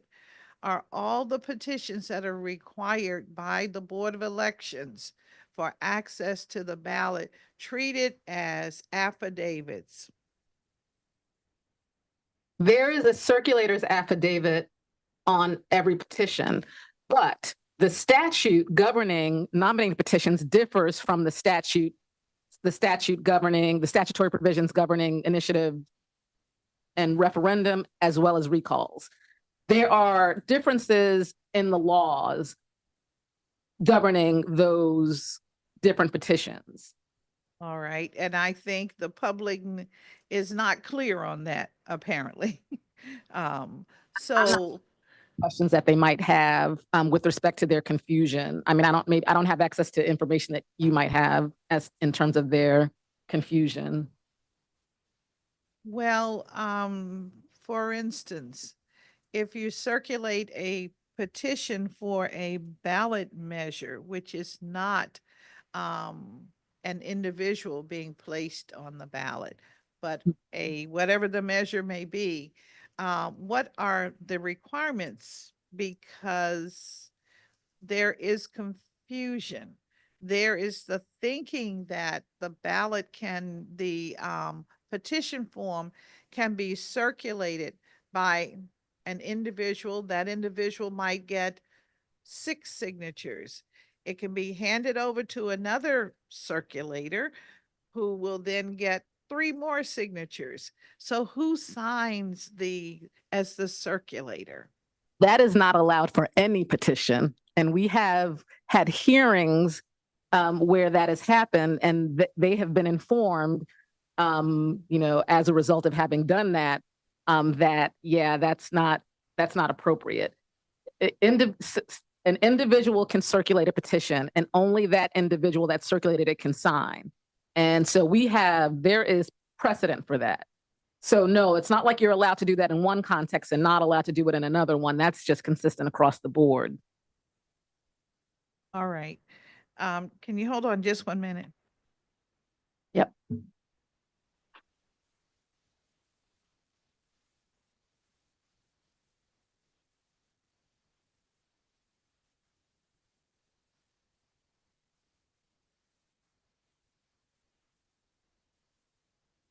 Okay, then the other questions are, you heard during the testimony we got today that the issue of whiteouts of petitions information, and I think there was one other area that was that surfaced as running one of your staffers running their hand under the paper to see if there were grooves that would indicate whether or not the signature was an original or maybe a copied signature, to determine whether or not it would to be counted as valid.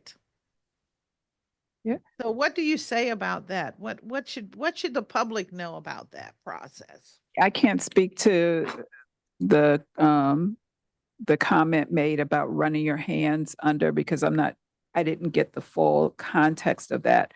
Running your hands under to do what and to ascertain what. And so without talking to the individuals who did that or said that, I can't speak to that specifically.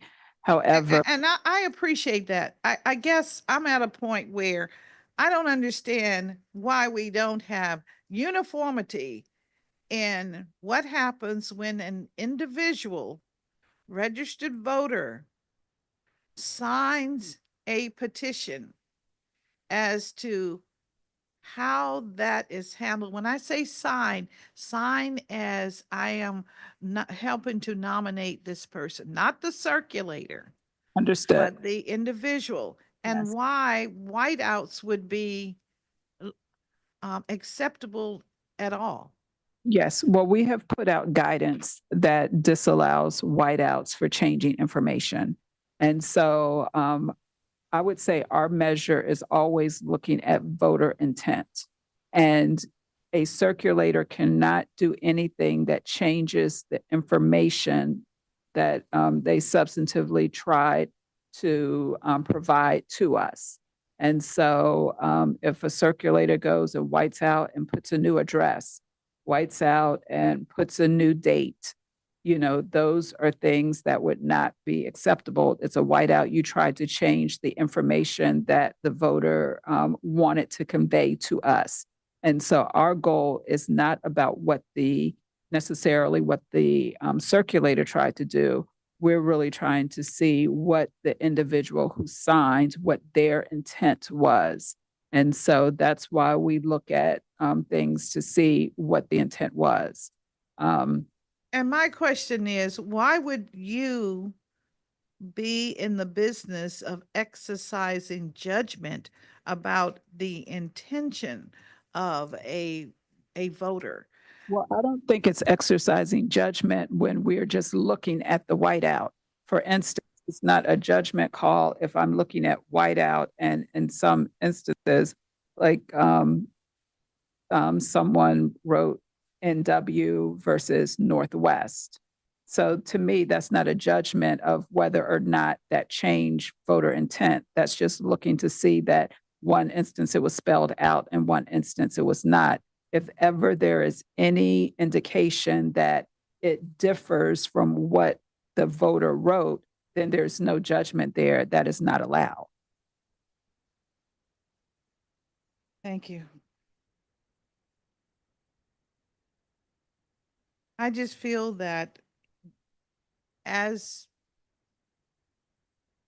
a voter in the community, that I would like to have clear guidelines as it relates to circulating petitions. And honestly, I do not feel that the board is clear.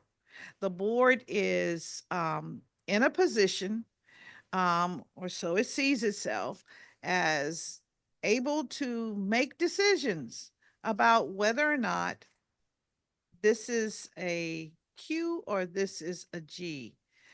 That's how I see it. And I'm going to try really hard to not be judgmental, but that's what I'm hearing, because this last process was very, very difficult for many people of goodwill in our community, that they just didn't get it. They didn't understand the decisions that were made and why they were made in the manner in which they were made. So I'm sorry about that, but that's the clear indication from many.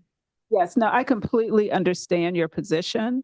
And as I stated in, my written testimony, we always go back and we dissect everything that happened, and we dissect any points that caused concern or things that weren't clear. So we will absolutely look at our guidance that we put out, and absolutely look at the clarity for which in which people understood what we put out. Because prior to circulation, we did put out information regarding whiteouts, and I don't think it was understood clearly. So we always are looking at opportunities to ensure that messaging is clear. And as you mentioned, there was some confusion around that. And so we always look at opportunities to improve. So I understand your concern, and we have absolutely noted it. And I do not in any way want you to think that we're taking it lightly. And to that end, Councilmember Bonds, there is this idea that there will be no action taken with respect to what we saw, with respect to those instances where voter intent was changed, where information in the circulator affidavit was changed, so that the information that was originally there was altered so that it was not the same. We're not talking about instances where someone whited out Ave to put Avenue, where there is no change in the fundamental address as expressed. Where there were those changes to the original information, we noted those, and we are taking action against them even as we speak. So we're looking back on cases that we previously handled in both the nominating petition challenge period process and with this measure and maybe others. where we're going to look at whether or not any laws were violated. And if we find that they were, then we are going to deal with them as we have with the matters that were identified earlier. So we didn't just say, okay, you get ballot access, and they got ballot access because there was no, we made the decisions we made with respect to whether or not they had enough valid signatures to go forward.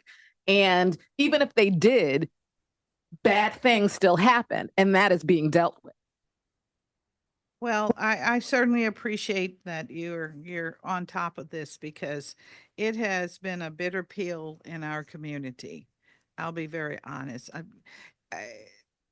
Prior to the election, since the election, and I guess into, I hate to say this, into perpetuity, we're going to hear about these petition signatures, and whether or not we moved in the right direction.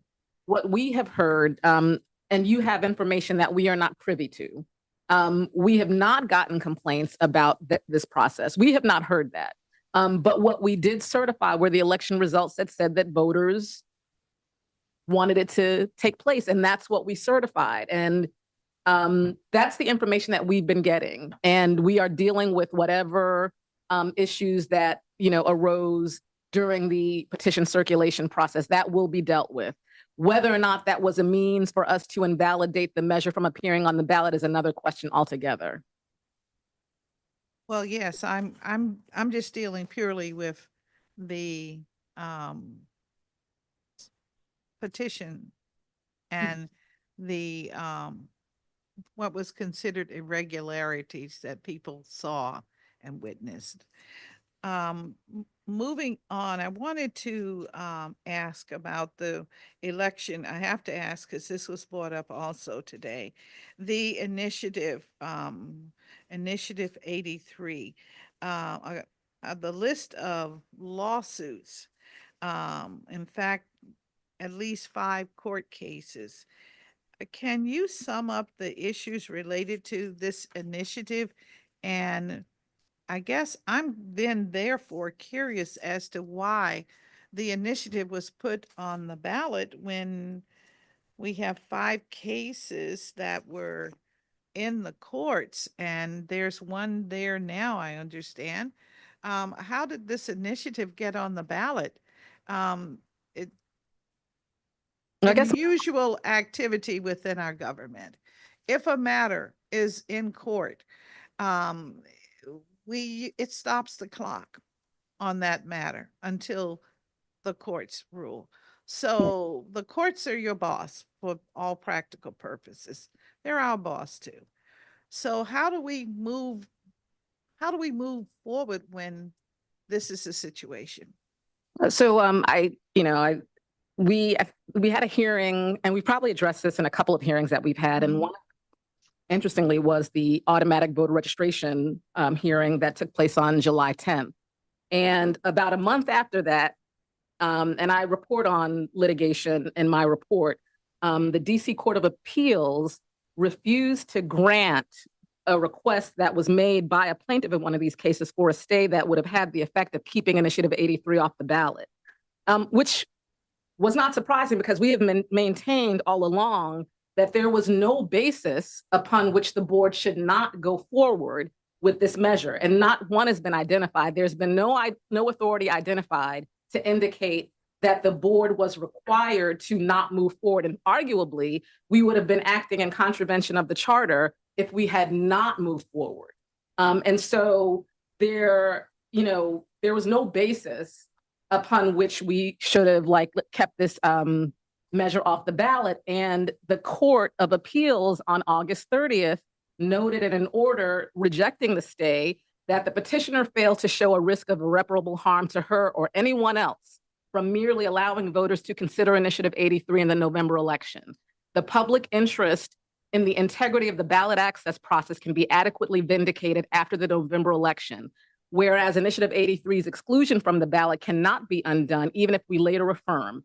And the petitioner fails to show a high likelihood of success in disqualifying enough signatures in support of Initiative 83 to undermine the numerical sufficiency requirements in DC Official Code Section 1-1001.16I. So there was no basis upon which we should not go forward. And the court, in fact, affirmed the board's reasoning and position with respect to this matter. All right, so what is the status of the court cases now? So as you know, the DC Court of Appeals, there are two matters. The DC Court of Appeals, actually three, including one filed by a voter, where the action hasn't progressed in that matter. But with respect to the Wilson case, that matter was remanded back to the Superior Court for review on the merits. But the court did signal that it's their view, the Court of Appeals signal in doing so, that it was their view that the law did not appropriate funds. And so that was the main argument that was made with respect to the measure. It was, so that's what happened. But the court has indicated in its remand that they view the matter to be a proper subject, as it does not violate the law appropriating funds. And I would say that the version of the initiative that was submitted was a redo of a previously submitted version of the measure, where it did not have the subject to appropriations language that the updated version that was submitted did. And with respect to the previous version, all of the entities who were looking at the measure said that it was a law appropriating funds when it did not have that language. That was the only concern that was raised by the general counsel for the council. And so the court has indicated or signaled how it views that matter or the measure. And so now it'll go back to the DC Superior Court, and they'll review all of the bases that were argued by the plaintiff in that case. They said that it violated the Home Rule Act, the Constitution, the Human Rights Act, and of course that it was a law appropriating funds. No one who rendered an opinion listed any other grounds upon which the initiative could be invalidated other than law appropriating funds. And again, we know how the DC Court of Appeals will probably rule. And the other matter has to do with the board's processing of the measure. And so both of those cases are still pending. We're waiting for a decision in the matter that is alleging certain irregularities in the board's processing of the measure. That a decision has not been rendered there. And of course, the DC Court of Appeals has remanded the other case back to the DC Superior Court. All right, well, you've helped a lot, and I want the public to understand.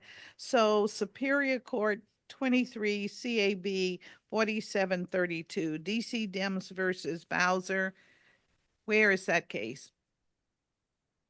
That has been remanded back to the DC Superior Court. All right.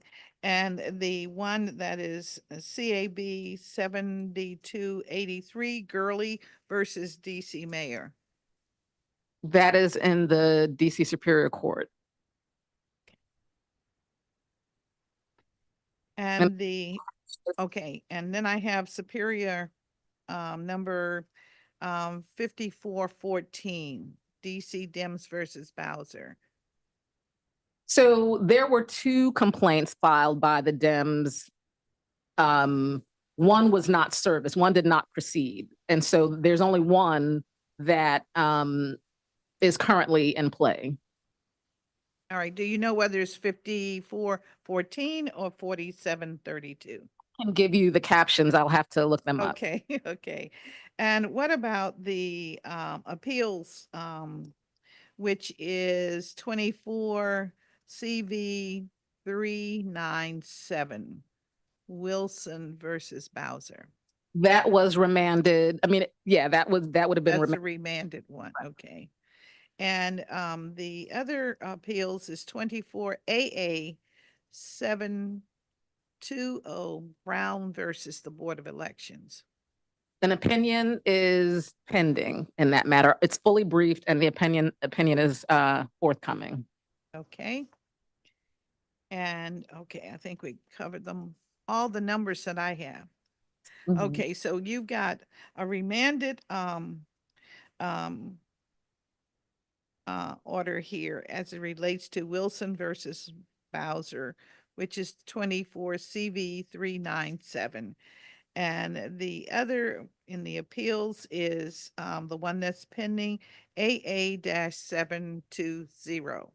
All the other matters are somewhere, except, I'm sorry, Superior Court, CAB 4732, that was also remanded back to Superior Court. I believe, again, I'd have to, the case that was Okay. in the Superior Court, which was appealed to the DC Court of Appeals, which was 2024 AA 720, that matter was remanded back to the court. So I'd have to check the numbers, but I can provide you that. Okay, would you please, if you could provide us with understanding as to where all these cases are? Yes, and again, just for the benefit of the public, I do report on each of these matters. Any matters that are currently pending, I report on at the board's monthly board meeting. And that's fine, and many people are not a part of the board meeting, so we want to have it on public record, so thank you very much for that. Are there other matters where the board proceeds with while the issue is in active litigation? Such as maybe determining if a candidate qualifies to appear on the ballot, as an example. So you're asking whether or not, so the court has a deadline by which it has to consider nominating petition challenge cases. So the court by statute has to expedite cases involving candidates getting on the ballot. So that's in the statute. So we typically resolve those and we partner with the court. We're in touch with the clerk and we let them know, look, these are coming up, these challenges, the deadline for people to appeal is this date, depending on when the challenge was filed, and these will be coming up. And they know that if a board issues an order, they have to appeal that board order by 3 days, within 3 days. So that, and we tell the court, we've gotten this appeal, so, and we have the ballot lottery on this date, so we need to have decisions on this date by no later than this so that we can send the ballots out to the printer and all of that stuff. So unless we get information that says that, you know, those cases typically are resolved timely, which would allow us to comply with requirements that we get ballots to our overseas voters out in time and make sure that the voters get there in time, get their ballots in time outside of the military and overseas voters. So again, because there are differences between these processes, you know, the courts know that we have to like that time is of the essence with respect to certain matters. All right, thank you for that. Can we talk very quickly about the vacancy in ANC 3E07? And what is the disposition of, what are your plans for that? That is up the American University location. Yes, and that vacancy has been announced, and the university where that SMD resides, they are well aware. And so now it is with the Office of ANC to conduct a special election for that vacancy. All right.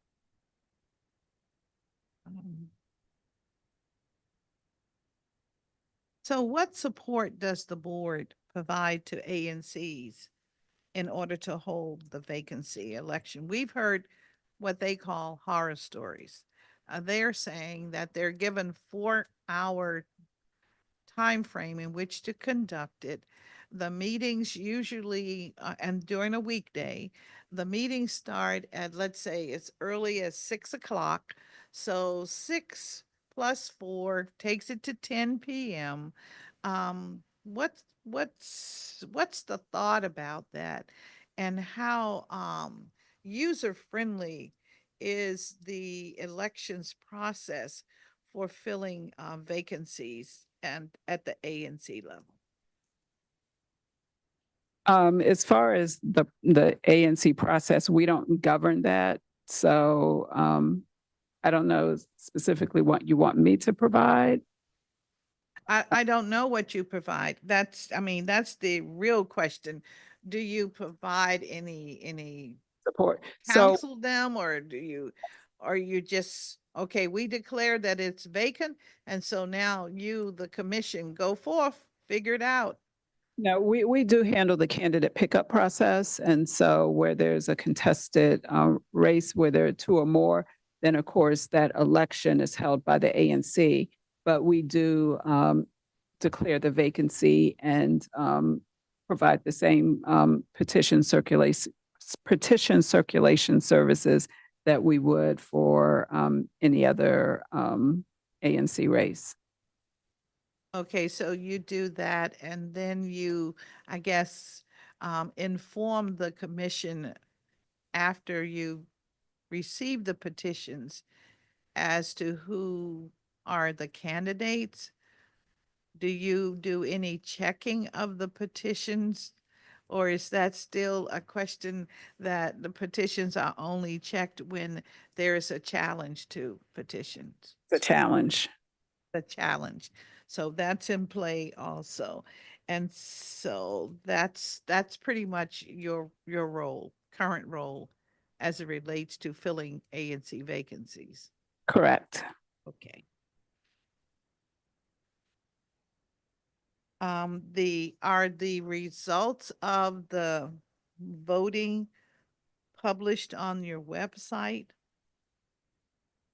automatically? I mean, what I mean is the commission required to inform you of the outcome and then you summarily post it on your website?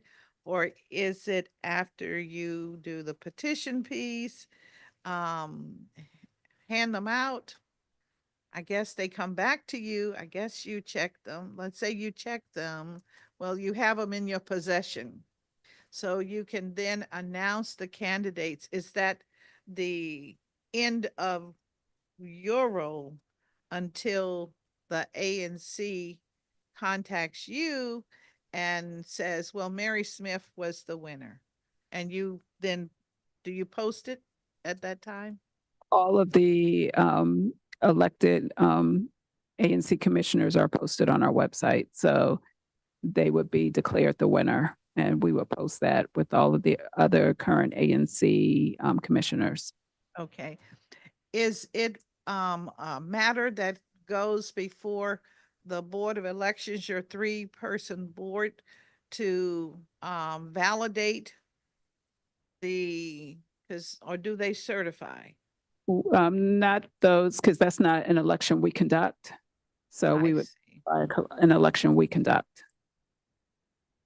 All right. So, all right. Got you. Very good.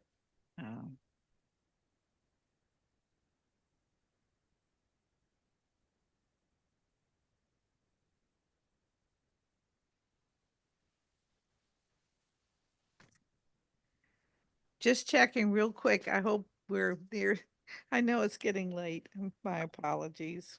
Questions and any opportunity we have to provide clarity to the public, we welcome. All right. Thank you for that. I understand that the board will be submitting proposed rulemaking to allow for a vacancy to be declared when a council member is expelled. When can we expect that this will be published in the DC Register?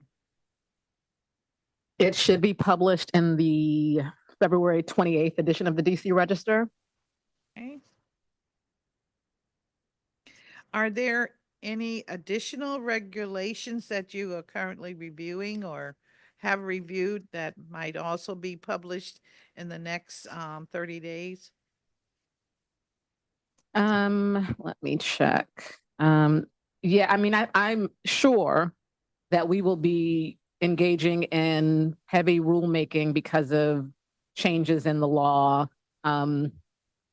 things that we want to do to improve our processes, to make them more, I'm looking on our rulemaking page to see what's currently up there. We do have 2 rulemakings that are currently on our website. And let's see. One of them is the one that you referenced, which has to do with the vacancies. And then the other one,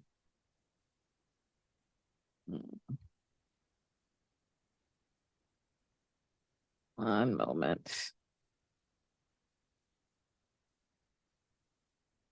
has to do with us adding tuition and housing statements as well as bills to the list of acceptable and valid proofs of residence that students can provide, because we were finding that the students might not have had tuition or housing bills, but instead statements that did contain their address. And so we're just including statements that those can be accepted as well.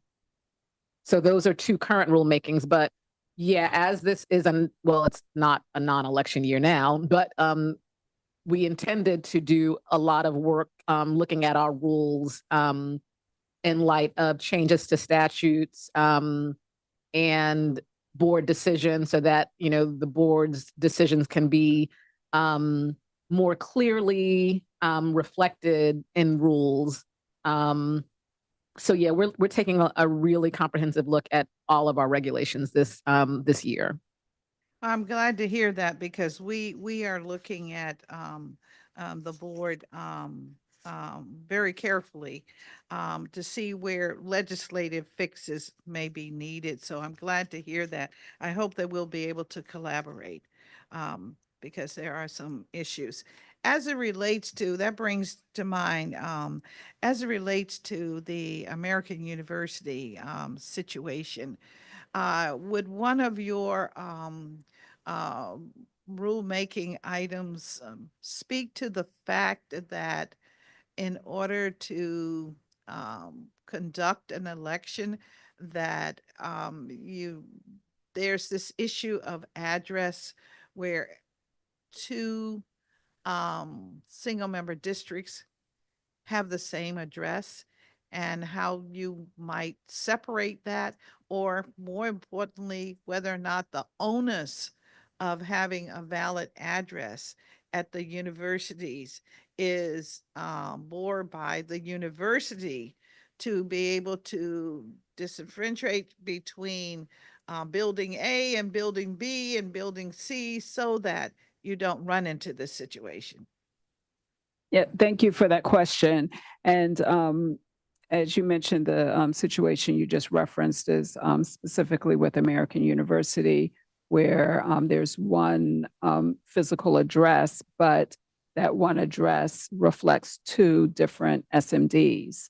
And we have been working with a new student life coordinator at ANC, who is very engaged and who completely understands the issues. And so we have been working out a number of ways to address this.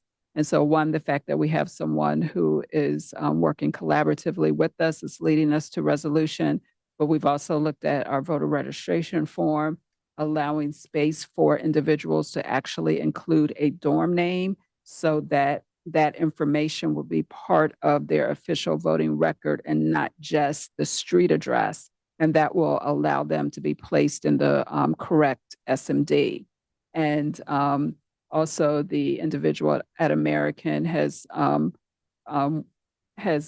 engaged in efforts to work with students to ensure that they understand the importance of including that additional information when they register.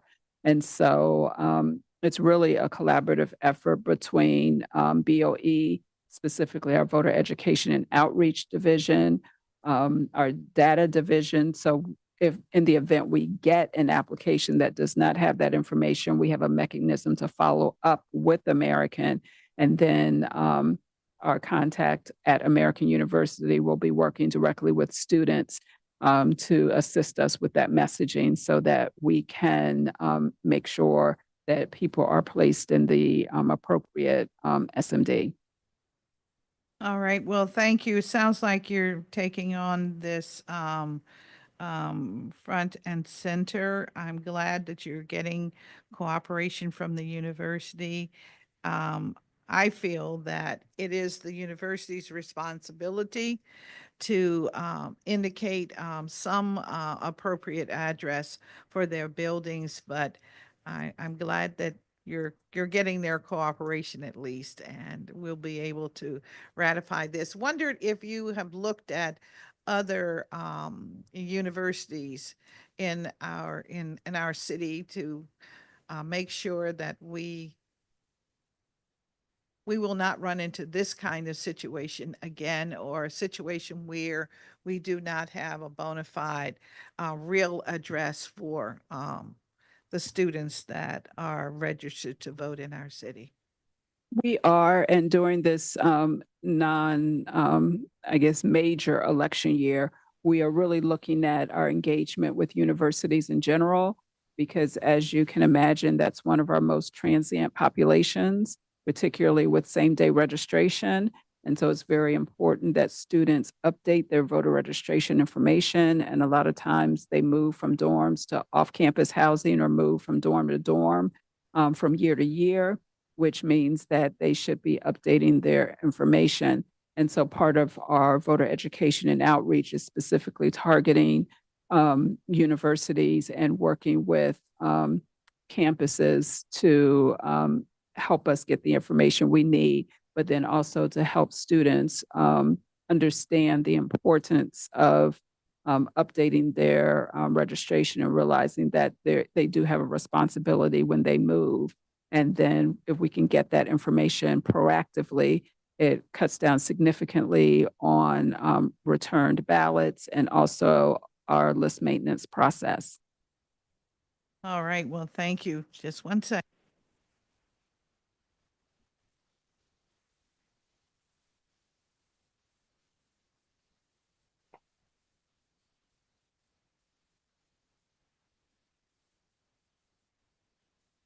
And finally, I wanted to ask about the DC code.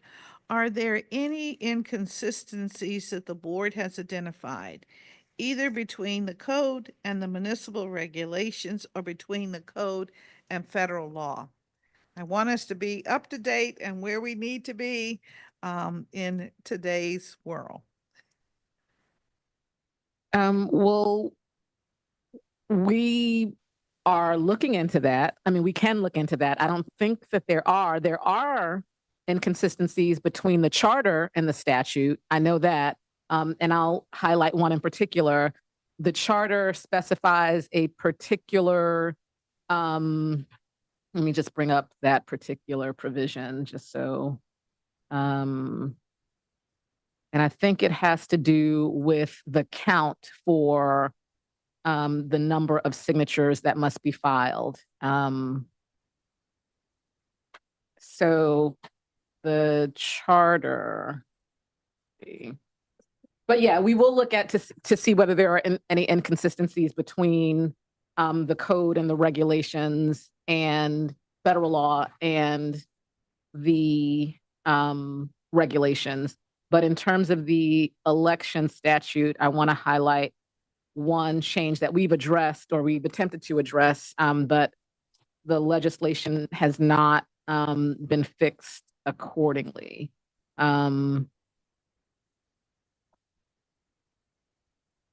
So in section 1-204.102 of the DC Code or the Home Rule Act, the language there says that initiative or referendum may be proposed by the presentation of a petition, and that the number of registered electors which is used for computing these requirements shall be according to the latest official count of registered electors by the Board of Election, which was submitted 30 days or more prior to the submission of the signatures for the particular initiative or referendum. So that language references the petition. but the language in the election statute says that, let's see.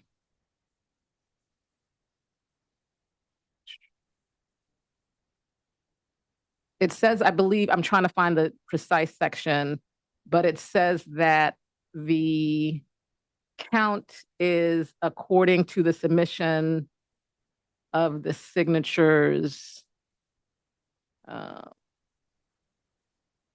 Let's see.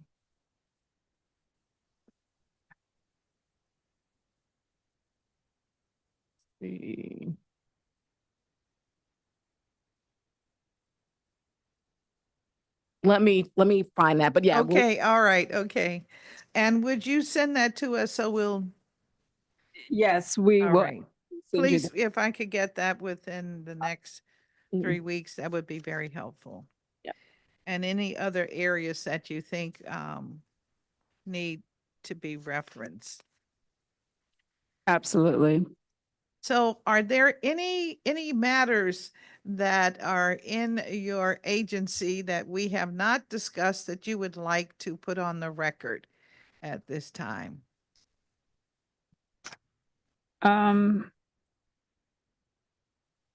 The one thing I do just want to address generally because of statements that were made by some of the public witnesses about us not being truthful or transparent.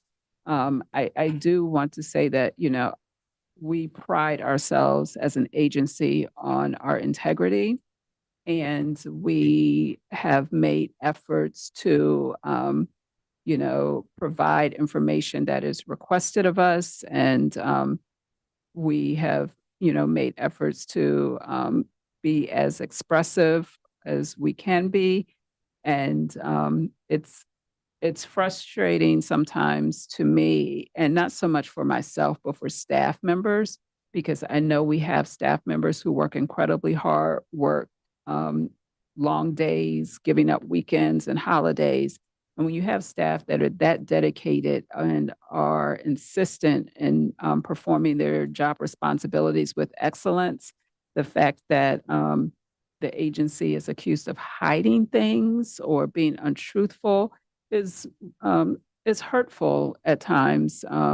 And I don't mind addressing those concerns, because if there is a concern out there, it is absolutely my responsibility to address it. And if there are any instances that are brought to my attention as far as critiques or criticism, I welcome that, because to me, that's an opportunity to do things better and to look at our processes and improve. But I just would hope that comments are made in a way that's not reckless, and that they are accurate when they are made, and not just general statements that malign the character of the work we do. Well, thank you for that comment. And I would also like to hear what you want to put on the record as it relates to, I think it was mentioned something about photographing employees at their workstations. What is your position on that? We have had instances where people have come into our space and generally been able to photograph our processes. However, we deal with PII, private information. We deal with voter records. We deal with information that's on screen that, you know, could identify confidential voters. And there are certain areas of our operations where we do ask for certain things to not be photographed. And then there are individuals, staff members, temporary staff members, who have specifically said, if you photograph, will you please not photograph me? And so I do not see where anybody has a right to disrespect the direct wishes of individuals just doing their jobs. I appreciate someone who may not want to be photographed, not knowing what is happening with those photographs. And particularly when we are in an environment where election officials are increasingly under scrutiny, election officials have been threatened, have been attacked. And for very good reason, I can see where people may not want their picture as an election worker in the public domain. And I respect that. And I wish that members of the public would respect that when they visit our offices and visit our space. It's one thing to photograph a machine, to photograph a process. It's very different when you are trying to take pictures of papers, of ballots that have signatures. We are very careful to protect the privacy of our voters. Even with mail ballots that are sent, there is a secrecy flap over the signature so that the signature is not visible as it goes through the U.S. Postal Service. And it is not until that ballot comes back here that we reveal that signature. But if you have someone coming in taking pictures of the signature verification process, taking picture of those ballots, then you are defeating the purpose and putting that information into the public domain. And I feel as though we have a right to our voters to protect their privacy. All right. I was inquiring of staff about the elections protection regulation that we have, and I wondered, apparently it does not include photographing employees at their workstation. So we'll look at that, and maybe that law needs to be modified, amended, and so that we include some of the language that we know could be offensive and should not be allowed or cannot be allowed. So we're happy to provide some of that particular information, particularly when it comes to protecting sensitive information and data. And this is not just something that's unique to DC Board of Elections. When you talk to other elections jurisdictions, we actually allow more access than some other jurisdictions. So it is not out of us trying to, quote unquote, hide something, but it is out of protecting the rights of our voters and protecting sensitive information and protecting the safety of our election workers. Thank you. Thank you very much. And believe it. Yes, of course. The disconnect between the charter and the election statute. The disconnect is in the context of recall petitions. And so in 1-204.112, the language says the 10% shall be computed from the total number of registered qualified electors according to the count that was issued 30 or more days prior to the submission of the signatures for the particular recall petition. But 1-1001.17H1 puts that, says instead of that 30 days prior to the date of the initial submission to the board of the notice of the intention to recall. So that's where the disconnect is, but I'll send this to you via email. Okay, wow. Okay, thank you so much for that. And thank you to you both for spending time with us today. I like to look at it from that perspective. And I think we know better exactly what some of the processes are that are available to the public as they think about the work of the Board of Elections. So thank you very much for your time today. Yes, and thank you, council member, and thanks to the committee and your staff. Thank you. Thank you so much. Next, we will move over to the Office of Campaign Finance. I think. Are we? Okay, Campaign Finance has been waiting, and then we will talk with the Office of the Inspector General. The Office of Campaign Finance oversees traditional and public matched campaign finance or fair elections. It includes receiving and reviewing required disclosure records, conducting candidate trainings, conducting enforcement actions, and auditing records. The office aids the public in understanding the required financial disclosures and posts campaign reports and statements in a searchable online system for the public to access. The office also hosts public debates, which are required for fair elections program participants and encouraged for traditional campaign finance candidates. The Fair Elections program is designed to help average voters play a more prominent role in elections for public office by using public funds to match small donor contributions and placing restrictions on corporate contributions. The work of the Office of Campaign Finance is essential to ensuring transparency and public trust in campaigns for elected positions. Today, we're going to hear from the office about their work in 2024 and 2025 to date. We will discuss upcoming work of the office associated with running the campaign finance program for 2026 election cycle, which will include the mayoral election, the election for chairman of the council, the attorney general, and several council members, as well as members of the State Board of Education. So now we will turn to our government witness for the Office of Campaign Finance, General Counsel William Sanford, who is appearing on behalf of the Director, Ms. Collier Montgomery. I ask that our government witness move forth so we can swear you in, Mr. Sanford. And thank you for your patience. And we will try to get you out of here before 8 p.m. tonight, Mr. Sanford. Mr. Lucas just really fell out of his chair when I said that. Just a little levity. Okay, thank you. Yeah. You have your hand up. Thank you. Do you swear and affirm that your testimony and any statements that you make before us today to be truthful and complete? I do. All righty. You can proceed when you're ready, sir, and thank you. Thank you very much. Good afternoon, Chairperson Bonds and distinguished members of the Committee on the Executive Administration and Labor. I am William L. Sanford, General Counsel, appearing on behalf of Cecily E. Collier Montgomery, Director of the Office of Campaign Finance.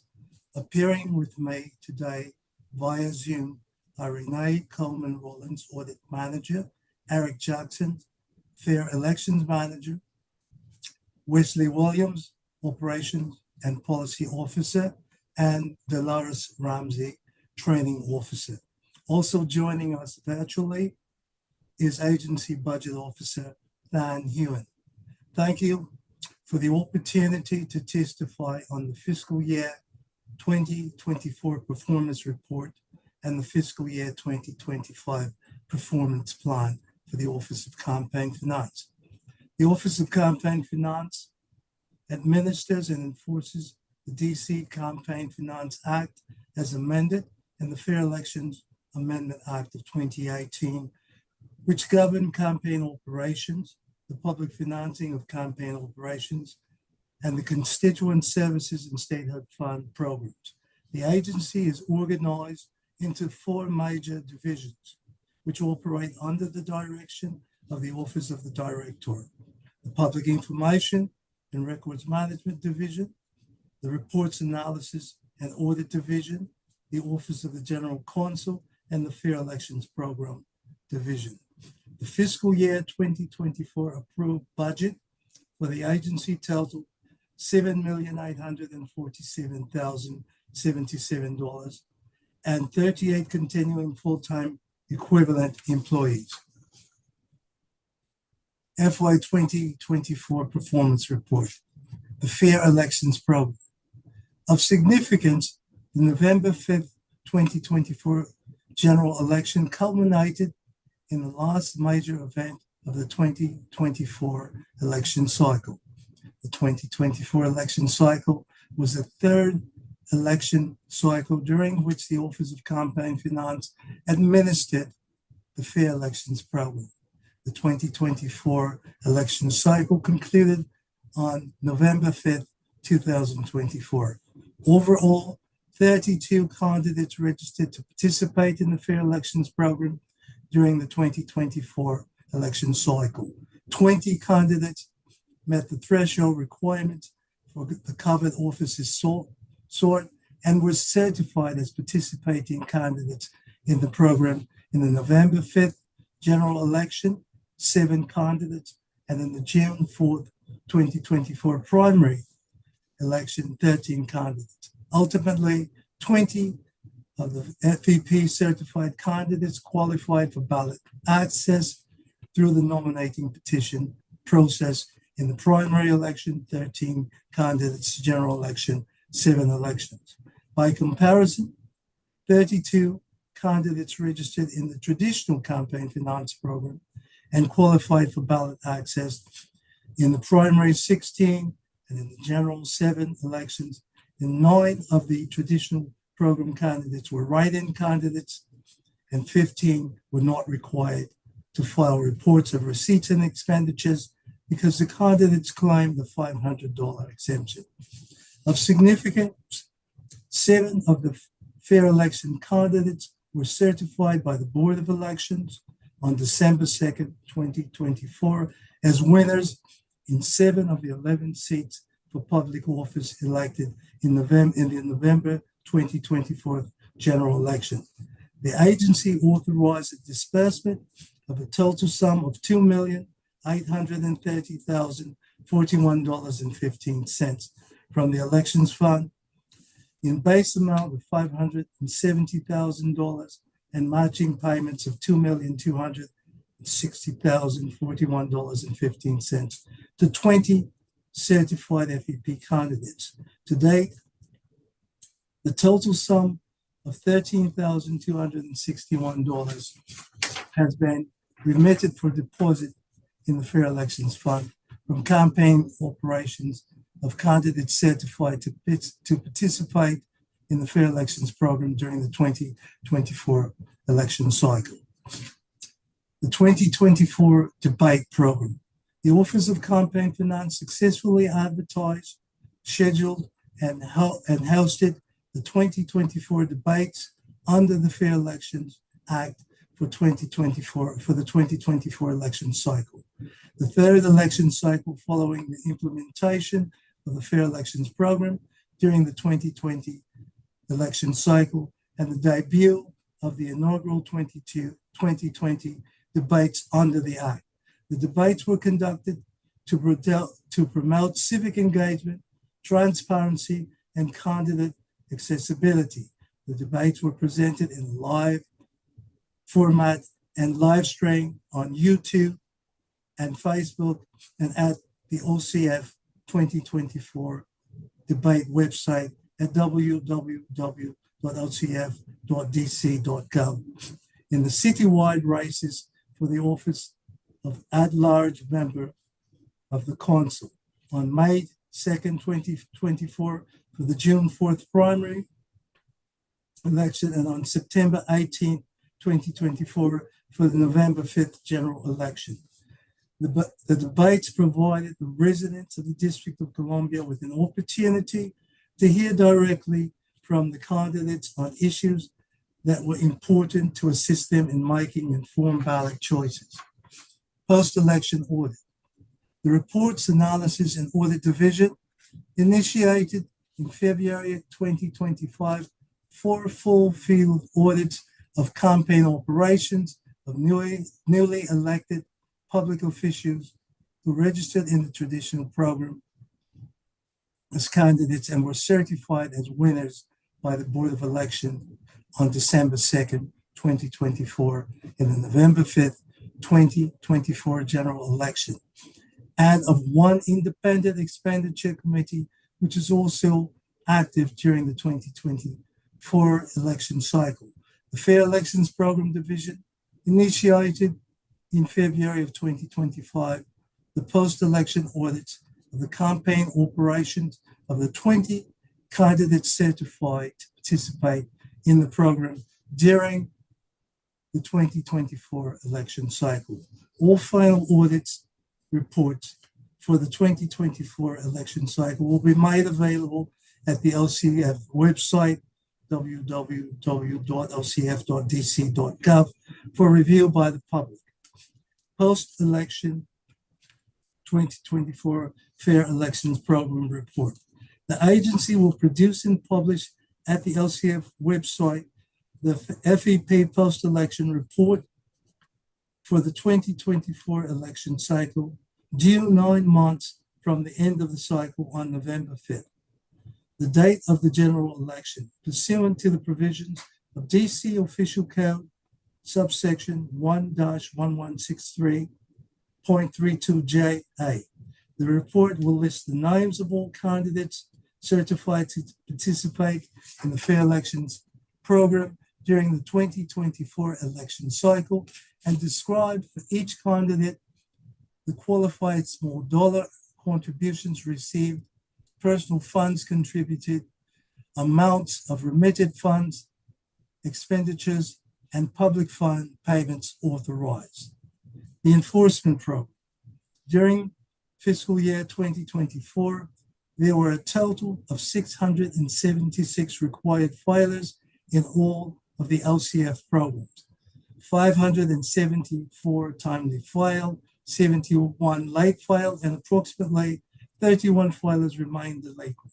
The total number of actual filers, 645, represents 91% of the total required filers, 676, who are required to comply with the reporting requirements. 103 reporting entities were referred to the General Counsel for the failure to comply with the reporting requirements. The LGC conducted 91 informal hearings and issued 104 orders of the director. Fines in the total amount of $97,575 were imposed in 37 cases for violations of the Campaign Finance Act.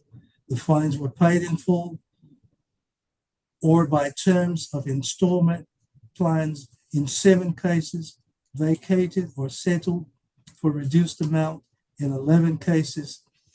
And the agency collected fines in the total amount of $15,825 in fiscal year 24 and $1,394 in fiscal year FY25 to date. The agency filed 19 petitions before the Board of Elections during fiscal year 24 to enforce the payment of outstanding fines in the total sum of $29,900.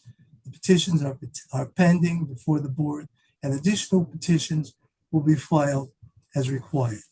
Last, the Office of the General Counsel has completed 6 investigations to date, 4 interpretive opinions, and issued 26 expedited opinions in the resolution of request for advice associated with the 2024 election cycle.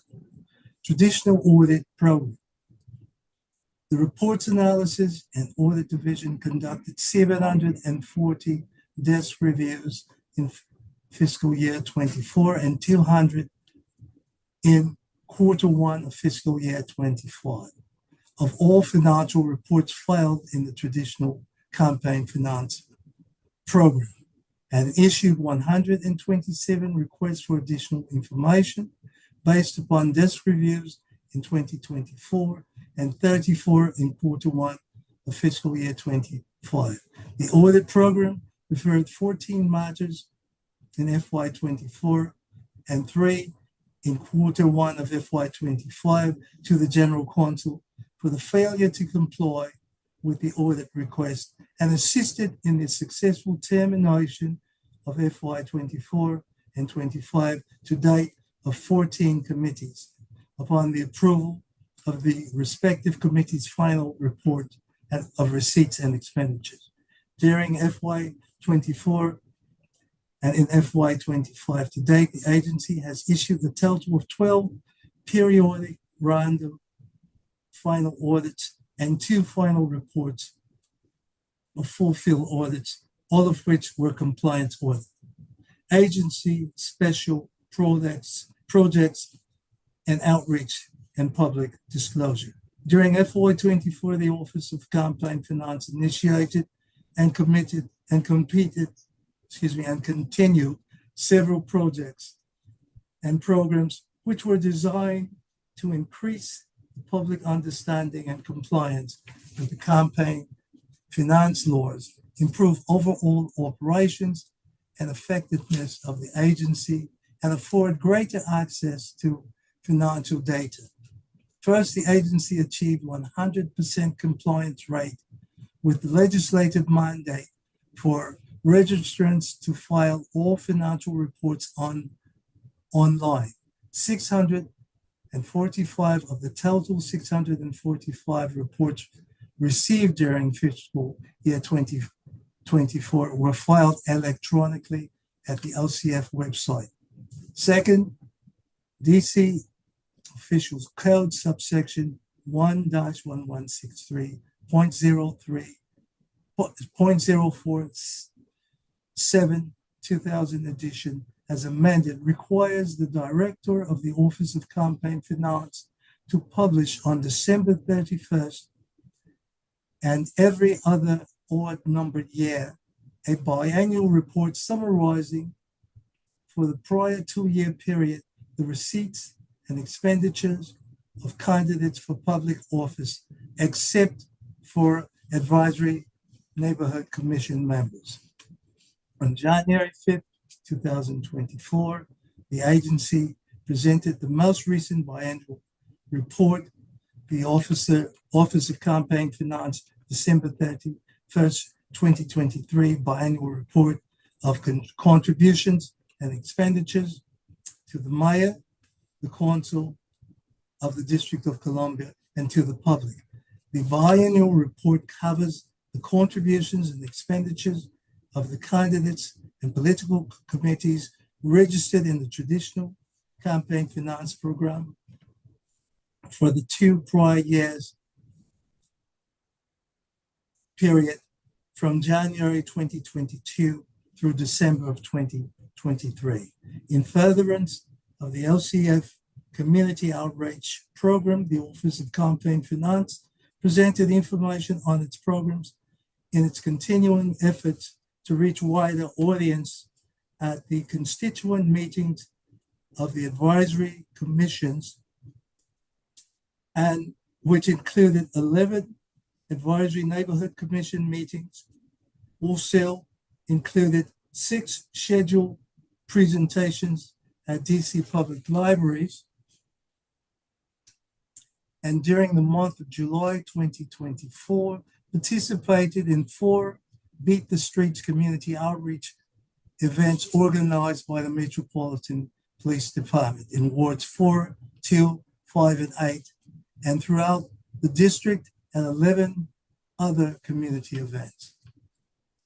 Third, the agency achieved 100% compliance rate by the newly registered committee treasurers, 48, and candidates, 29, during fiscal year 24 and fiscal year 25 to date. The legislative mandate to complete the LCF mandatory entrance conference, the office continues to provide a training module from PowerPoint slides to enable new candidates and treasurers to complete the mandatory entrance conference training online. Last, the Office of Campaign Finance conducted site visits to 21 of the early voting centers open from May 25th, 24 through June 2nd, 2024, to 46 of the vote centers open in June 4th, during the June 4th primary election, and 19 of the 25 early voting centers from October 28th through 2024 through November 3rd, and 41 of the 75 voting centers on November 5th, general election day. The LCF team observed in general during the site visits that campaign disclaimers were properly placed on campaign literature and posters, that activity at the polls adhered to electioneer marker restriction, and that there were no complaints from the public concerning campaign-related activity. During fiscal year 2025, the Office of Campaign Finance will focus on tasks primarily associated with the 2026 election cycle. The covered offices scheduled for election during the 2026 cycle are the offices of Mayor, the Chairman of the Council, the Attorney General, 2 seats at large, and Ward 1, 3, 5, and 6 members of the Council, and Wards 1, 3, 5, and 6 members of the State Board of Education. The agency formulated cost projections for the covered office to be elected during the 2026 election cycle in December 2024 for inclusion in the fiscal year 2026 budget proposal for the Office of Campaign Finance. The Office of Campaign Finance estimated total cost of $32,365,053 will be required for the election fund to fully support the election cycle in 2026 and include $1,970,000 for base amount payments and $30,395,053 for matching payments. The projections assume that 75% of the candidates anticipated to seek certification in the program will meet the maximum caps calculated for matching payments, and that 75% of the candidates will be entitled to the payment of the base amount specified for the covered office to be elected during the 2026 election cycle. The 2026 election cycle will cross fiscal years 2025, 2026, and 2027. And to ensure the available of public funds during the time frame, the allocation of the sum of $32,365,053 was recommended based upon activity anticipated in each fiscal year as follows. The sum of $5,502,059 or 17% in fiscal year 2025.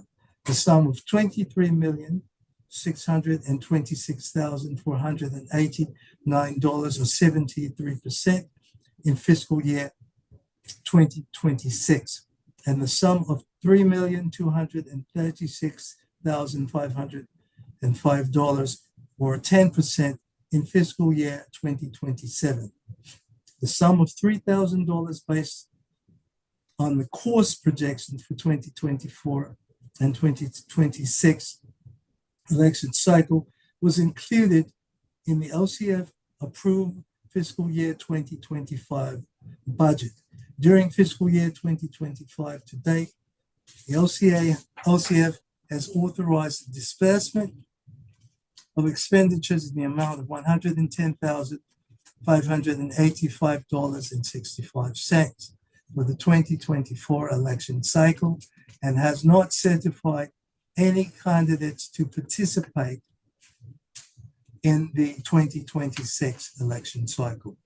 The total sum of $2,889,414 remained in the election fund at the end of fiscal year 2024 for the potential carryover to the election fund for fiscal year 2025.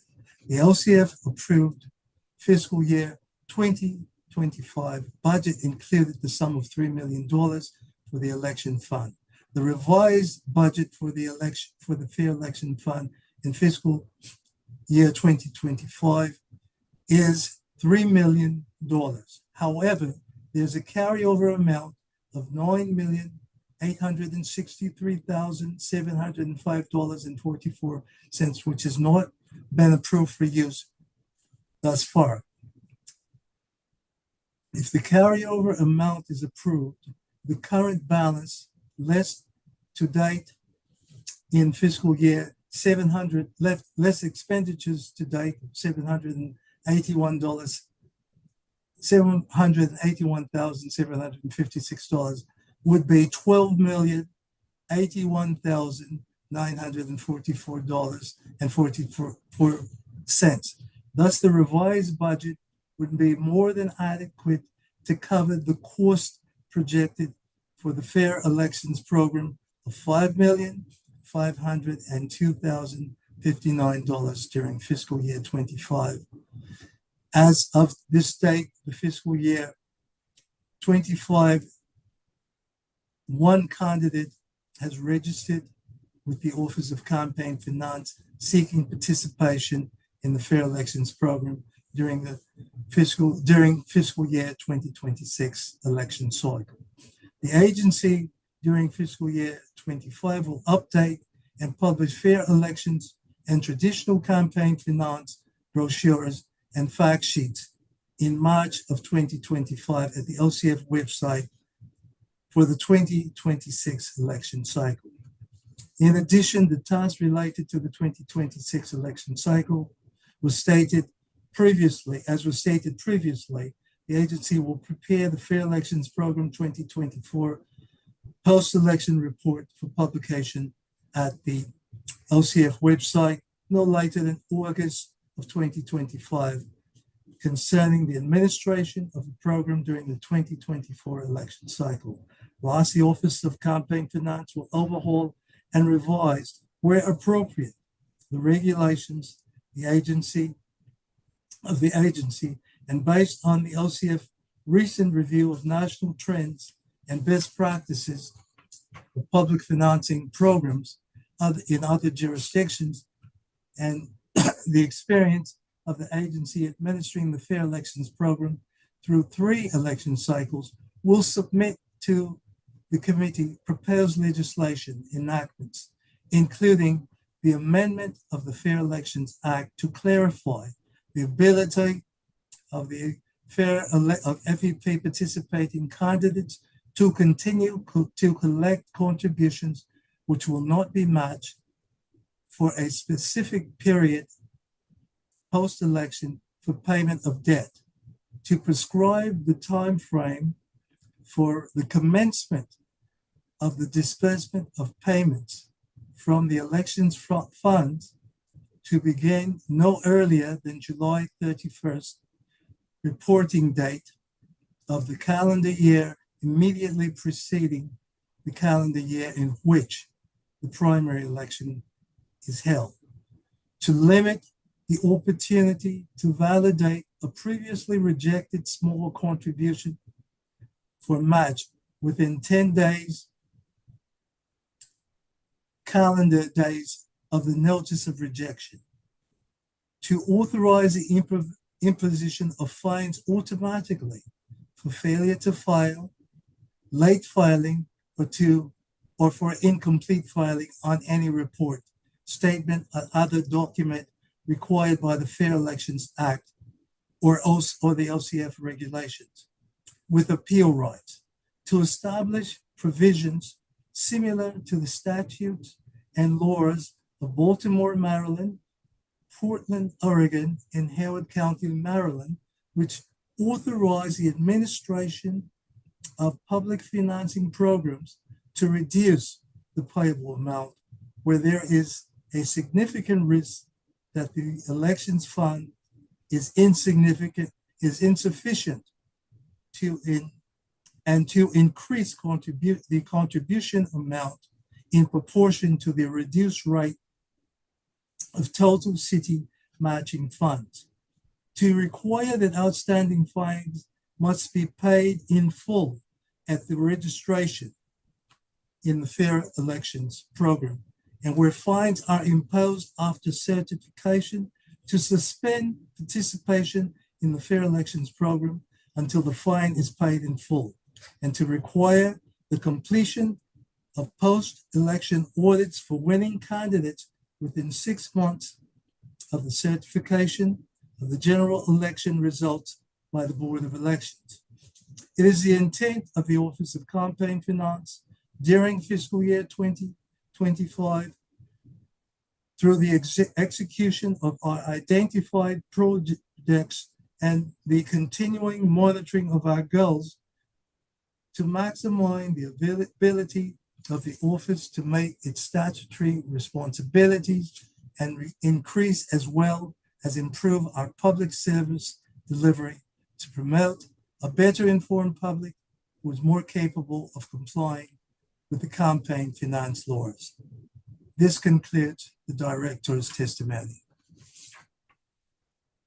Mr. Sanford, thank you so much. I know that was a big mouthful, but you got it all done, and it's a lot of good information in this report.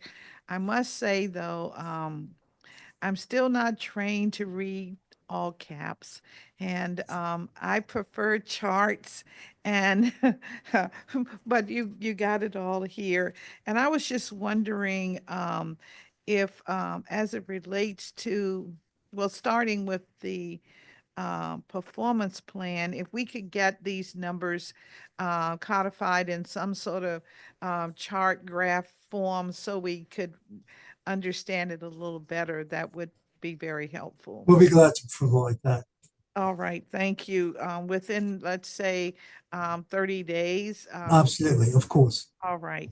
And then on your plan for 2025, particularly as it relates to the amendments that you want to the fair election provision, it looks like these are all items that would make a big difference in what we're trying to accomplish. I must say that at the council level, we were wondering if it's not time to put in place a provision that would reduce the amount of match, which is currently 5 times, to 3 times, and have it triggered by as an amount that is less growth in our budget, our annual budget, if something like that would be in place. And then also keep the provision in the statute that would give the your office the ability to make additional changes if they were warranted, if we knew about the changes in the budget requirements. Let's say, for instance, if we were to move to 3, the match being 3, and let's say we end up with our reserve being dipped even lower, so then we could maybe hold the match process to even 2 times as opposed to 3 times. Or if we ended up having a bonanza the next year, it would could automatically trigger an opportunity for your agency to increase the match to, let's say, 4 or back to 5. If something like that would also be agreeable with your agency. That would be one of our recommendations, to reduce the match when there are budgetary shortfalls, and also to offset that by increasing the rate of the contribution amount. They are generally $200 for mayor, and they go down to $50 for members of the council. And so the contribution amount that one might receive as a candidate or in the fair elections program could be adjusted, which would not increase the match, but perhaps it would increase the contribution amount, and that would offset any budget shortfall that might occur in the fund. All right, that's great. We would like to work with you on that because, in modern times, we never know what the finances will be. We know that we will continue to grow, but the question is at what rate and percentage that we can allocate. So we would love to work with you on that. I also wanted to ask a question about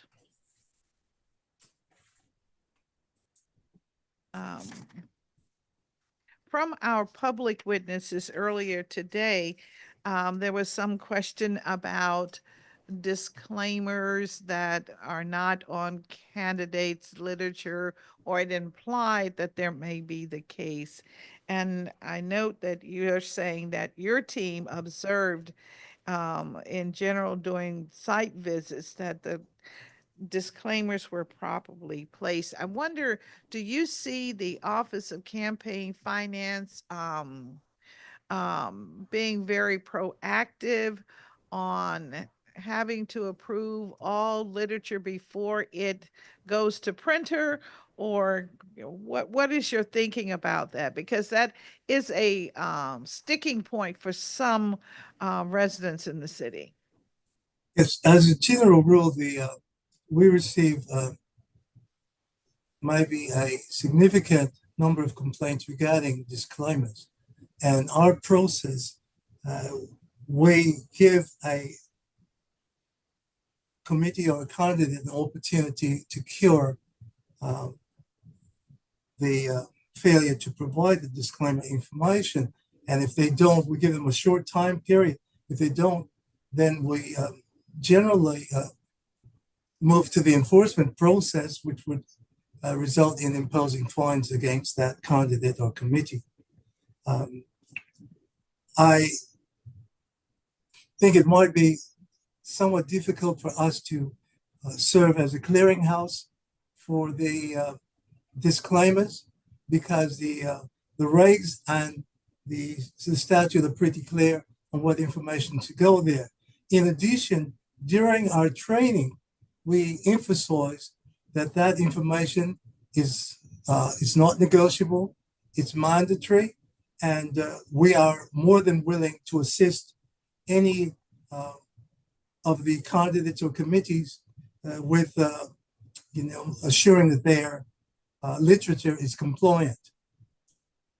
All right, so you're saying that the clearinghouse process may be difficult, but continuing to respond to complaints is the role that the agency takes.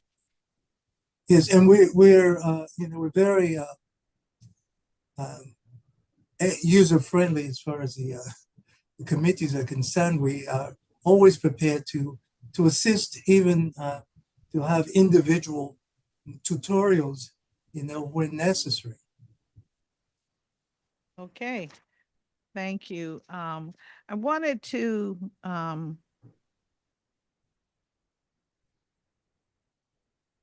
let's see.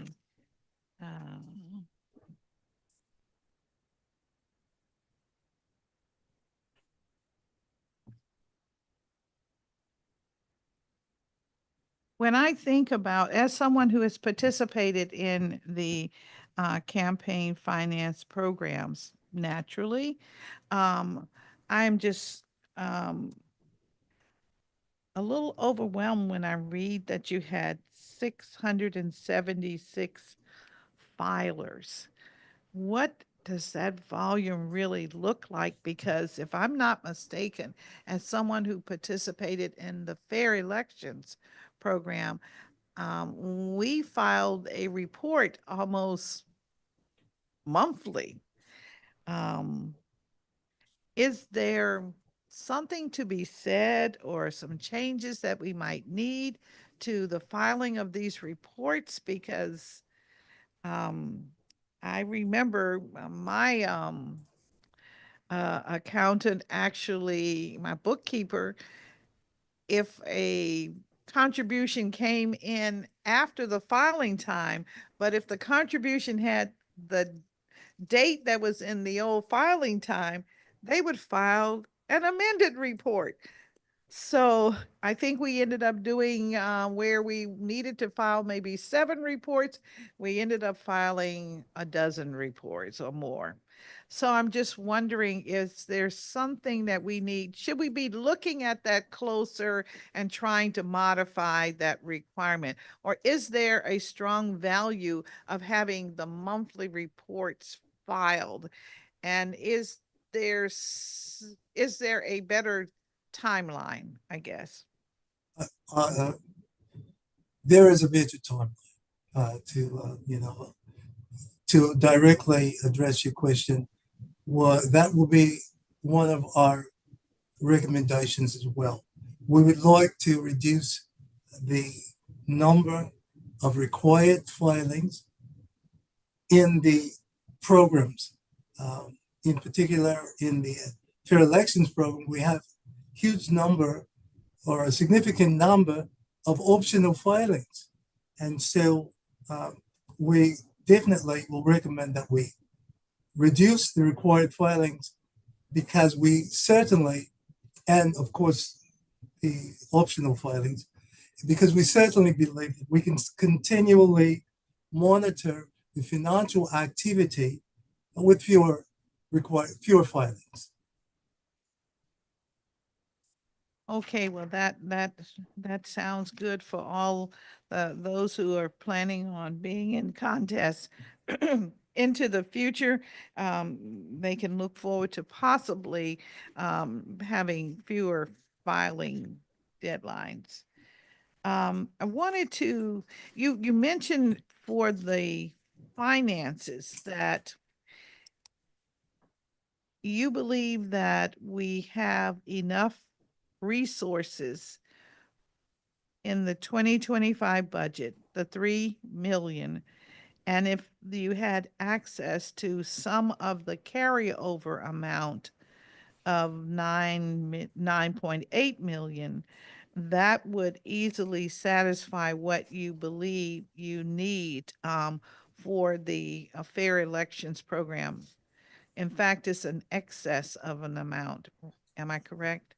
That's correct. And that would also, we did not mention it because at the time of preparation, the issue was not front and center, but that will also cover the cost of special election.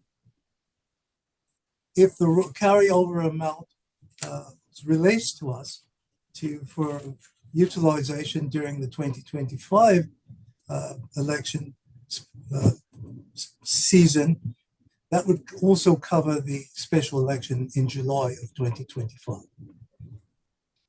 All right. And so do you have a exact number that you think you need to go through, get us through the special election in July? Our estimates are approximately $1.2 million based upon past history regarding what has happened, the number of candidates we anticipate participating in that election, and the number of candidates we anticipate participating in the fair elections program. So it's approximately $1.2 million. All right. Has there been customarily that ANCs who participate in filling vacancies, that they also make expenditures that are filed with the Office of Campaign Finance? The ANC's elections are not governed by either the Board of Elections or the Office of Campaign Finance, but the ANCs are required 60 days after the certification of the election by the Board of Elections to file a summary financial statement with the Office of Campaign Finance. All right. I'm hoping these 34 vacancies that are to be filled, that those candidates are listening so they will know that they there is a filing requirement. So thank you, Mr. Sanford, for that. Trying to get public information out as well. So thank you. Well, we look forward to working with you. Is there any, I mean, you've said a lot, but is there anything else you'd like to add to the record now, and we certainly are looking forward to the budget season with you in April. Well, we just like to thank you, and we are honored to work with you and other members of the council, and we look forward to a fruitful relationship. All right. Well, thank you very much. Thank you, Mr. Sanford. And that concludes our discussion with the Office of Campaign Finance. We're just going to take a 5-minute break, and then we will come to the Office of Inspector General. Thank you very much, sir. Thank you. Good day. Good day.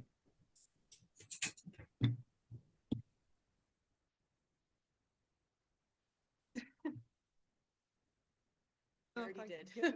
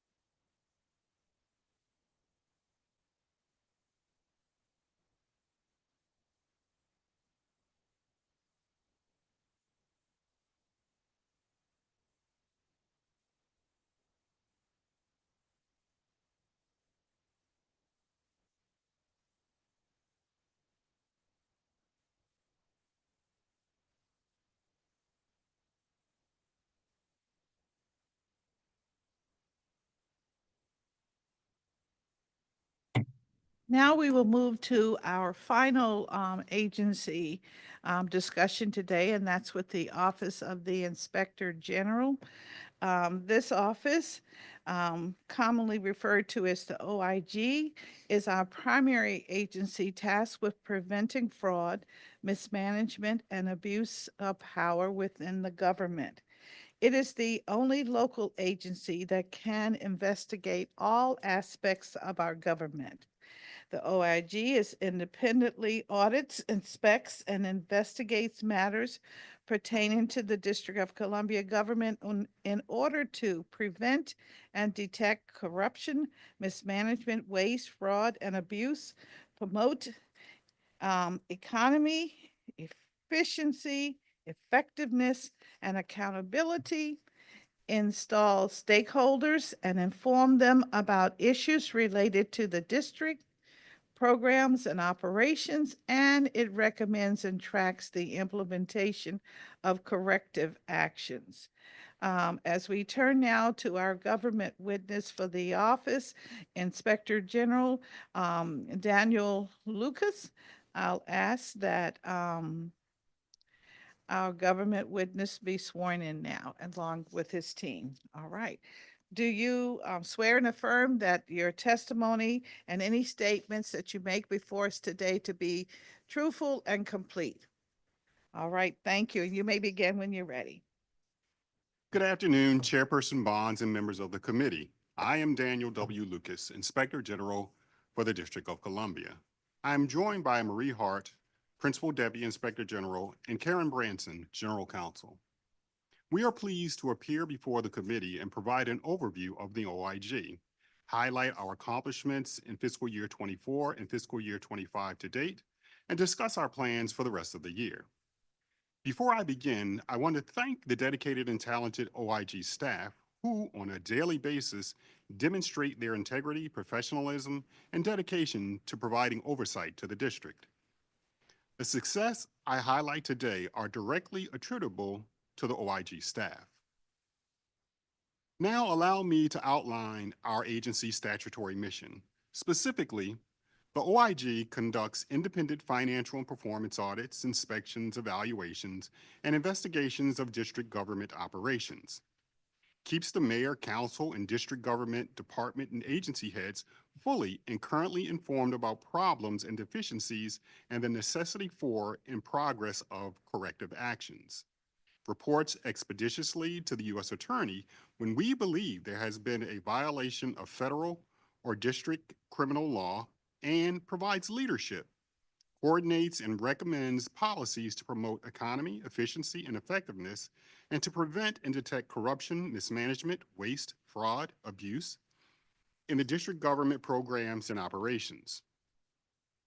Before I speak about our fiscal year 24 successes, I believe it would be helpful to discuss how resources were operationalized to meet our statutory mission.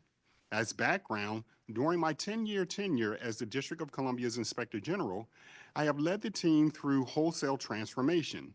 This transformation has resulted in what I refer to as the OIG system.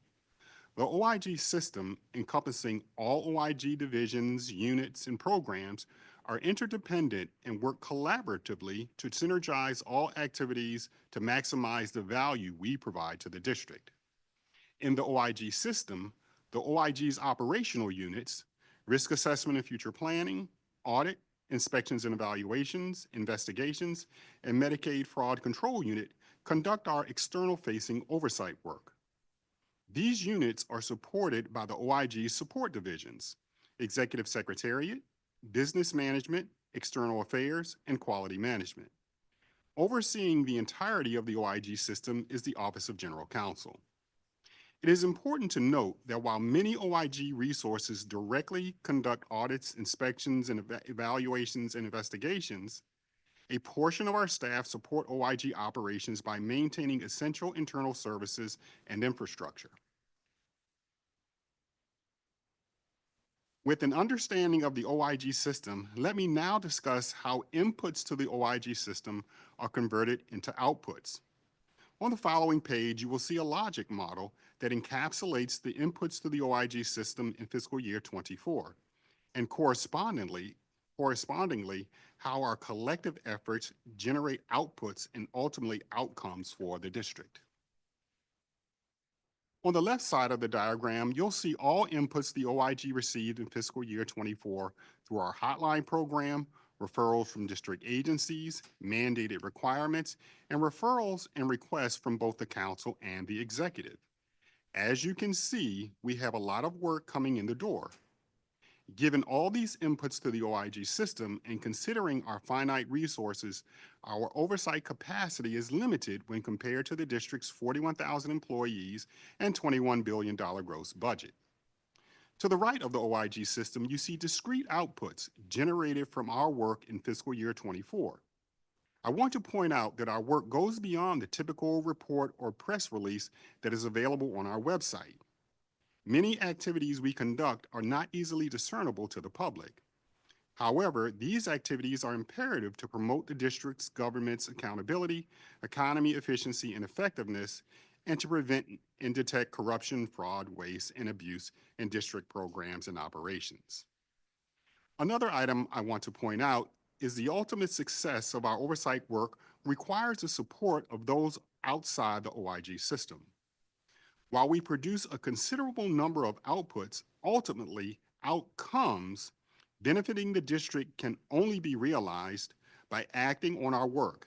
This includes district agencies implementing our recommendations, successful prosecution by the United States Attorney's Office, or civil recoupment by the Office of the Attorney General. Our fiscal year oversight work demonstrates the effectiveness of the OIG system model.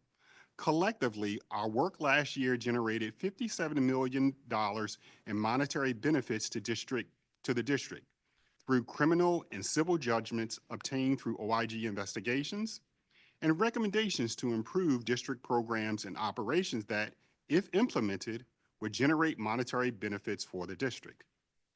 When comparing our fiscal year 24 expenditures to our oversight outcomes, the OIG's overall return on investment was $4 to every dollar invested in the OIG. As noted earlier, part of our mission is to promote accountability, economy, efficiency, and effectiveness of district programs and operations, all to reduce the risk of the district's finite resources being misappropriated or otherwise fraudulently obtained. Our promotion of good government comes through our work to determine whether resources were obtained at reasonable costs while meeting timelines and quality considerations. That's economy. How well resources were converted into an operational output. That's efficiency. And the extent to which a district program or operation is achieving its goals and objectives, that's effectiveness. My office identified audit, inspection, and evaluation engagements through a comprehensive risk assessment process and communicated to the district government and residents in our fiscal year 2024 audit and inspection plan. Allow me to highlight some audit unit and inspection and evaluation unit achievements during fiscal year 24. Our audit unit's successes during the performance period include publishing 2 reports authored by OIG staff, leading the OIG's recommendation follow-up efforts, and overseeing the administration of 25 individual contractor-prepared reports, which include 18 audit opinions and 5 management recommendation reports related to the district's fiscal year 23 annual comprehensive financial audit, as well as the Oversight Programs Assessment Survey and the release of the Events DC fiscal year 22 financial statement audit. In total, AU's work identified 146 recommendations to improve district programs and operations and $37.2 million in potential monetary benefits. A notable report released in fiscal year 24 was the audit of District of Columbia agencies' overtime usage. This report focused on planning, management, and oversight of overtime at 9 district agencies during fiscal year 21. We found that 9 district agencies underestimated overtime needs by 53%, or $31.5 million in total.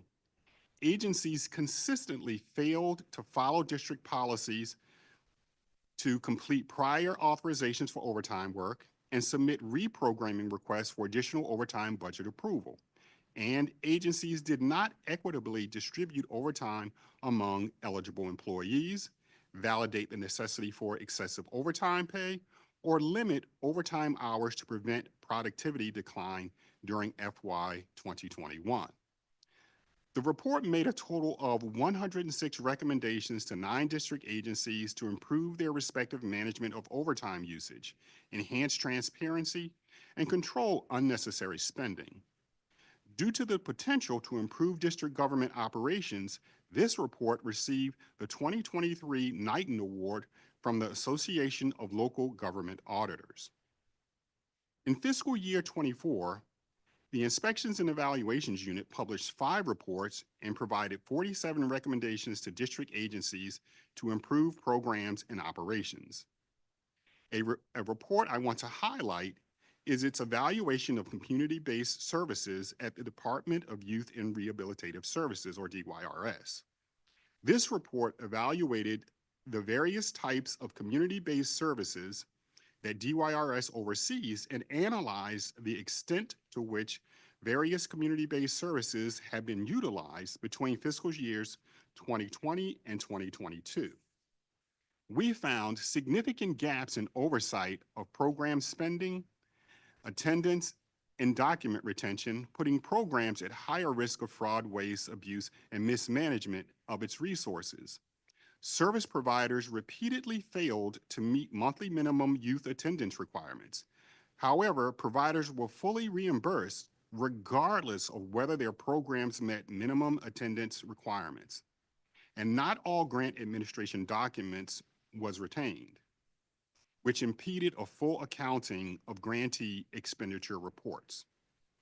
The report made 12 recommendations to DYRS to increase program participation and strengthen internal controls to deter program fraud, waste, abuse, and mismanagement. When risks remain unmitigated or internal controls are circumvented, the OIG's work turns to preventing and detecting corruption, mismanagement, waste, fraud, and abuse within district government. To prevent and detect these matters, the OIG's Risk Assessment and Future Planning Unit, Investigations Unit, and Medicaid Fraud Control Unit work to examine conduct that may constitute a violation of governing law, rule, regulation, or policy. In this regard, complaints brought to the OIG's attention are carefully evaluated to ascertain the veracity of the complaints. If the matter is within our jurisdiction, the allegation appears credible and there is capacity within the OIG system, we will investigate. During our investigations, when we find reasonable grounds to believe there has been a criminal violation of federal or district law, we report these findings expeditiously to the U.S. Attorney's Office.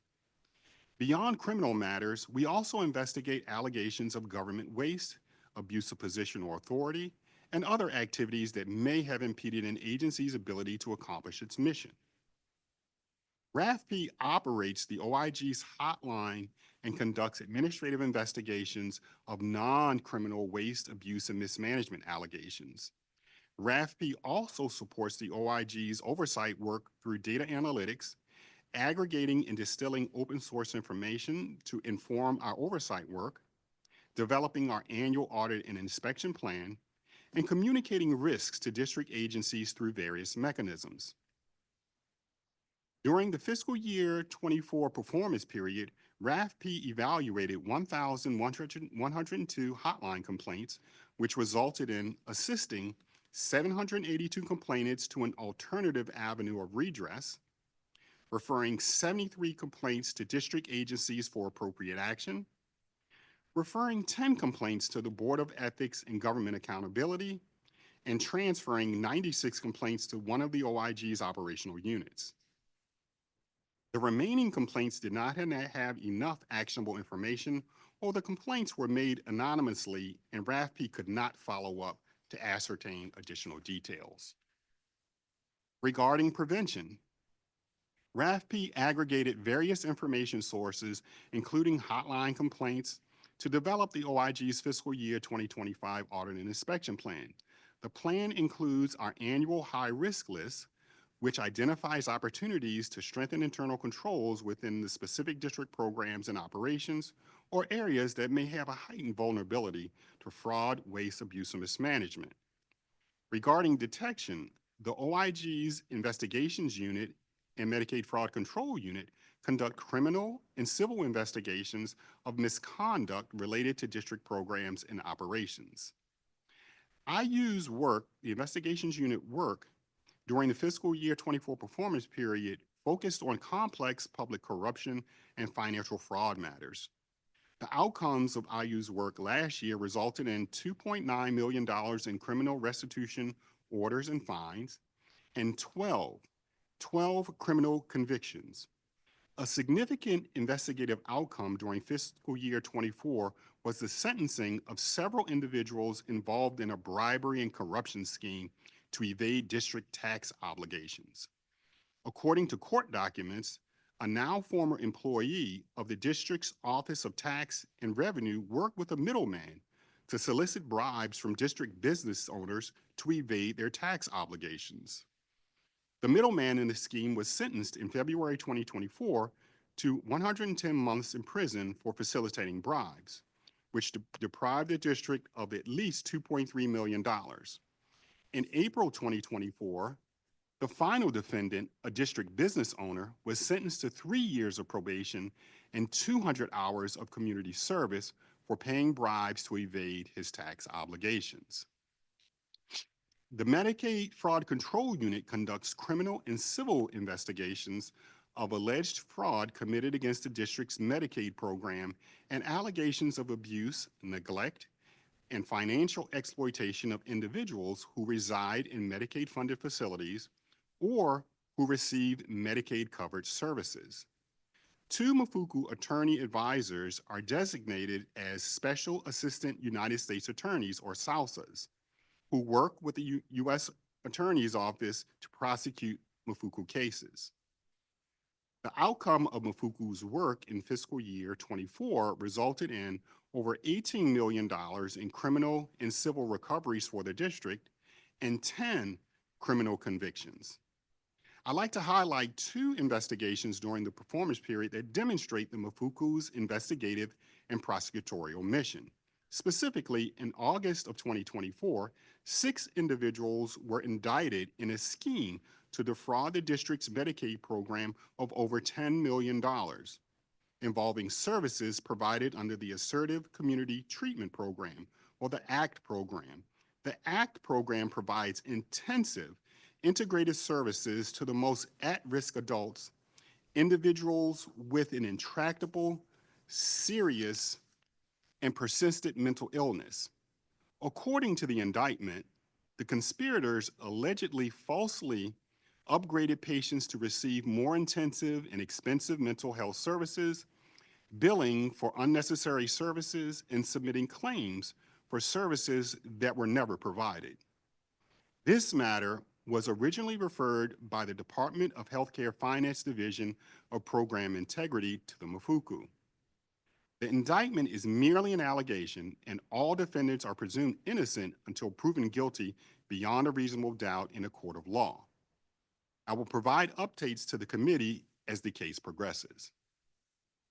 In February 2024, a former employee of a district skilled nursing facility was sentenced to 1 count of criminal abuse of a vulnerable adult or elderly person. According to the court documents, the employee's responsibilities included taking residents outside of the facility. A resident who suffered from physical and psychological disabilities reported that the employee had pushed him from his wheelchair while outside, where he laid for several minutes without assistance from the employee.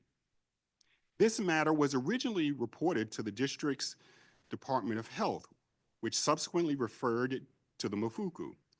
The OIG's Mafuku investigated, and its SAUSA successfully prosecuted the case in District Superior Court. For additional insights into our fiscal year 24 successes, I recommend you read the OIG's fiscal year 2024 report on activities, which can be found on our website. In the first 4 months of fiscal year 25, the OIG has continued to build on the successes I've shared today. As we consider our oversight work for the remainder of the fiscal year, I am keenly aware of the relative uncertainty regarding actions planned at the federal level that may have an impact on the district.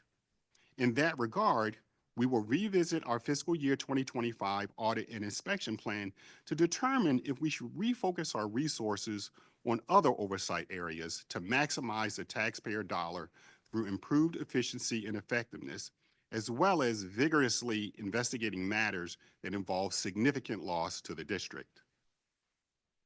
In conclusion, Chairperson Bonds and members of the committee, the OIG's oversight work has never been more important. Taxpayer dollars must be safeguarded, and the district resources must be maximized.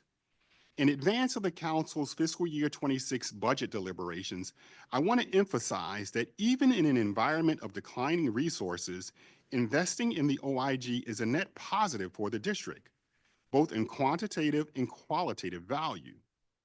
I've shared with the executive the OIG's capacity constraints and corresponding resource needs, and I look forward to visiting with this committee later this year about the OIG's budget request.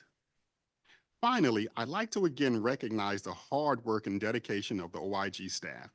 I'd also like to acknowledge the executive and the council for their unwavering support of the OIG. Thank you for the opportunity to discuss the OIG's fiscal year 24 performance, and I welcome the opportunity to answer your questions. Well, thank you very much, Mr. Lucas, for this, I'll say, somewhat glowing report. You've been busy, to say the least, as you seem to always be. And I certainly appreciate learning of the outcomes and the work that you and your team accomplished. So thank you very much for that. I do have my notebook with all of the reports that you sent to us. Of course, I read them overnight. No, I did not. You know, it'll take some time. So next, I will definitely get through them because it's good information. It speaks to the value of our government and how we are on top of preserving the government and the services that people require of our government. So thank you for that. I did want to follow up on some of the things that you shared with us. You indicate that your work has generated $57 million, but actually, I think only 4 million is still with you because the rest of the funds go into the general fund. Am I correct? Yes, ma'am. Okay. All right. And I'm always delighted that you are in this committee, as you well know. And we have a fantastic relationship All with right. your staff. Don't say it too loudly because you know there'll be many who will be saying 4 million. What can we do with that? Yes. As you know, everyone is looking for resources as we move forward. But I certainly appreciate the fact that you are what like DC is considered a donor state in the grand scheme of things with the federal government. You know, we're one of 14 that contribute to the rest of the country. So you are a donor agency. So thank you very much for that. 100%. You mentioned something that does concern me. When you talk about agencies consistently failing to follow district policies, I think it's under your where you're talking about the audit unit. You said agencies did not equitably distribute overtime amongst eligible employees. How prevalent is that? I mean, are you speaking as having surveyed all of the agencies overtime plan or just those that complain? Well, no, this was a planned audit. The scope of the audit included 9 agencies. And what we were attempting to do is get ahead of, the inevitable time when, districts' budgets would be tight. We were looking for opportunities to identify, where money could be saved. And this was one of those engagements that we planned. To specifically answer your question, we did not include all agencies in this particular look. But of the 9 agencies that we did examine, and mind you, just to give a little more context, this was during the pandemic. And agencies, did require additional uh, people to work overtime. But still, there are rules that govern the administration of overtime. And what we typically saw was agencies just completely circumventing the process, not getting pre-approvals for the overtime, not scrutinizing those that were being awarded overtime. And so you could probably extrapolate that across the district. But again, mind you, this was during the pandemic. So we really wanted to send kind of a shot across the bow, to the district and say, look, overtime is a useful tool for the district. However, it should be used in accordance with the policies that are on the books so we can control spending. I appreciate hearing that. I would just request that you take a look at these agencies today, now that we're out from the pandemic era, and see how they are applying overtime. I would be curious as to what is going on. I mean, I'm not suggesting you just need to do a audit just for the sake of doing an audit. I just think of your agency as being one that can inform us as to how to put in place better policy and approaches. So might want to have, a staff to just sort of look at what is the outcome now? How are they progressing? Yes, ma'am. And part of the audit process is a follow-up process where we make recommendations. We periodically check in with those agencies to check the implementation of those recommendations, and we certainly will do with this engagement. All right, and I'm sure MPD was one of the agencies Yes. included. I view with curiosity that annual report of what I consider at least excessive overtime, where some officers make well, almost 3 times their salary in overtime. And I just wonder if that's a good use. Do we need more officers? The answer is probably yes, in order to get the work done. Yeah, in this particular engagement, what we also found was, where we did find individuals, receiving excessive overtime, we learned that there's some diminishing returns when people work excessive hours. Yes. So they can't be effective as they are at hour 16 as they were at hour 4. And we did point that out in our audit. All right. So you were recipient of the Knightston Award in 2023. So are you shooting for that for 2025? Yeah, what we try to do is submit at least one of our audit engagements for award. The audit team, they do exceptional work, and they should be recognized by their peers. Yes, definitely. I thank you for that. I'm also very curious about the DYRS report, and it is very concerning. As you know, we're trying to turn the corner on that agency. I would hope that you are going to keep your eye on it. I'm sure Mr. Sam Abed, the director, would welcome that, to hear from you. Okay.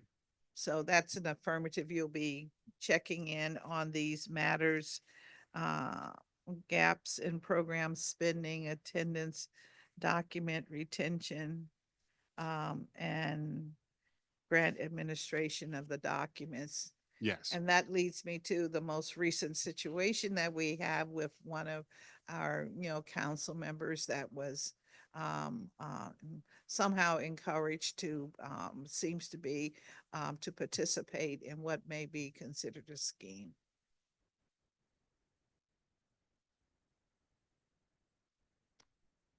You will keep us informed about that. Yes, as a matter of fact, we just announced an engagement to look at the effectiveness of the violence programs across the district.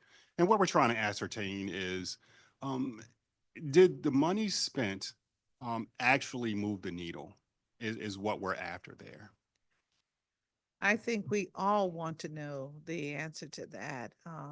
So now you are famous for being very deliberate and very detailed. And are we going to get a report in 3 months, 9 months, Okay. 18 months? I'm going to be very deliberate and detailed in doing that work. We really just announced that engagement, I want to say about 2 weeks ago. Okay.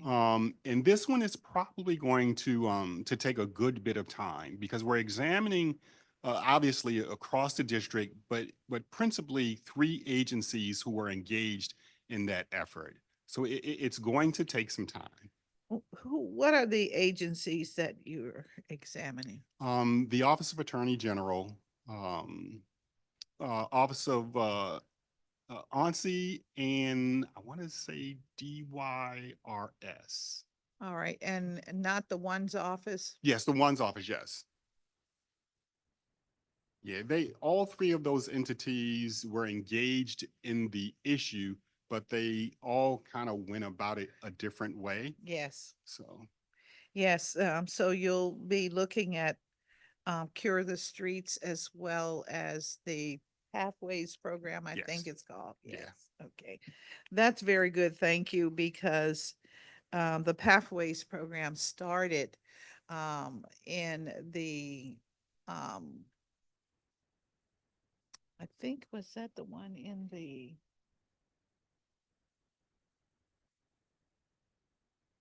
in Donahue's shop? Yeah. Yeah. In the city administrator's office. And I think now it's kind of more, I think the Pathways program is almost exclusively moved to the one's office, I think it is now. So we city administrators in this committee, so I'm always nervous about any of these things. Not nervous, but want to make sure that we know what's going on with these programs. And you'll be happy to know we're working with the city administrator because he's looking for answers Oh, as well. definitely, definitely. Okay. Oh, my goodness. Well, we were just looking at most recent news where former one's director may have been charged with some activity. You probably know more about this than I do, but we try to be up to date as well. So that if you need to say anything on any matter that we are up to date on, that we can get your comments. So thank you very much for that. Acknowledgement. You mentioned that the risk assessment and future planning unit assist, well, it referred 10 complaints to Bega. What triggers referrals to Bega? Is it exclusively complaints about employee behavior, or is it something else? Yeah, all of our referrals to Bega implicate the employee code of conduct. Okay. And we meet on a quarterly basis with Bega, to talk about our cases that we're mutually interested in.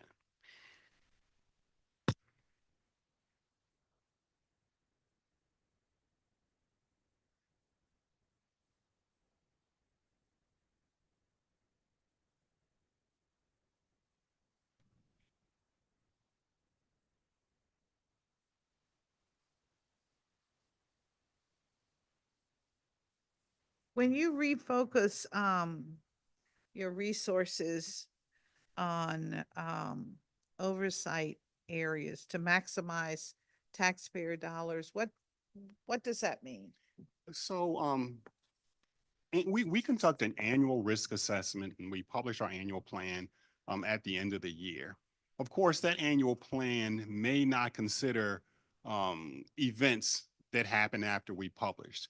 And in this particular environment, with the changes that are coming down, from the federal government, what we endeavor to do is, ask ourselves, should we engage in what we plan to do, or should we focus on other matters, where the federal government's new policies implicate changes for the district? So what we want to do is be helpful in this environment and help stakeholders find opportunities to become more efficient or to save money. So that's what we endeavor to do by this revisiting the annual plan. All right, I appreciate that because as you know, with the layoffs that are happening at the federal level, there is the potential for the DC's UI program to be exhausted. I'll just be honest. During COVID, we spent quite a bit of money through that process, but we were reimbursed by the federal government. Because of the circumstances of the layoff, we are concerned as to whether or not we will be reimbursed dollar for dollar. Right. And I don't know if you have any thoughts about how we might go about making sure that we get that reimbursement. It would be very helpful. I'm not sure I can help in that regard. All I can do is, if the decision is made, help stakeholders, find opportunities to make up for those resources. All right, we may need that. The agency requests reimbursements rather frequently, so we're hoping that will happen. I guess I'm also thinking about how do we determine what might be the amount of expenditures that we should anticipate? And I know that's not something that you will can directly answer, but I do have questions about what is going on as it relates to our UI, or can happen as it relates to our UI. And if you recall, during COVID, there were about 70,000 claims, questionable claims that we had. And to date, I think we're down to maybe like 3,000, I think that. So in other words, the claims process continues. And I don't know, maybe this is something you might want to look at. What are the remnants of that claims process, which might, I guess, inform us into the future? Because it's my understanding we do not get reimbursed until those claims are settled. Right. And during the pandemic, we did look at DOES and the UI program. And as we all know, the system was overrun. Yes. With claimants. But we did identify some recommendations where they could improve their processing. And I would, encourage, the administration to go back and revisit that particular report because it's likely to happen again. Yes. With the direction that's coming out of the federal government. Yes. I'm thinking about other services that are provided by that agency is so vital to us. And it comes to mind the issue of vendors that sign up to do a training, employment workforce training.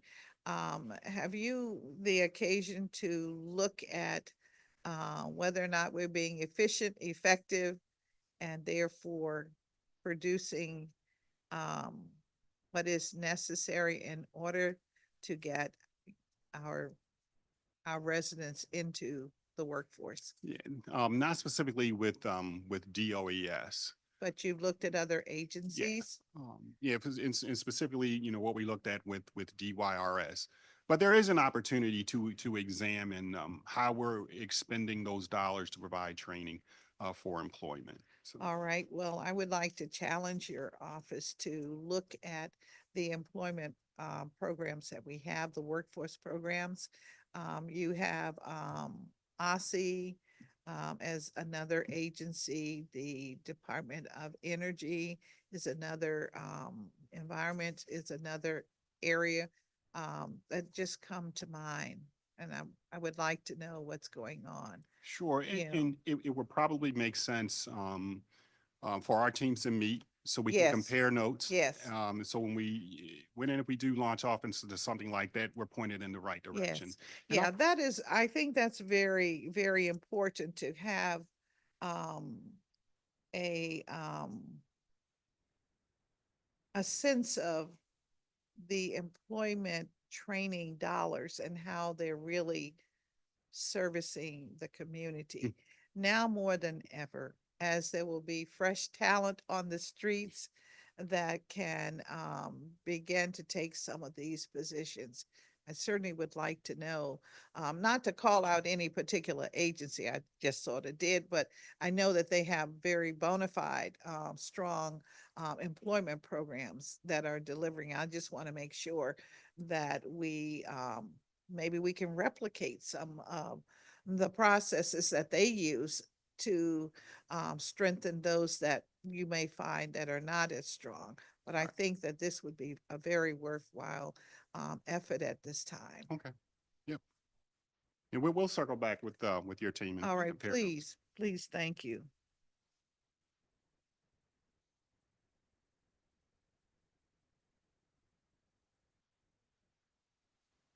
I'm looking at my notes of questions to you. And the reason I'm not going like, you know, through all 65 is because I'm picking and choosing and you have answered many. So that's not necessary. Are there any task forces or committees, advisory boards, or membership organizations in which the agencies participate with you, such as I'm thinking about the National Association of Medicaid Fraud Control Units or Yes. Association of Certified Fraud Examiners, ACFE, Law Enforcement and Government Alliance? Yes, all of the above. Okay. Yeah, my director of the Mafuku, he is a member of the National Association of Medicaid Fraud Control Units. He's part of the Eastern Region Executive Committee. He's also on the Developmental Disabilities Fatality Review Committee. Okay, And we also have a member of our Office of General Counsel who's on the Board of Review for Anti-Deficiency Violations. okay, great.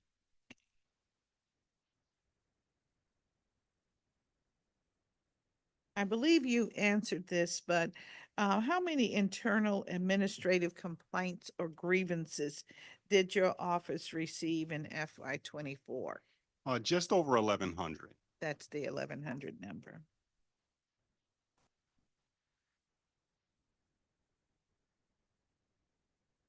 Has your office paid out any settlements to resolve any internal complaints made by your employees? Yes. Give me a second. All right.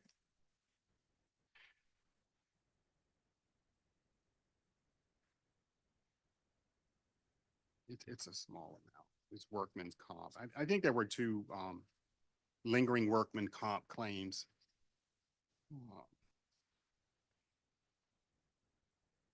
And what's the total amount? Yeah.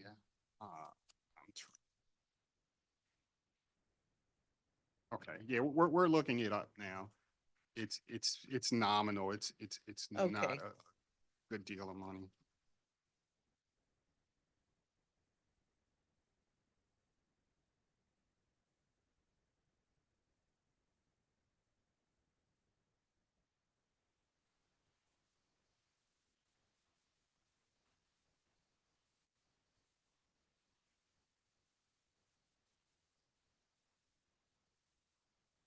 Councilmember, in fiscal year 2024, we paid out $77,759.72 under Okay, workers' comp. 77,000. Yeah, that's All correct. right, thank you.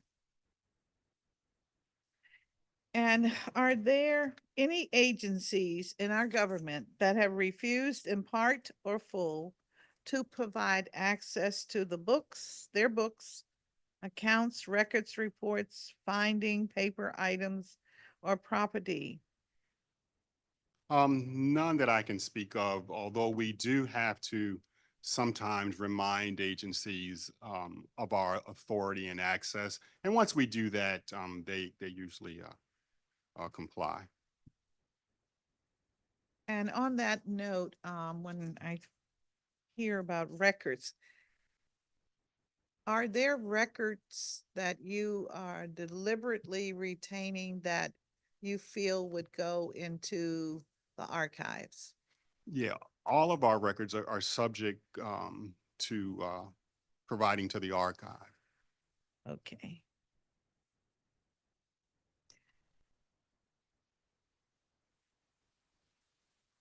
How many employees in your office currently are authorized to carry a firearm? It's a total of 28. Okay. And for what purpose? To conduct criminal investigations, and it's for protection. For their protection? Yes, for their protection. Yes. Okay. Have there been incidents that would cause you to think this is a necessary step for employees to carry firearms? It's absolutely necessary for the work that the special agents do. They never know what they're going to encounter when they're out in the field. So they need to have, something to protect themselves. And it's not just, a firearm. And we've also been recently approved to carry less lethal weapons like a baton. But we've never had to engage in my tenure here using any sort of force. Okay. So how many investigations of fraud and abuse in the administration of the Medicaid program were initiated in 2024?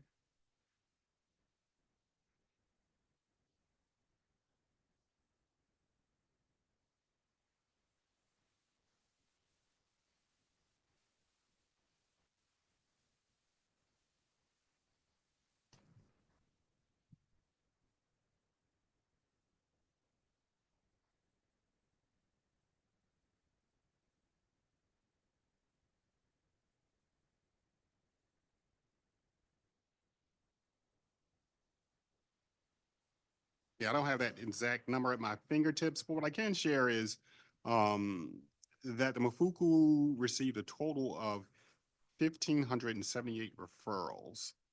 1,500? Yeah, referrals. That means one of the stakeholders that they work with send them information for consideration for investigation. And so how many investigations did they mount? Right. Trying to pull that Okay. data up.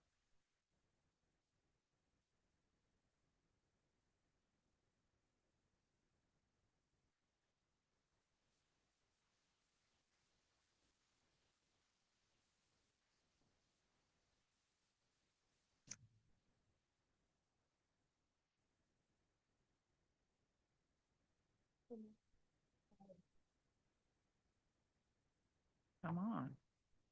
There, now you got it. Okay. Yes, ma'am.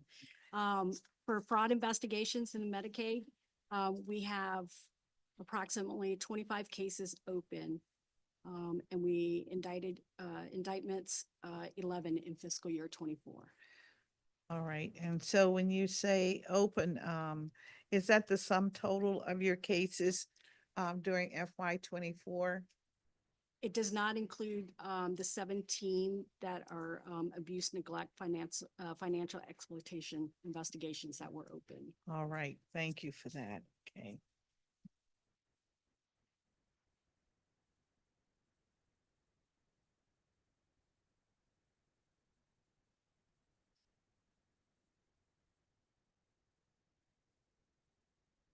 Did the DC government spend all of its opera-related funding in a timely manner?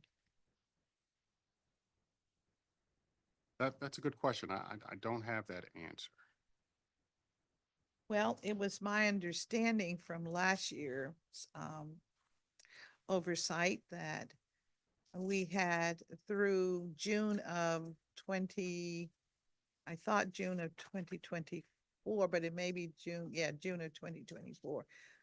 Have they spent all their money, or is that an area that you would not have information on? Yeah, I would not have that information. That's probably something you're gonna have to get from the CFO. Okay, does your office have any plans in place to ensure rigorous oversight and transparency regarding the use of federal funding going into the future? Yeah, so federal funding, local funding, we don't discriminate. So if the dollars enter into the district, we provide oversight. And that would also include the money that came in for pandemic relief. So All right. whatever the dollars are, we don't discriminate. Okay, so how many dollars have you done oversight and transparency for as it relates to FY 24? Are you telling us that it's the entire $22 billion budget that you are doing oversight, or is it a different number? No, it isn't really a number. Our work is driven by risk. You know, where we see risks to a program being inefficient or risks to a program, you know, where people can commit fraud against it, that's where we engaged. But we like to say we do provide oversight over the entire budget. We just pick and choose where we believe the highest risks are. So in 2023, 2024, in that cycle, what were some of the areas? What were the areas that you selected as high risk areas?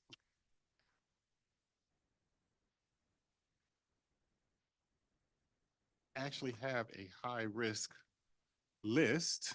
Okay, Let me, it's in one of the documents you provided? yeah, it's part of our annual audit and inspection plan. Okay. My deputy, she's gonna go ahead Must and be share this that. one. I see your annual report of activities. Yeah, but we also put out an annual plan of the work that we're going to be doing in the forthcoming year.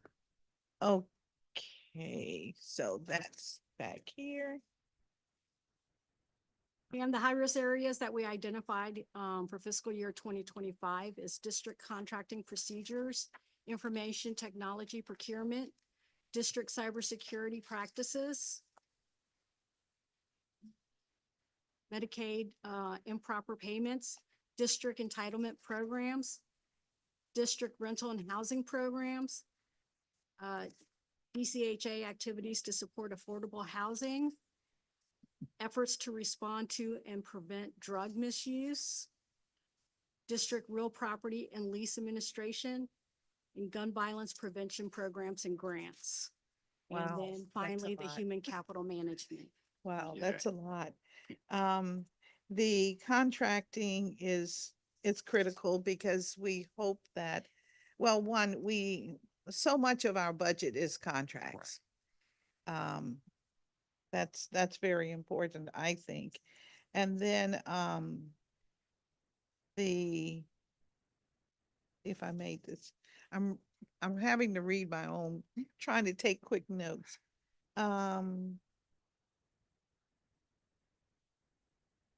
Rental rental housing. Yeah. And then you said something about, I don't have this last one. Okay. Oh, it's that report. I can find that. It's in that report. Ah, okay. Is this? And it starts. I don't know if I have that. I don't think I have that one downloaded. Yeah, okay. Okay. We don't have that. So I will look at your fiscal year 25 audit and inspection plan. That's where I will get Yes. those. Okay, thank you.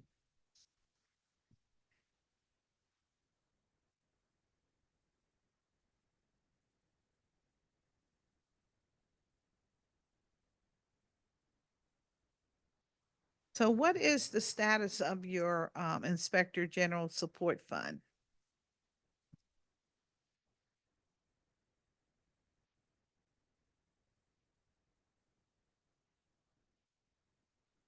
For fiscal year 25, we rolled over 1.4 million, and that has been encumbered for operational needs.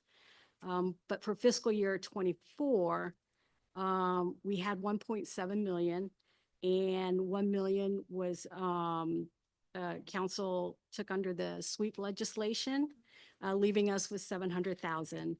And we used the $700,000 for legislative required projects. All right. Thank you very much. And I'll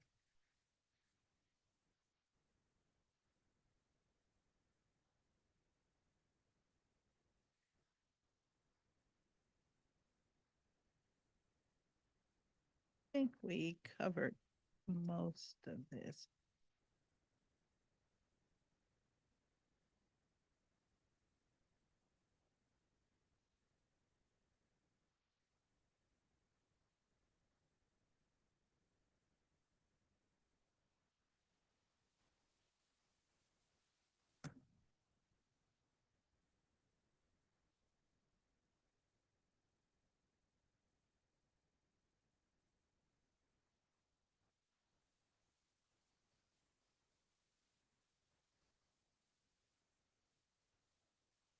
I'm looking at your assessment of risk as it relates to the contracts evaluated and the appropriate course of action determined within business days. This kind of graph, if that helps. You have so many documents that you've shared with us. It's under your performance measures. And government operations, you mentioned that your total monetary benefits, it was new in 2023. Will you be tracking monetary benefits, criminal recoveries, civil recoveries, administrative actions, indictments, convictions? I think I know the answer to the last two. That's, usual. Will this be a part of your graphs for the future? Okay. Yes, and they're kind of accurate, depictions on the effectiveness of the office. That's the way we measure, our success. Anytime we can, identify areas where the district can improve, where we see money going places where it shouldn't, and of course, us holding people accountable for wrongdoing. Let me ask you, when you say, when you see this, is your work, I know it's generated to some degree by you having a plan, as you have articulated and as this document, indicates. But do you, um, work exclusively in guidance from your plan? Or do you respond to external requests for your Okay, review? The plan is a plan. Okay. We pride ourselves on being nimble. We pay attention to what's going on in the district, things that might affect the district, and we will pivot in a moment's notice and focus our energy where it needs to be. So sometimes, what we have on the plan, we may never get to, and we'll let our stakeholders know that. We believe where we provide the real value is addressing risks that are currently happening. And sometimes, our plan is reflective of what happened in the past. So, we're continually monitoring what's going on in the district. We're identifying risks, and when we need to pivot, we pivot. All right, so should I take it that you are already looking at the contracting process to the extent of understanding how it might differ from agency to agency? What are the safeguards or the guardrails we need in place to, I guess, to quickly monitor occasions of potential fraud and all of that? Yeah. So we have a legislative requirement to annually evaluate the district contracting. Okay. And so I think, in our plan, we've got 2 or 3 engagements, that look at contracting. So when we do those looks, if we see something, that looks like, it may be fraudulent, that gets sent over to the investigators. We do that with everything that we do. That includes, work that's done, with the CAFR, all of our audits, all of our inspections. We look for things that don't look right. The auditors may not engage that issue. They'll just document it, and they'll send it over to the investigators to address.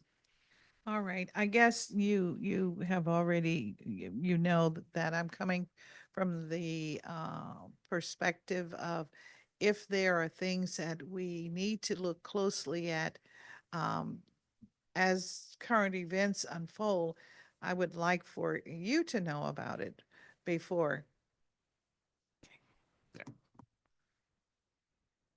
Yeah, we're good at being nosy. All right, all right.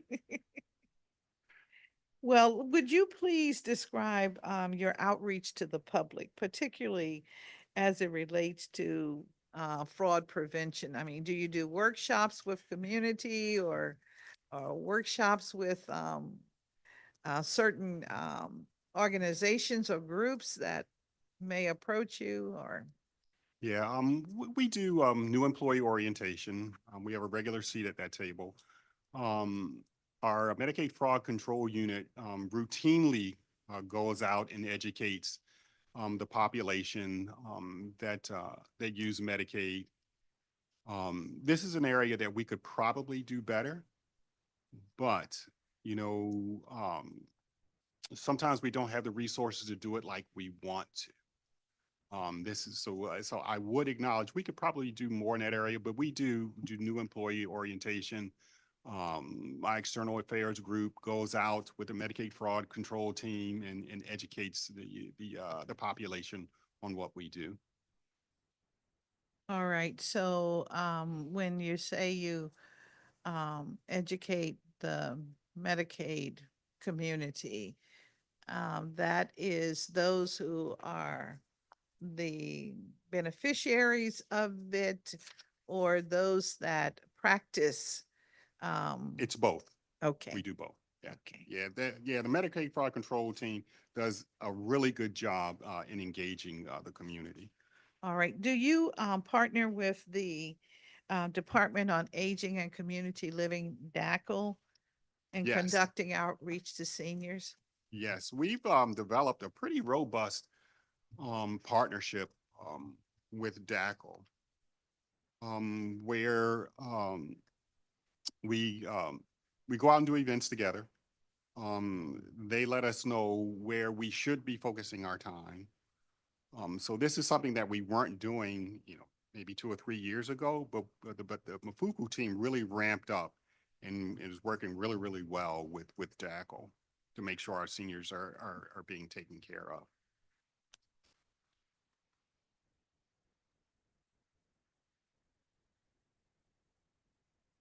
Does your agency currently have an internship program? Yes, we do. We do. We over the years, we've had a handful of interns spend time with us.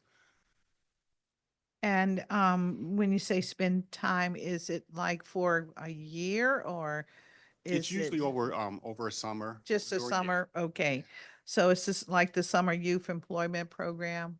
Yeah, but we have not had individuals from the summer youth employment program. The interns we usually get are folks from the colleges, folks that are in attorney legal programs, folks who want to be investigators, those types of individuals. It's usually someone with a particular skill set or being trained with that particular skill set that we use in our office. So how do you find these people? They sometimes it just folks just reach out to our office. You know, looking now for you're going to have a opportunities. lot of reaching out. It's gonna be coming to you. Okay, I appreciate that. Um, and are you open to the summer employment program? Open to maybe having one or two students in your shop during the summer, the 6-week program? Yeah, I'll say I'm not opposed to it, but let me talk to my HR director to make sure we can provide a meaningful experience for them. That's And this is important. something that I always talk to my staff about. Don't just bring an individual in and just, kind of give them menial tasks to do. We want to make sure they have a meaningful experience that's going to inform their career decisions. Well, I appreciate that. And we as a government are very anxious for our young people to have opportunities within our government. And having an opportunity in an office like yours would probably certainly be different from going to working in Parks and Rec or even the environment or energy office. But certainly we are focused on trying to get as many of our agencies to have young people in with them. Sure. That's the only way they Yeah. can become adults, full-fledged adults, and we're really anxious for that. Right. 100%. So if you sign on and know the program starts in a few months, the applications are already, out on the street for our young folk. Okay. We'd appreciate that.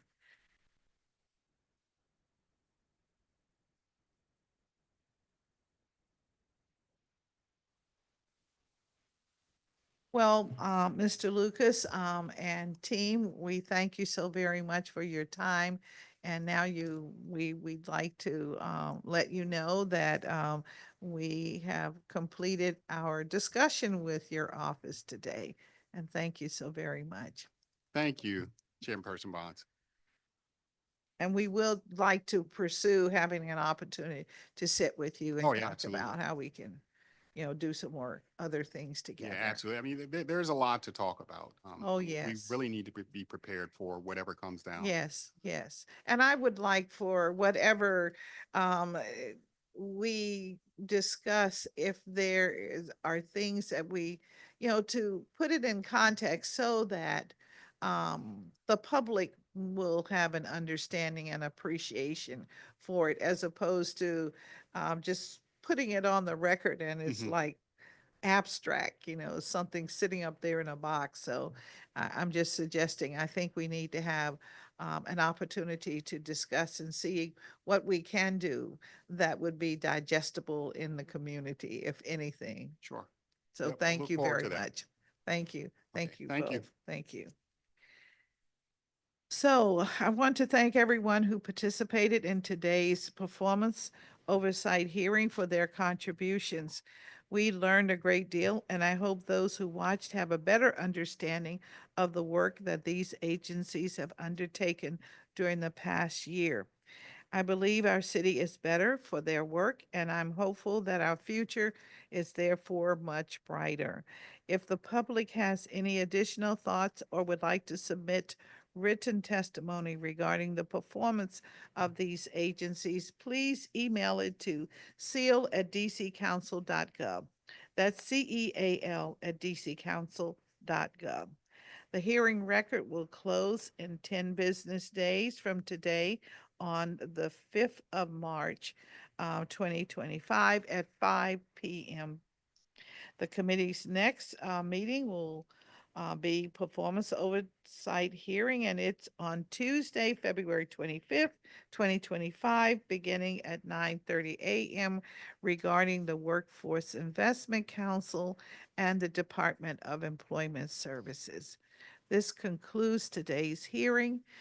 With that, I want to thank my team, the trustee lieutenants that make sure we get things done here. And, you know, we didn't go as deep as we could have, but we're respectful of the time and place. Okay. So with that said, the time is now about looks like 5:28 p.m. on February 19th, 2025, and this meeting is adjourned on the same day in which we started. Thank you, everyone.